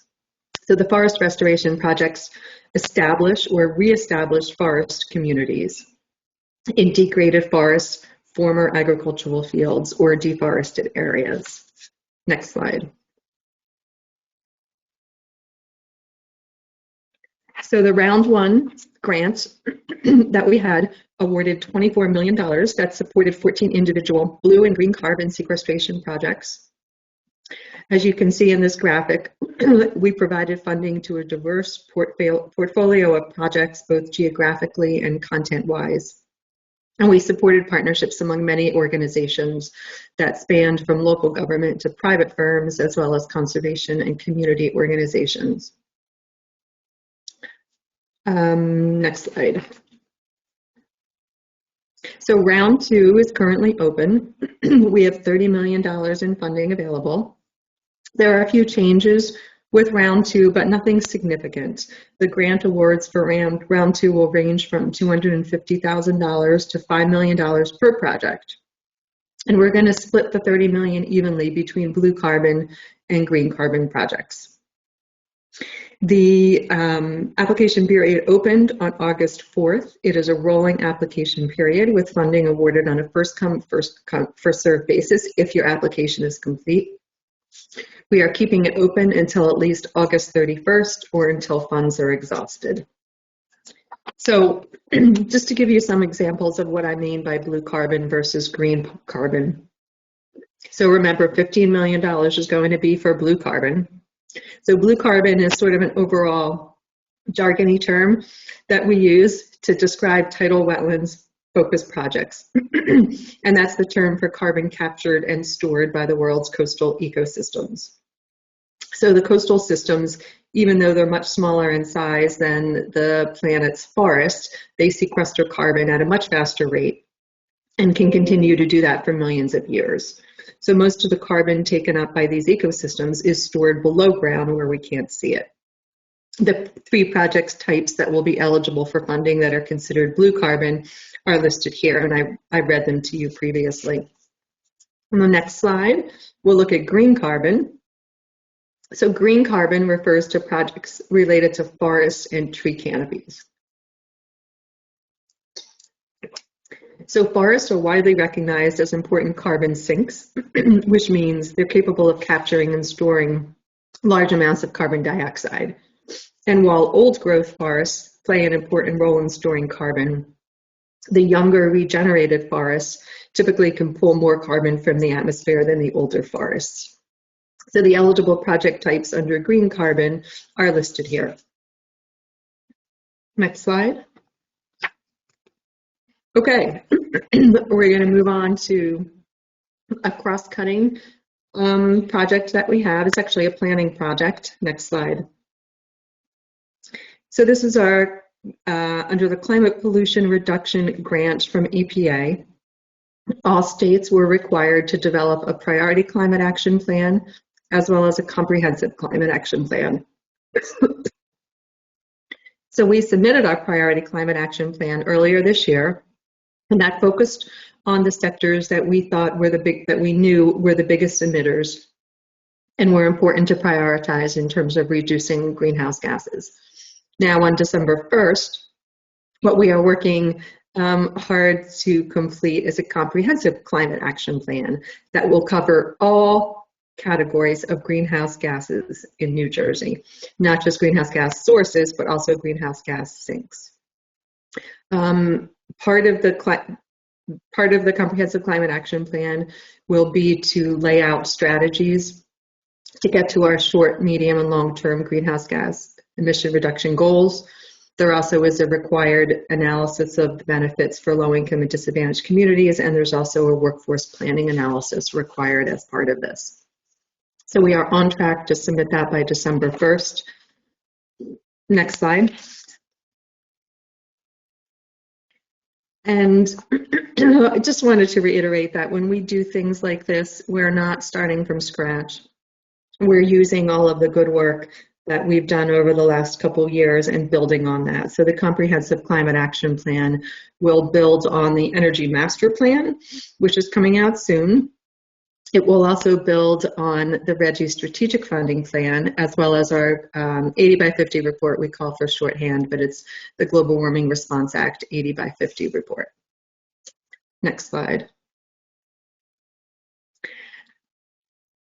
And then if you are really interested in taking a deep dive into all of the climate-related reports that we have issued over the years, this is a really cool graphic that my team put together. It's kind of a handy guide to the reports that we've issued, not just for climate mitigation, but also for climate resilience and then for climate science in general.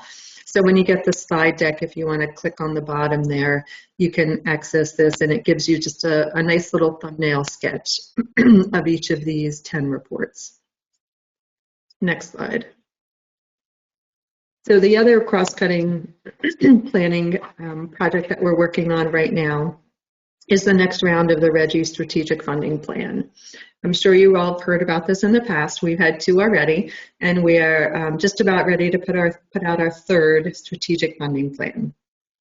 So the purpose of the strategic funding plan is to establish the initiatives and on-the-ground programs that will use the proceeds from the RGGI auction.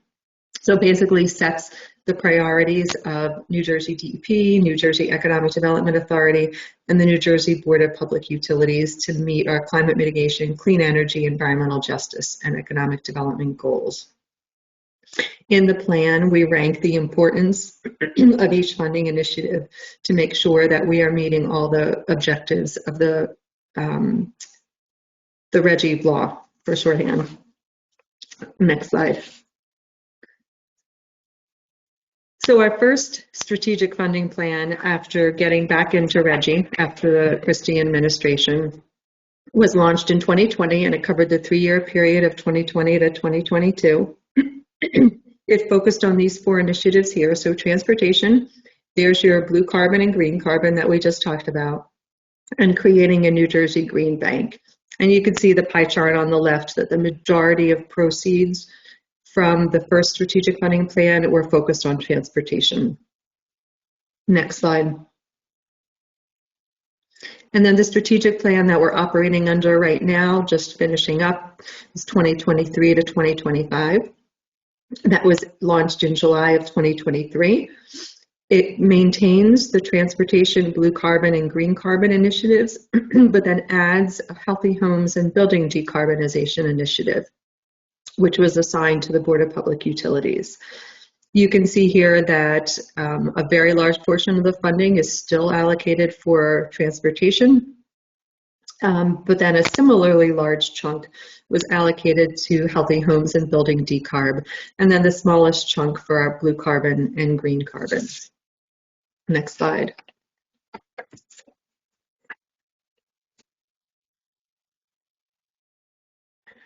So as of earlier this month, when we look at both of those strategic funding plans, so for the 5-year period, we've received about $976 million in proceeds since we rejoined it in 2020.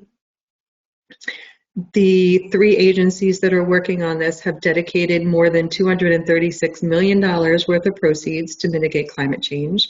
And in addition, BPU has dedicated $125 million to ratepayer relief. We also have in the pipeline committed by the end of this year more than $293 million in additional RGGI funds that will support a variety of projects across all of the initiatives in the current strategic funding plan before the end of the fiscal year. So that means the total RGGI investments to date will be more than $650 million, which is roughly 70% of the total proceeds generated since we rejoined in 2020. And the result of those investments are listed here. The numbers are kind of neat to look at and think about. So we've funded about 400 projects, almost 1,000 electric vehicles, 24,000 trees planted, 56 acres of restored forest, and 155 acres of wetlands restored.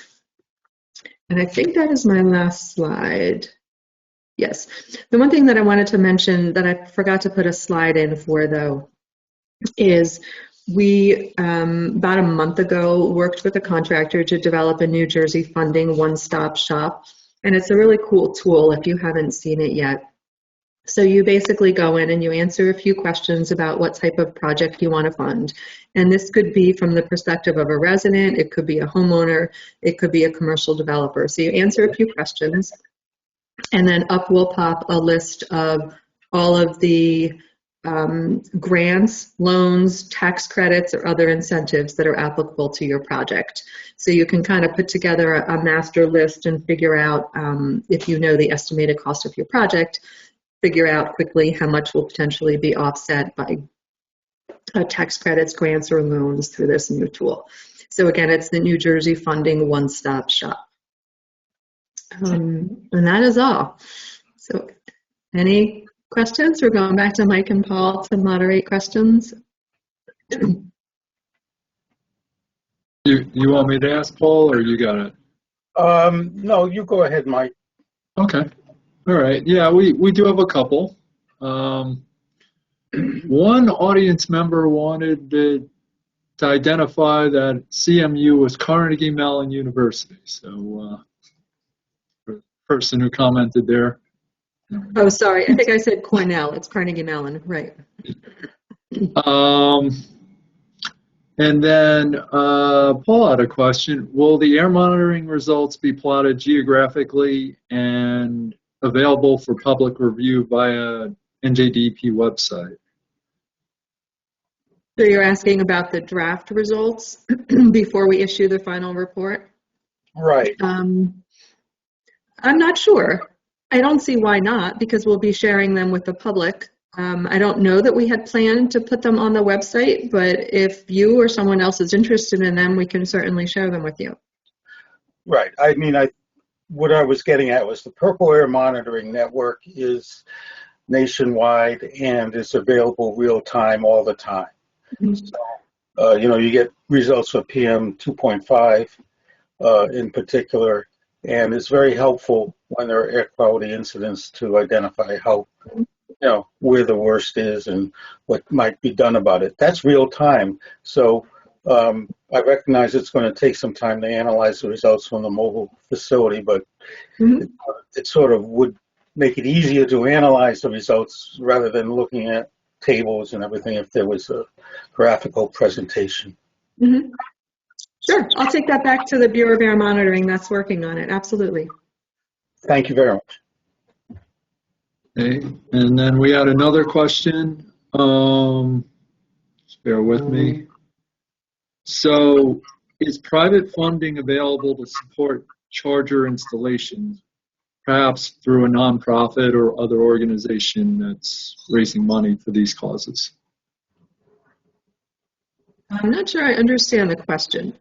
So the money that we provide normally does not cover the full cost of the charging station. So there has to be some private money that's kicked in. So whoever's installing the charging station is going to have to put up some money. So I would call that private funding. So I'm not sure what other source of private funding they're talking about. Okay. But you can tell them, feel free to share my email address with everyone. The person can follow up directly with me. I can't see who's asking the question, but feel free to have them follow up directly with me, and we can talk more.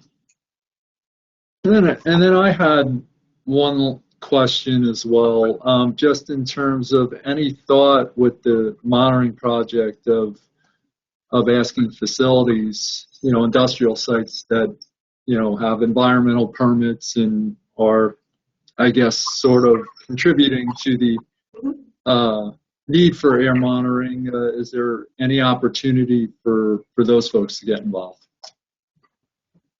Well, we have part of the preliminary mapping that we did was to look at all of the air permits in the neighborhood. So we have all those facilities mapped along with their emissions. We're also gathering logs of complaints that were called in related to the facilities that will be on our route. So that will be all of those things will be inputs. But I think what you're suggesting is that the actual facilities be part of the planning. Sure. That's a great idea too. I don't think we had planned to involve them. So let me mention that to the, Jeff Cantor is the person managing the project. So let me mention that to him.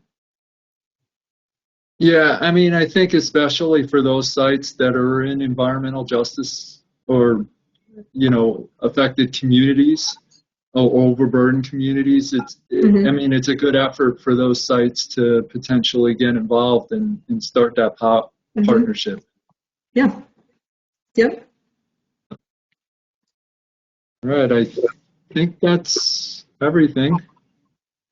Well, thank you, Peg. Thanks for having me. As always, for all the great information.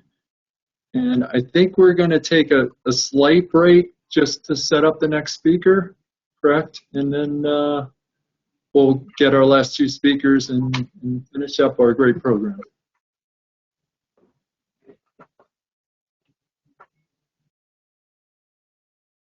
Okay, so we're about to get started again. With the rest of the afternoon session, we have a few great speakers, and hope you're getting a lot out of this. I certainly am. Right now, I'd like to introduce Director Seth Hackman. He serves as the Director of the Division of Sustainable Waste Management. He oversees 3 bureaus: Planning and Licensing, Recycling and Hazardous Waste Management, and Solid Waste Permitting. The division is tasked with implementing many of the recently passed legislations, including dirty dirt, single-use reduction, food waste recycling, recycled content, and electric and hybrid vehicle battery management laws. Welcome, Seth, and please take over. Okay, good afternoon, everybody. Thank you so much, Paul. Pleasure to be here with all of you. Great time, a lot to talk about regarding sustainability in New Jersey state government. I just did a continuing legal education course on the same topic earlier this week, and I went for about 55 minutes without stopping. So there's definitely a lot to talk about, and very, very happy to be here and talk more about this with you. So there's a lot new with our division. I became director in June of this year. Many of you probably remember Janine McGregor, who retired in May. And I just now received our new assistant director, who's Dana Lawson. So really excited to have her as my assistant director on board to really advance all the things that we're trying to do with sustainability within DEP. You should also know that we have 3 bureaus under our division. We have the Solid Waste Planning and Licensing Division Bureau, which handles the Solid Waste Utility Control Act, fees and escrow for landfills, solid waste county planning, and all of our grants, and what we call our OPPO unit, which is outreach, planning, and processing for data, and all the legislations that have recently been enacted, and some of the ones we'll talk about in a few minutes. That group oversees a lot of that. We also have a solid waste permitting bureau. Some of you may know Mike Gerchman, who's been with our division over 30 years now. He's now bureau chief, and they manage permitting for resource recovery facilities, landfills, as well as transfer stations for solid waste. And we have our Bureau of Recycling and Hazardous Waste Management, which is now overseen by Diane Gard. They oversee the Recycling Facilities Unit, which gives out recycling facility approvals for Class B, C, and D, as well as the E-Waste Unit, the Hazardous Waste Permitting Unit, and our Regulated Medical Waste Unit as well. And you'll notice that there's a little line next to me here, which is for A901.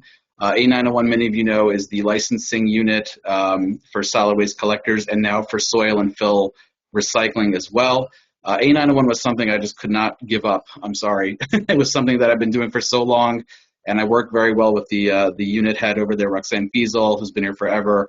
And it's so important for the residents of our state and business owners to know that solid waste collection is being managed by those who have reliability, integrity, and competency in the state. And so it was something that I just wanted to keep doing. So I kept that as part of one of the things that I oversee as part of this division.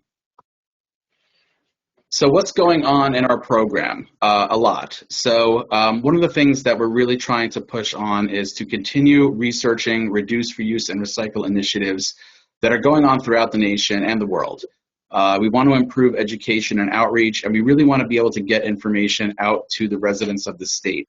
And this is always a good plug for the Recycle Coach app. So hopefully many of you have that app already. But if you don't, please do download that app. It's very important and has a lot of good information about what is recyclable in your local municipalities. And the state pays for that out of the Recycling Enhancement Act funding that we get out of the $3 per ton disposal tax. That money pays partially for the Recycle Coach app for the entire state, which is really great, and we hope more people are using it. We know there's a lot going on with scrap metal facilities. A lot of fires have been in the news. It's concerning. And you probably know that scrap metal facilities are actually exempt from solid waste and recycling permitting at this point. That is something that the legislature is looking at, and again, trying to get our arms around how to manage the concerns that are happening at scrap metal facilities throughout the state.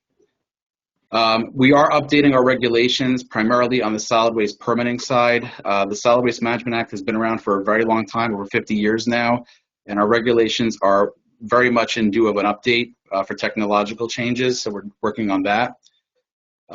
One thing I'll talk to you about in a second that's very important is easier access to solid waste and recycling tonnage data. That's something that we are very focused on in the next year to make sure that you have more availability to access some of the data that we receive from the regulated community.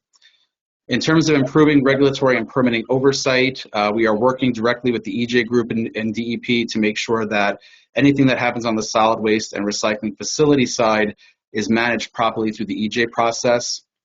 We are working on tiered permitting concepts because we know that we want to focus and promote composting in New Jersey, and we don't want small-scale composters to have to pay for a very expensive Class C recycling facility permit. So we're working on the concept of developing tiered permitting, which would allow small-scale composters to be able to do what they want to do without having to get an expensive and burdensome permit on top of it. And we have a lot of rule updates. Right now we have finished, thankfully, the single-use reduction and food waste recycling, food waste to energy production rules. They are enacted, they are adopted. And in draft, we still have the recycled content law, the dirty dirt law, the EV battery law, which I'll talk about in a minute, which was just passed last year, and some, again, composting modifications to the recycling rules. Some good information for all of you. We have updated our website finally after all these years. We are now using the WordPress software for our website, which means that all of our pages are now translatable into many different languages.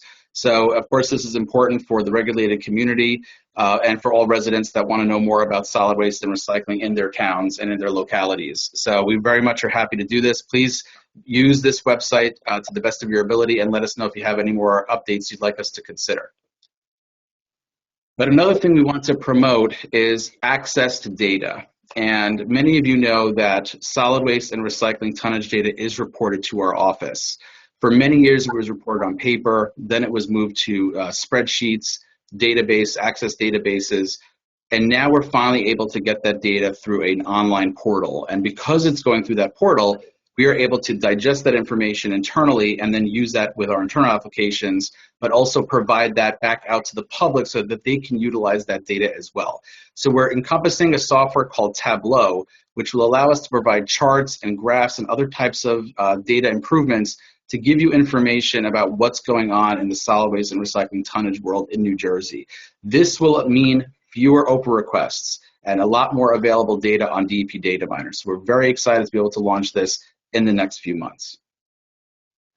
Okay, focusing in on some recent regulations that we've enacted. Many of you know about the single-use reduction law, commonly referred to as the bag ban. This law oversaw the distribution and sale and provision of single-use plastic carryout bags, single-use paper carryout bags, and polystyrene foam food service products, as well as plastic straws as well. And a lot of this was related to obviously the reduction in single-use plastics, but some of the requirements for plastic straws were actually put on the Department of Health. So DEP oversees the polystyrene, plastic, single-use plastic bag element, and single-use paper bag elements of this law. So some of the interesting rule clarifications that I wanted to share with all of you. There's a bunch of exemptions for what is a, compliant plastic bag in this law. And one of them was called a bag that was used solely to contain food prepared to order, including soup or hot food. Now, when this law was enacted or when this law was passed back in 2020, DEP in our division, we never really regulated like supermarkets and restaurants and food trucks and groups like that before. And all of a sudden now with this law, you have thousands upon thousands of businesses, small businesses mostly, that are now regulated because they are not able to provide single-use plastic bags anymore to their customers. And when this happened, many of them reached out to us and said, what is this exemption about food prepared to order, soup or hot food? Are we allowed to give single-use plastic bags essentially as doggy bags to our customers? And a lot of research actually went into this one individual issue. And it's actually funny because you would think that, okay, you could use that t-shirt bag right there to provide a doggy bag to your customer if they want to take their food home after they go to a restaurant. But really the intent of this legislation was not to allow for that. It was a specific exemption meant for hot packaging bags that had that little cardboard square thing on the bottom of them, used to contain a container of soup mostly. And then we also added another part to this, which is a bag used solely to contain ready-to-serve food that has direct contact with the bag, kind of like your rotisserie chicken bags. So these are the little nuances that we had to deal with this law and trying to understand what is a compliant bag, what is an exempt bag, and what is not. So this was kind of like an interesting example of one of the ones that we focused a lot of time on to make sure that we got it right. Another one was compostable plastics, and this gets into a little bit about the definition of plastic in this law. And we had to address this in the rule specifically because it was not addressed in the statute. But the question was asked, what are compostable plastics? Are they considered plastic by definition of the law? And are they prohibited for sale and provision? And part of the interesting research that we did into this was that compostable plastics, while they're probably beneficial for the environment over single-use plastics, are not actually composted or recycled properly when they're provided to residents and businesses. And because of that, the intent of the law was not to, allow for, different types of plastics, be that how they're sourced and how they're actually maintained, to be, just littered in the environment and misused and put into the landfill.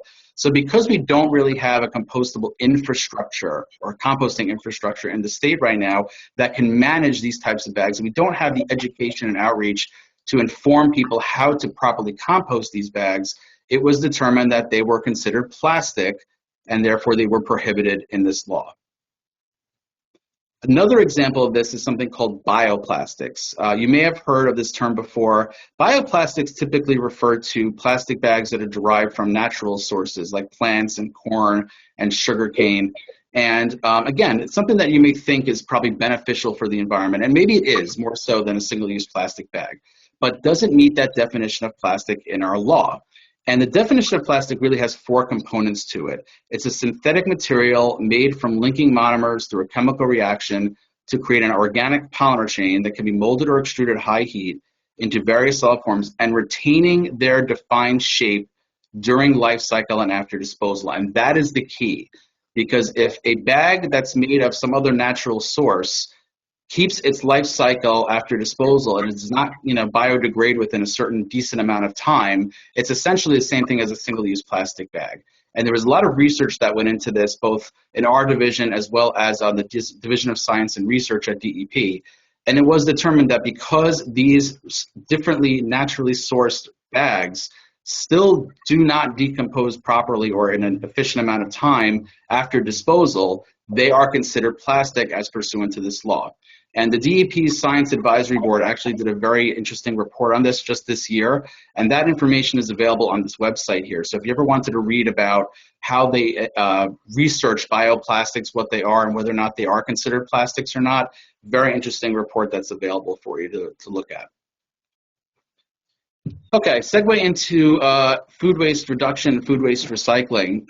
We have a lot of food waste reduction plans within the department. A lot of short-term and long-term goals that were outlined in what we call the Food Waste Reduction Plan, which was a law that was passed in 2017. And our actual Food Waste Reduction Plan that we authored was published in October of 2023. And part of what we're doing is trying to reduce, obviously, food waste from being put into landfills, but we're also enacting and rulemaking for the Food Waste Recycling Law, which is something we'll talk about shortly. There is a new Office of Food Security Advocate in the executive branch and state government, so we are working with them to ensure that usable food is donated when possible, because that's the best thing you could do with food that would otherwise be wasted. We issue grants to colleges and universities in New Jersey through our Recycling Enhancement Act Higher Education Fund to do demonstration projects on food waste management. And like I said earlier, we want to establish outdoor composting and tiered permitting rule modifications to advance food waste reduction efforts.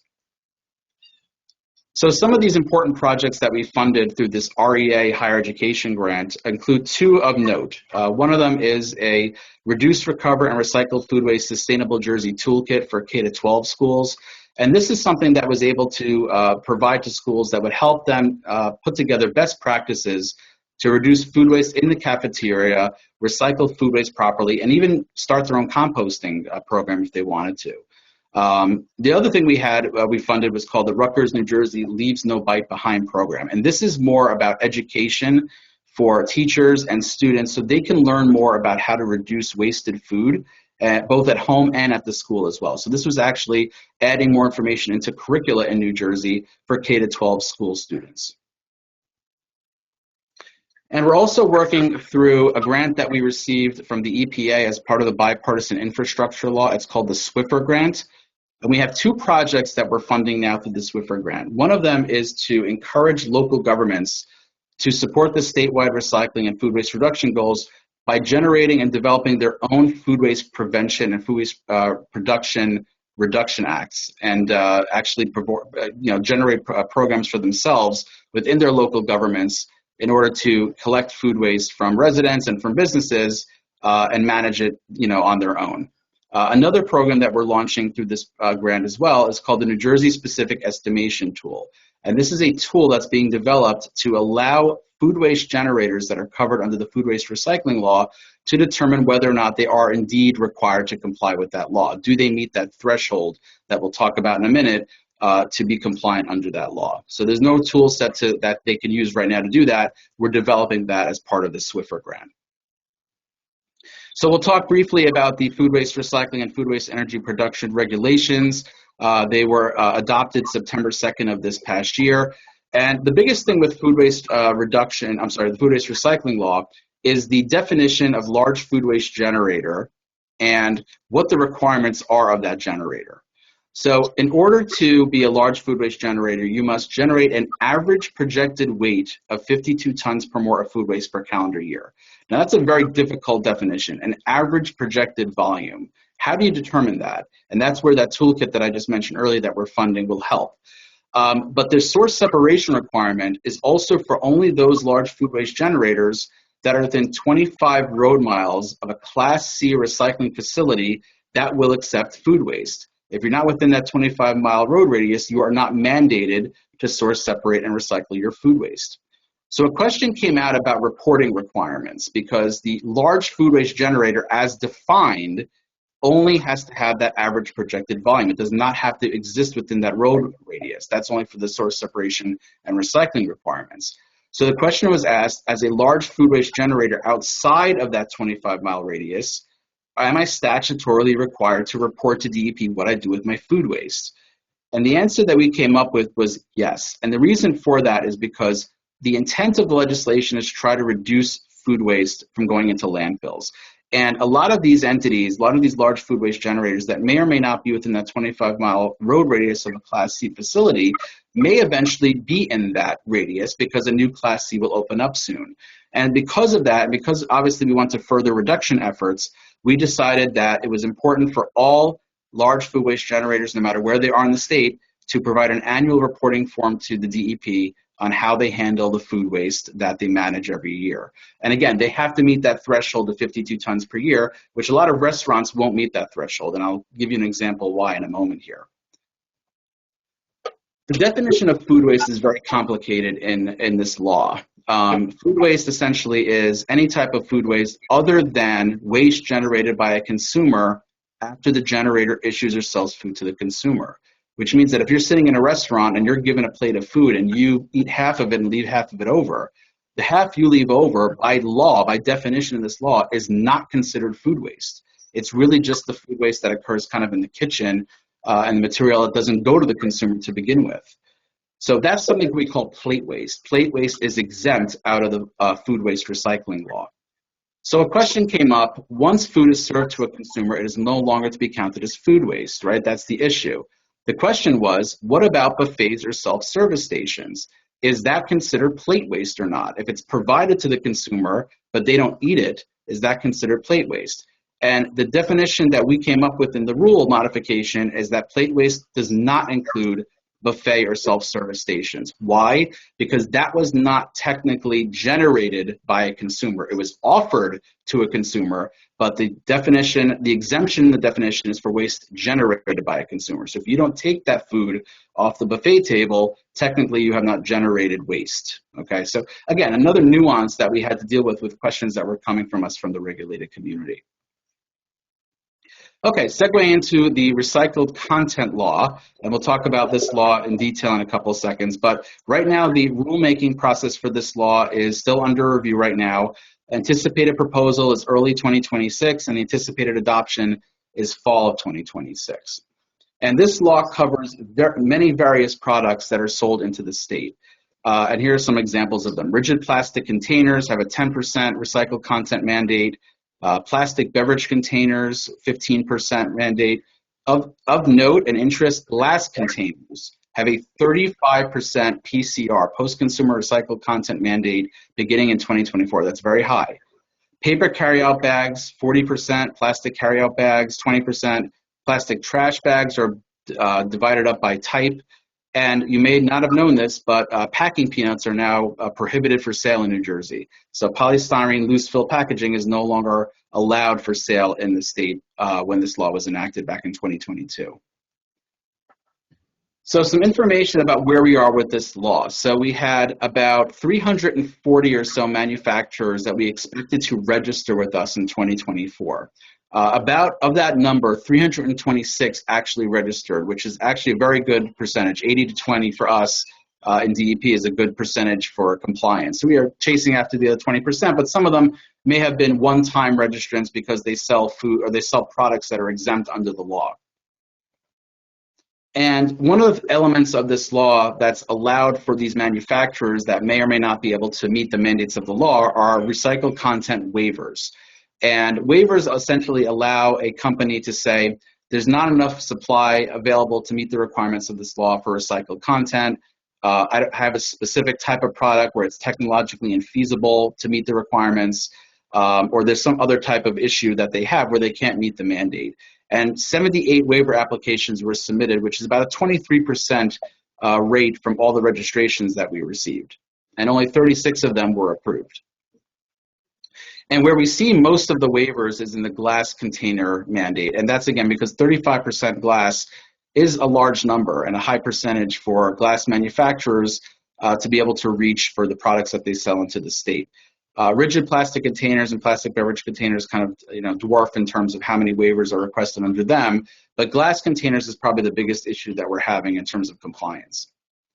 And this graph right here shows a little bit more of that. As you can see here, 220 companies registered under rigid plastic containers. Some of them of note are Crayola, Volkswagen, and DeLonghi. DeLonghi sells espresso machines.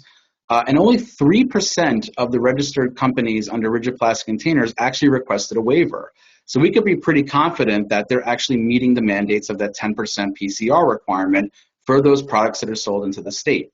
So too with plastic beverage containers, 91 companies have registered, and only 9 to 10% of them have requested a waiver.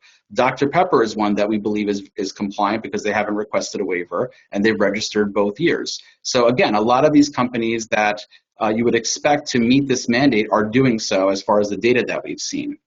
With regard to glass containers, again, more of an issue. So we have 64 registered glass container manufacturers that sell into the state, and almost 20% of them have requested a waiver. And we recognize that there's issues with availability of recycled glass. Obviously, we don't have a bottle bill in New Jersey.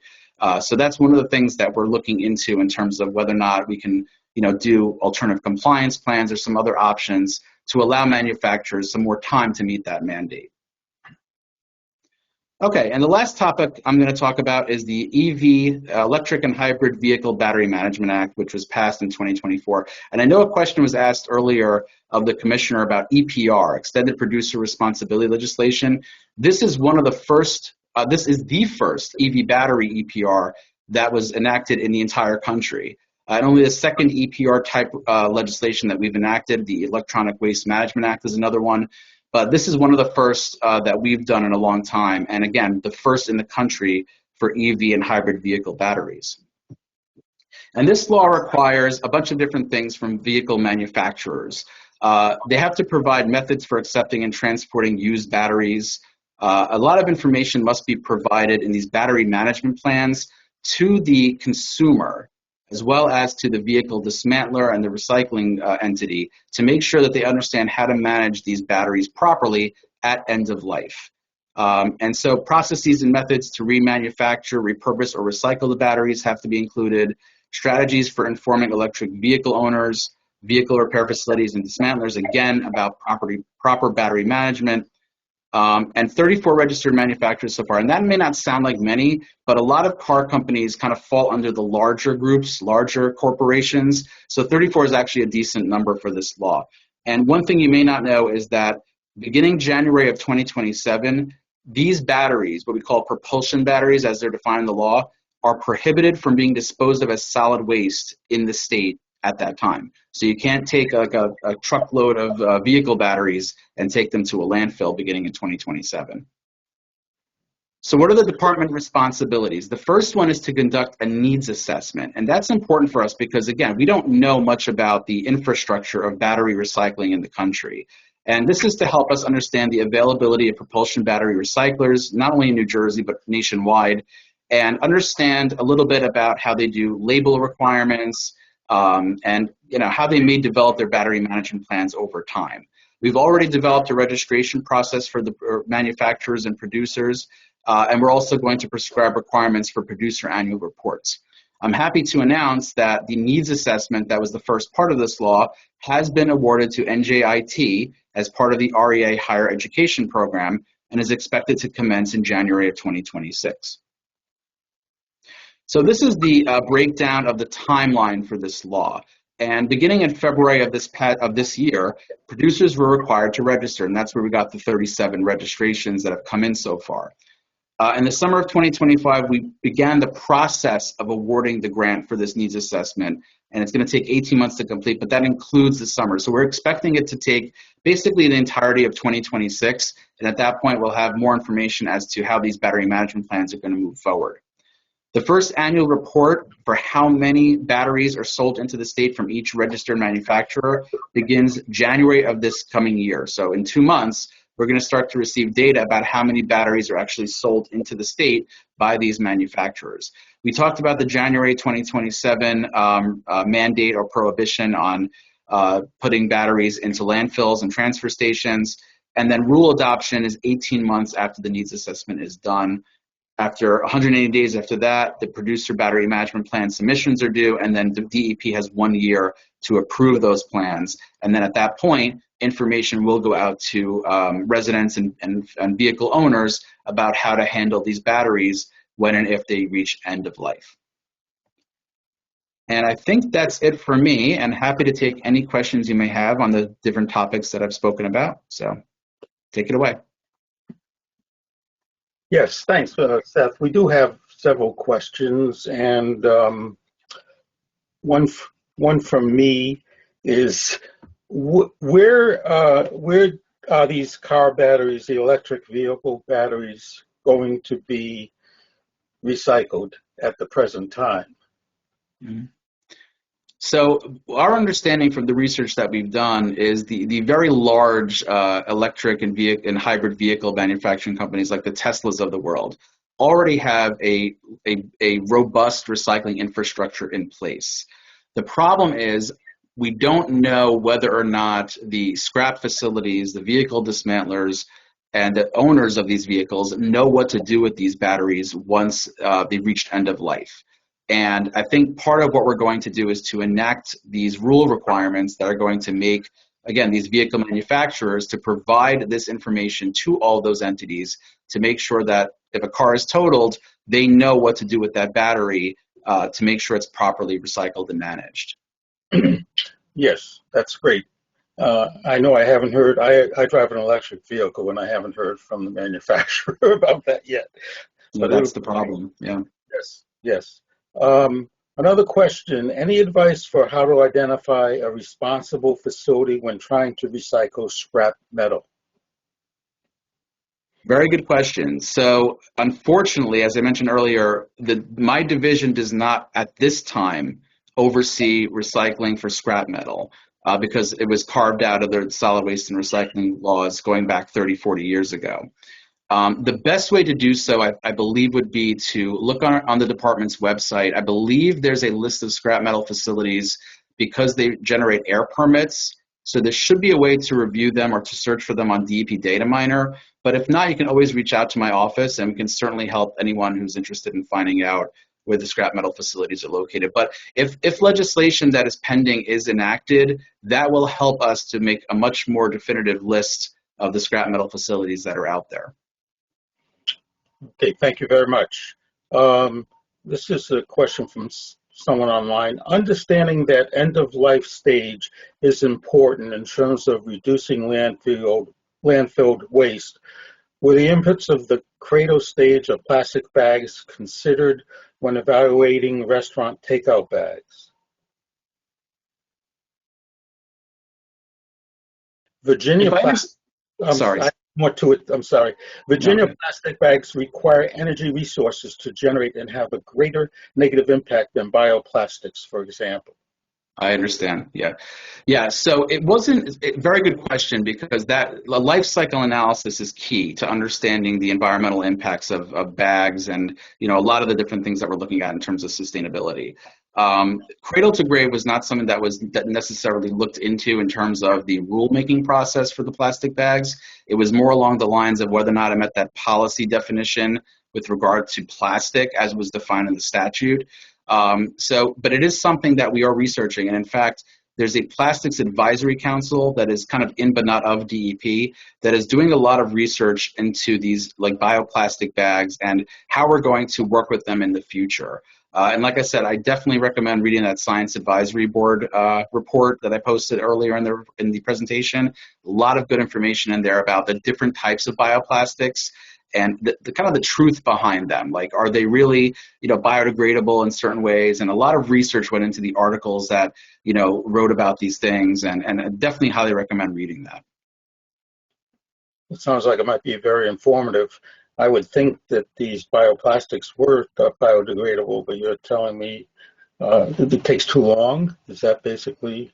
Yeah, it depends a lot on not only the type of material, like the type of plastic or, a source, but it also depends on the environment in which they're disposed of. So, they're doing research into marine environments, into land-based environments.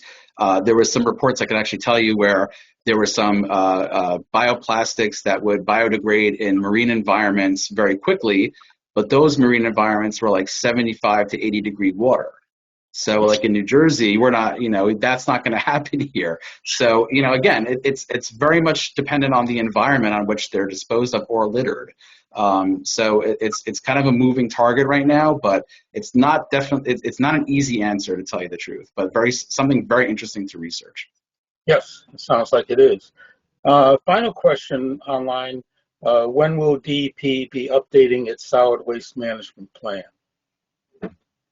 Very good question. That is something that we've actually started. We're in the middle of reviewing it right now.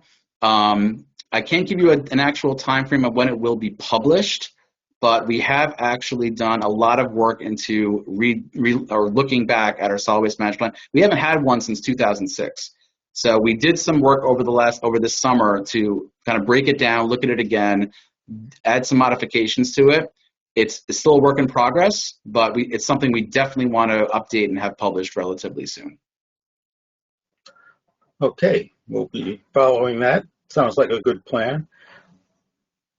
That's all the questions we have. Thank you very much for a very informative talk, and I guess we'll move on shortly to the next speaker.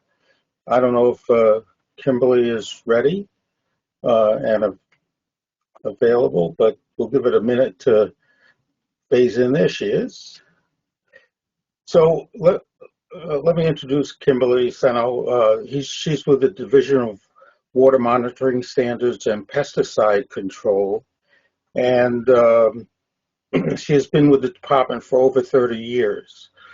Her program oversees the development and adoption of New Jersey surface water quality and groundwater quality standards, monitors New Jersey's beaches, prepares the Clean Water Act 303D list of impaired waters, total maximum daily load allotments, and implements Clean Shores Community Water Monitoring and AmeriCorps New Jersey Watershed Ambassadors programs.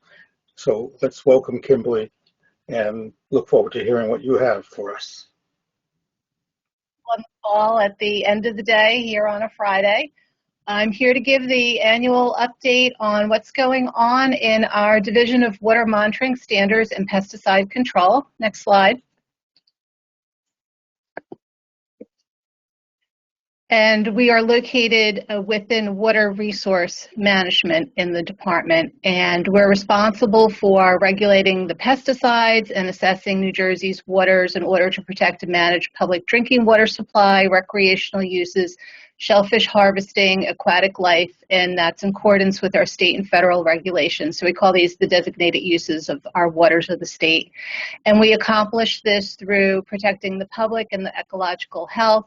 We collect and analyze water quality data. We coordinate the development of water quality standards, which is what I'll spend most of my time updating us on. And all this is to restore impaired waters and ensure compliance with the pesticide regulations and provide public education and outreach. Next slide, please. So this is water resource management. We report to Pat Gardner, and there is 4 divisions. And again, I'm in the Division of Water Monitoring Standards and Pesticide Control, and we report to Director Vic Peretti, and we are comprised of 4 bureaus. So I'll give some quick updates for those bureaus. Next slide, please.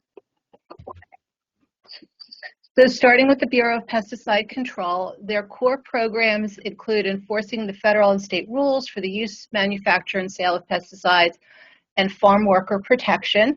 They certify and issue licenses to commercial and private pesticide applicators. They issue aquatic pesticide permits for pesticide use in lakes and ponds. They have an in-house pesticide lab where they monitor and analyze enforcement samples, ambient water quality, and produce and fresh produce for pesticides. And they conduct pesticide use surveys. And they register and regulate 15,000 pesticide products used in the state. Next slide.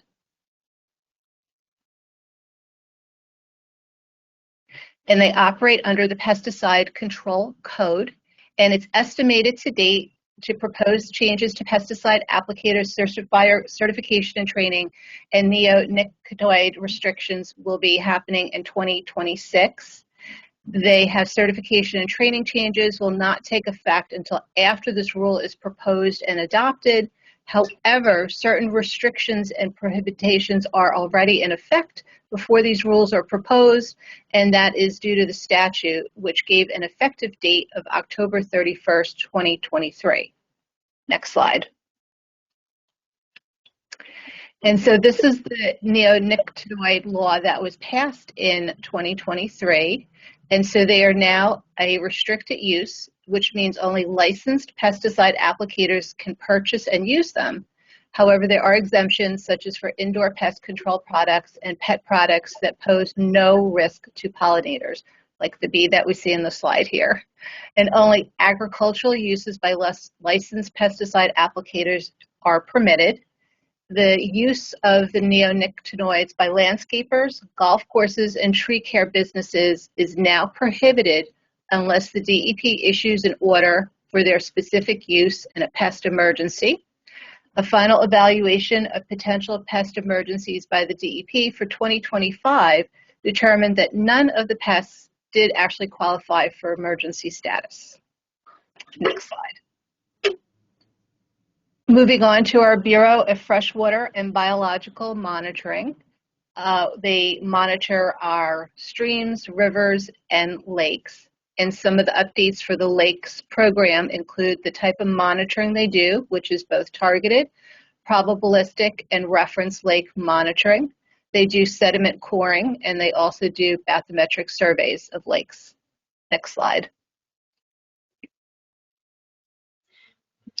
They also monitor, in addition to the streams, the groundwater, and they have rivers and streams monitoring networks. Those are both on a statewide basis, a regional basis, probabilistic, and they also do track down monitoring. They have continuous monitoring, which includes temperature, dissolved oxygen, and specific conductance. They do freshwater salinization due to road salt application, and that's actually a special project that they're doing related to is oversalting of our roads happening and affecting our water quality. And as I said, they also do some groundwater monitoring for the state. Next slide. For their biological monitoring that basically looks at the macroinvertebrates and pathogens, they have both a statewide and a regional monitoring network. And they also do, for the federal government, a national water quality initiative, and that takes place in the Salem River. Next slide. They also do, under their biological monitoring, fish, which is a statewide and regional monitoring, and they have an index in the north and an index in the south, and headwaters for the unique monitoring related to fish. They do fish tissue, and they have Pilin's Index for Biotic Integrity, which is currently under development, and they do eDNA in their fish testing as well. Next slide. Also under their biological programs, you may have heard the term HABs, that stands for harmful algal blooms, and you can see in the slide what we call that pea soup slide on the right. It really does look like this, unfortunately, in some instances. And we do have a very unique program since 2017 related to harmful algal bloom monitoring, and we have an entire network set up for that and a dashboard. They will respond to suspected HAB response, and they employ continuous monitoring buoys. Next slide. They too also have laboratory capabilities, and they can look at, for those HABs, the cyanobacteria species. They can do the identification of that, and these particular ones are listed here. The cyanotoxins, of course, are of particular concern to us. And like I said, they do have an entire dashboard, and they will issue both warnings and cautions related to harmful algal blooms for lakes in New Jersey, and including looking at, in their laboratory, macroinvertebrate and fish species ID and community assessment. So the macroinvertebrates are those little tiny, we call them bugs, that live in the waters of our state. And from them, you're able to determine the health of a stream. So if you have pollution-tolerant species and pollution-intolerant species, it helps to identify, when we identify them and follow our protocol, it helps to let us know what is the water quality as it related to aquatic life with our macroinvertebrates. And that's also a popular program that we do in community monitoring, where we do train the public through our Community Water Monitoring Initiative, and with our AmeriCorps New Jersey Watershed Ambassadors Program, they'll do stream trainings and teach the public how to collect the macroinvertebrates and how to start to learn to identify the pollution tolerant versus the pollution intolerant ones. So that's a very popular program, but the actual program itself is done by our Bureau of Freshwater and Biological Monitoring. And next slide. Then we also have the Bureau of Marine Water Monitoring, and you can see that they're comprised of 3 programs. They have the field program, they too have the laboratory programs, and they do assessments. A particular one I call attention to is the shellfish water classification and the identification that they do related to monitoring the health of this shellfish in the waters of New Jersey. Next slide.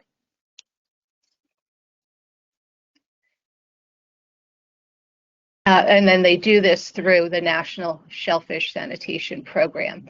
They do issue permits for shellfish-related activities. They do the background ambient water quality monitoring. They'll do real-time continuous water quality monitoring, and they also do aircraft remote sensing. I had the privilege of going up in one of the aircraft last year, and it's truly amazing to see the state from remotely like that from the aircraft, and being able to have the sensors attached to the airplane, which can determine water quality based on a spectral analysis of these sensors. So it's quite fascinating that we have had this program for so many years and that it continues to improve upon itself. And they do microbial and pollution source track down. They do shellfish vibrio monitoring and marine phytoplankton monitoring. Next slide.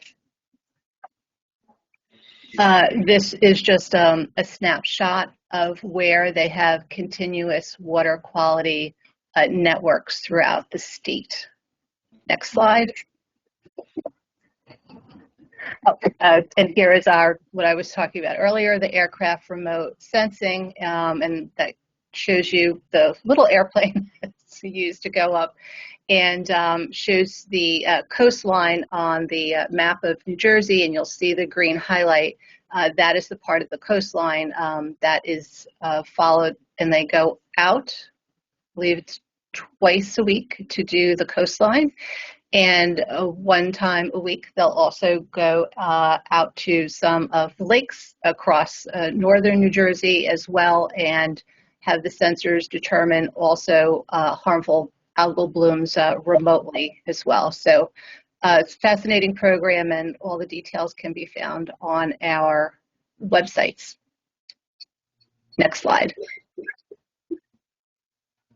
Their pollution source track down is a 5-step process, and lays out the steps literally that it takes before there's any type of closures related to shellfish. So the point of the slide is that the audience knows that this is a very deliberative process with the steps and the tests that are taken in order to make these determinations. Next slide, please. And then moving on to the bureau that I manage, we call ourselves BEARS for short, because we're the Bureau of Environmental Analysis, Restoration, and Standards. And we, through our standards for surface water quality standards and groundwater quality standards, this provides the scientific foundation for the restoration and protection of New Jersey's waters so that all of our rivers, lakes, and coastal waters are fishable and swimmable and support healthy ecosystems, because we want all our freshwater resources to be clean sources available for drinking water purposes. Next slide. But we have more than one designated use in New Jersey. So in our groundwater quality standards, those designated uses for the groundwater are to maintain special ecological resources, to have potable water supply after conventional treatment, and to recognize that some of the groundwater is used specifically for agricultural and industrial water purposes. The groundwater classification consists of 3 classes, and they're broken down into further subclasses. And the water quality criteria is developed that's necessary to protect these specific designated uses. So human health is based on drinking water consumption, and it considers the detectability and the higher use of a specific criterion and what's called a PQL, practical quantification limit, which becomes the actual standard. So that's explained in greater detail on our website, the different processes that go into developing an actual groundwater quality standard. But the standards themselves also include anti-degradation policies. Next slide. Now, our groundwater quality standards rule will next expire in 2028, and so by law it has to be renewed every 7 years. And but in the interim years, we are always trying to make updates to it as well. Now, the Clean Water Act does not have specific authority over groundwater in the country, but we do have specific regulatory authority from state statutes, and those include the New Jersey Water Pollution Control Act and the Water Quality Planning Act. Next slide. And while our program develops the groundwater quality standards, it's actually implemented by other programs in the department, and that includes the NJDEP-AWMA permitting program and site remediation programs. Next slide. So as I was saying, it is a complex process to actually develop a groundwater quality standard. And one may say, well, how and when does that happen? Well, some of the drivers related to that is that there's new data or scientific information. So what will happen is EPA will publish new information based on studies, and they'll put out a rule or guidance. And so sometimes that is a driver reminding us that our standard may be 10 or 15 years old. More research has been done, and perhaps we need to update ours and relook at the studies and see if the number needs to change. So that's a driver. There's times when the site remediation program for a particular site remediation project will determine that there is no groundwater standard, and then they will ask that one be developed. And so our program works closely with science and research to develop the new criteria. And then again, that's used by the site remediation program. As I was saying, there's new or revised federal guidance. And sometimes there's actually a petition for rulemaking from an outside party. And for the criteria development for human health, we look at if the parameter is a carcinogen causing cancer or if it's a non-carcinogen. And then to determine the final standard after they do all those calculations for criterion and the PQL, whichever is the higher of those two becomes the actual, and this is its full name, constituent groundwater quality standard. So we have very detailed tables on our website related to the unique groundwater quality standards. Next slide. And then this just walks through the standard for a PQL, the treatment process, and the uniqueness for a maximum contaminant level for drinking water versus a groundwater quality. And then just the takeaway from this slide is it's not done the same exact way for surface water quality standards as it is for groundwater quality standards. Next slide. We did have a recent rule amendment to the groundwater quality standards. Well, we are coming up a year on that, but we did have updates to existing specific groundwater quality criteria and those PQLs that I was talking about for various constituents in Class 2 being the potable use of groundwater. And that is what we call Appendix Table 1 that has those details related to what those standards are. We also updated some of the text in the groundwater quality standards. So the default values for body weight and drinking water consumption were updated, and that was per EPA guidance. So now we use an average adult weight of 80 kilograms in the calculation and a daily water consumption of 2.4 liters per day. So moving forward, this is what we will use in the calculation for our standards. The only time they would go back and redo older standards is if there's new scientific information. And then on top of that, they would recalculate it with these new criteria for adult weight and consumption. We also did amendments to the rounding provision. So we will round up to 2 significant figures rather than 1 when it is scientifically supportable. So we explain that in detail as well in the groundwater quality standards. Next slide.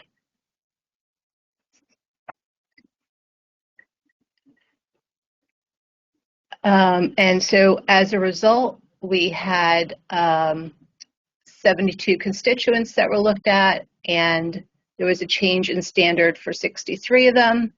49 were more stringent, 12 less stringent, and some had a order of magnitude change, 7 of those constituents. So those were all updates to our groundwater quality standards.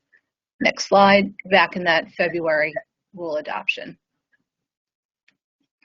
Now, moving forward, we have had a amendment to the groundwater quality standards published in the New Jersey Register this past March. So again, our Appendix Table 1, we replaced an interim groundwater quality criterion for what is collectively known as the Gen X chemicals with a specific criterion. So unique to groundwater quality standards is that we are allowed to do what's called an interim standard, and that is also public noticed, goes in the register, it's out for public comment, but that then allows the site remediation program to immediately use that number in the case that they're working on. So many times we'll go out with an interim standard first, and then over the course of the year or so, we'll move on to it becoming an actual groundwater quality standard. And so that's what we did in the case of the Gen X. They wanted to get that out the door, and we did as an interim, and then in March it became the standard. So it's laid out here what the numerical number is for the Gen X. Next slide. So another one that we were working on is the perfluoropolyether dicarboxylates. And so we had that proposed as an interim with an effective date of May 19th, 2025. And we have a footnote here. At this time, we're not able to derive a PQL.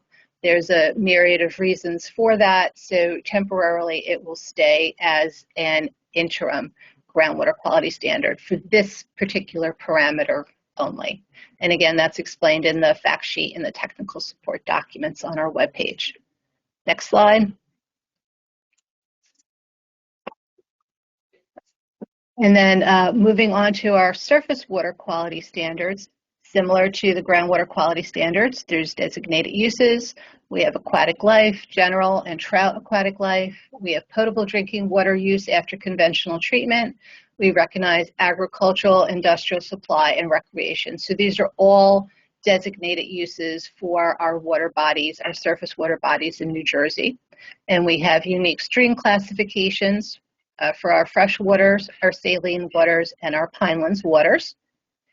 And the water quality criteria to protect the particular designated use could be based on aquatic life, human health for drinking water and fish consumption, and we do not, per the rules and regulations, have to consider economic or technological feasibility or detectability to implement. And so sometimes that can be potentially problematic, but they do want the science to tell us in the surface water quality standards what is the correct number to not be impaired and not affecting the designated uses of our surface waters. And the surface water quality standards also have policies related to technical requirements, anti-degradation, mixing zone, and variances. Next slide. And our surface water quality standards must be reviewed every 3 years. It's called a triennial review. That's a requirement of the Clean Water Act. And then the actual renewal must be every 7 years. And so the next time our surface water quality standards would expire would be in 2030. We do get our statutory authority from the Clean Water Act, federal regulations, and from state law under the New Jersey Water Pollution Control Act. Next slide. The surface water quality standards are implemented by a myriad of programs throughout the department: the site remediation, water quality management planning group, the NJDEP permits. For our own bureau, we do assess the waters of the state against the surface water quality standards, and if they're not meeting the standard based on a methodology that we've laid out, we do list those waters as impaired. We call that the 303D list of impaired waters. That's the section in the Clean Water Act. And if the water body is impaired on the 303D list, we are required to, per the Clean Water Act, develop what's called a total maximum daily load, or you may have heard that terminology, TMDL. Next slide. And so we have anti-degradation policies. You may be more familiar of the 3 policies, the Category 1 waters. Back in 2020, I spoke about when we had upgraded 600 river miles in New Jersey to Category 1. That gives them additional protections to those water bodies. And they had to meet unique sets of criteria in order to be upgraded from Category 2 to Category 1. And then as a result of that 2020 upgrade to our C1 waters, stakeholders had some comments and some additional suggestions.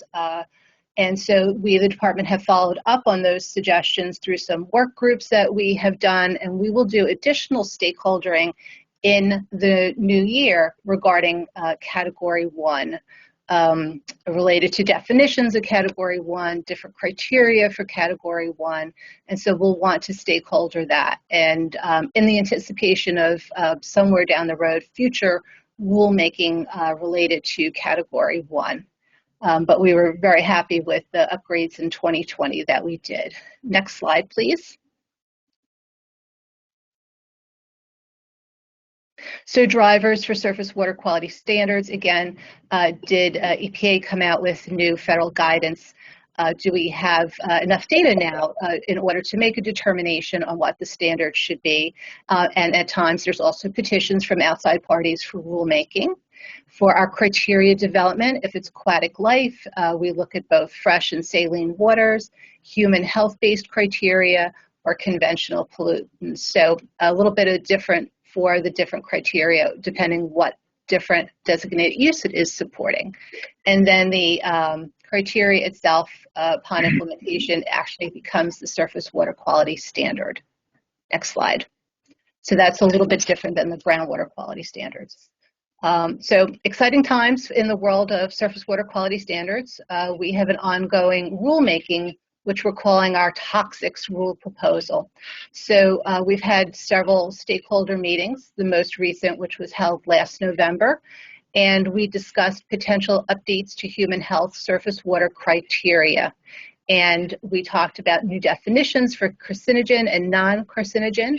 We want to also add, as we did in the groundwater quality standards, that new significant figures and rounding policy to our surface water quality standards. But most of all, related to DEP's review based on EPA's 2015 recommendations, we looked at 94 toxic substances for this rulemaking package. And amongst those, we were looking at, in addition to what EPA's 2015 recommendations, we ourselves were interested in the PFOAs, the PFAS, the PFNA, and 1,4-dioxane. So we talked about this with the stakeholders at those stakeholdering sessions. Next slide. So what it would look like, again, this is an anticipated rule proposal. What it would look like based on this is that there would be new freshwater criteria for 7 particular constituents, and that's listed here on the left side. And then in the freshwaters, and then for saline waters, there'd be 8 new numbers related to it. And so we'll show here on the slide what EPA's recommended number is versus the department's number. In some cases, the number is different that the department is proposing. So in the rule proposal, we would identify all the studies that we used to come up with the numerical number and why ours is the same and or difference from the EPA number. And again, when the rule goes forward, that would all be made available for public comment. Next slide.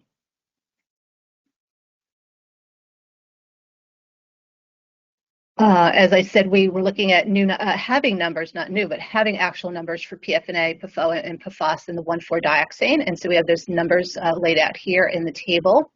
So again, these are new substances that would be added to our surface water quality standards. We have ongoing sampling and monitoring related to this, and as it relates to the department's permitting process. And based on our review, we do believe there's no additional or new violations anticipated based on this rule proposal. So all that's laid out in the background documents that support a rule proposal, and again, would all be made available for the public comment when and if the rule proposal moves forward. Next slide.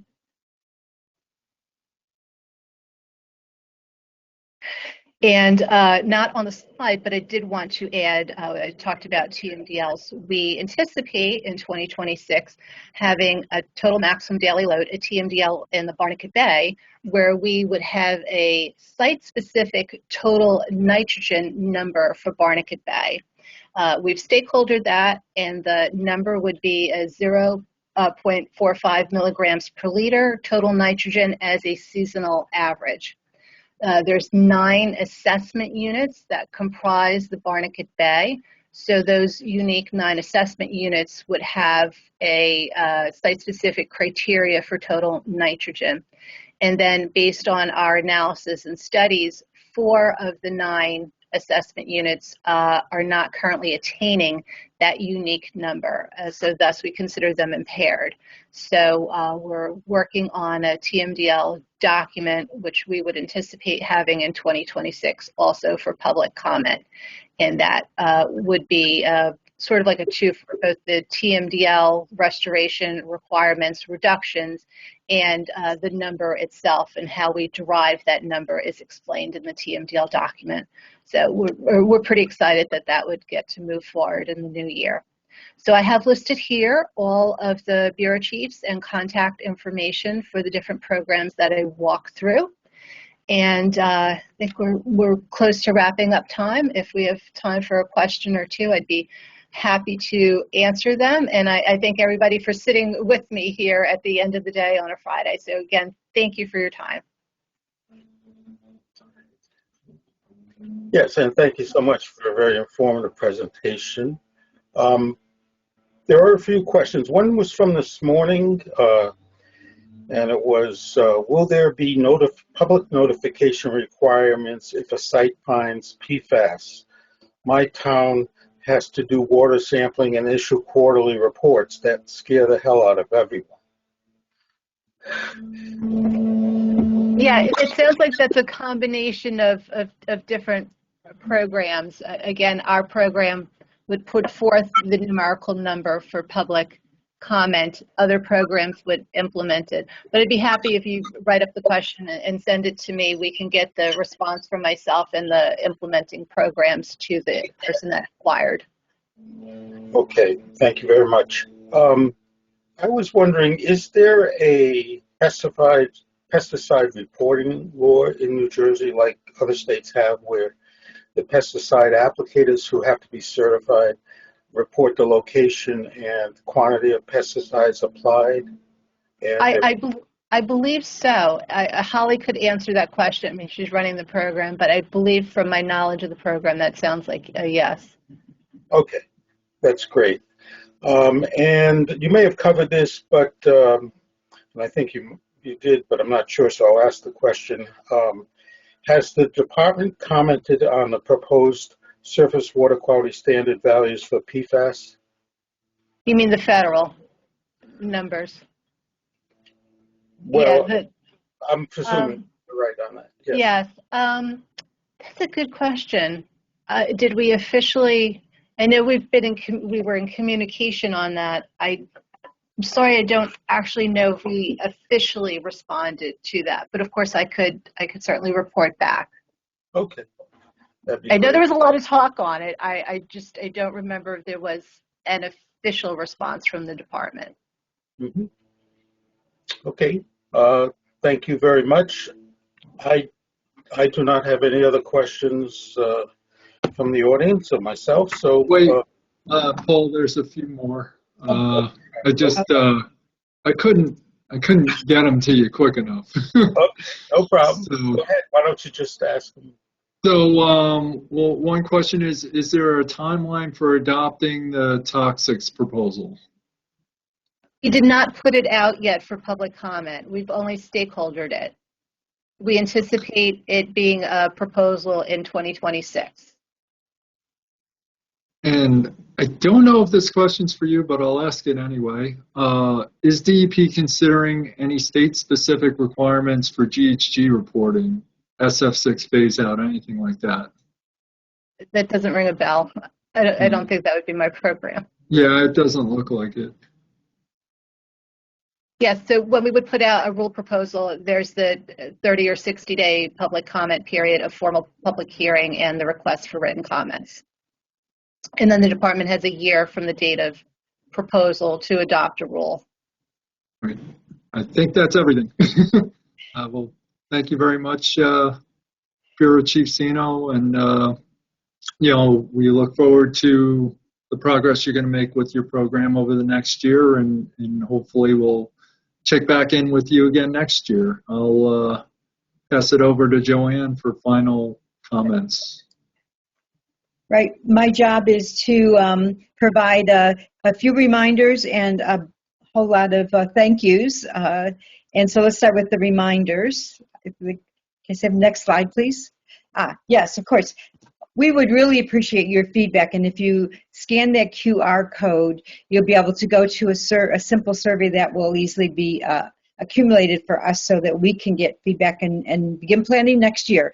All the slides will be emailed to anybody who registered as an attendee. They'll also be posted on our website. And it'll give us a week or so to get it all organized, but you'll be getting it before too long. We want to thank, of course, all of our speakers and also the DEP management for all their support. I want to thank our chapter leadership because they have done so much to prepare this. Almost everybody on the leadership team was engaged in this, and but I also want to thank the person that we have elected as our most valuable player this year, Tyrone Jordan, who did a yeoman's job today trying to keep us all on task and getting everybody's sound system squared away. I really, really appreciate it. It's so much fun to work with Tyrone. And of course, everybody in the audience, those of you who came, those of you who are still here. And finally, I just want to say, consider joining the Air and Waste Management Association. I've been a member since I was in graduate school.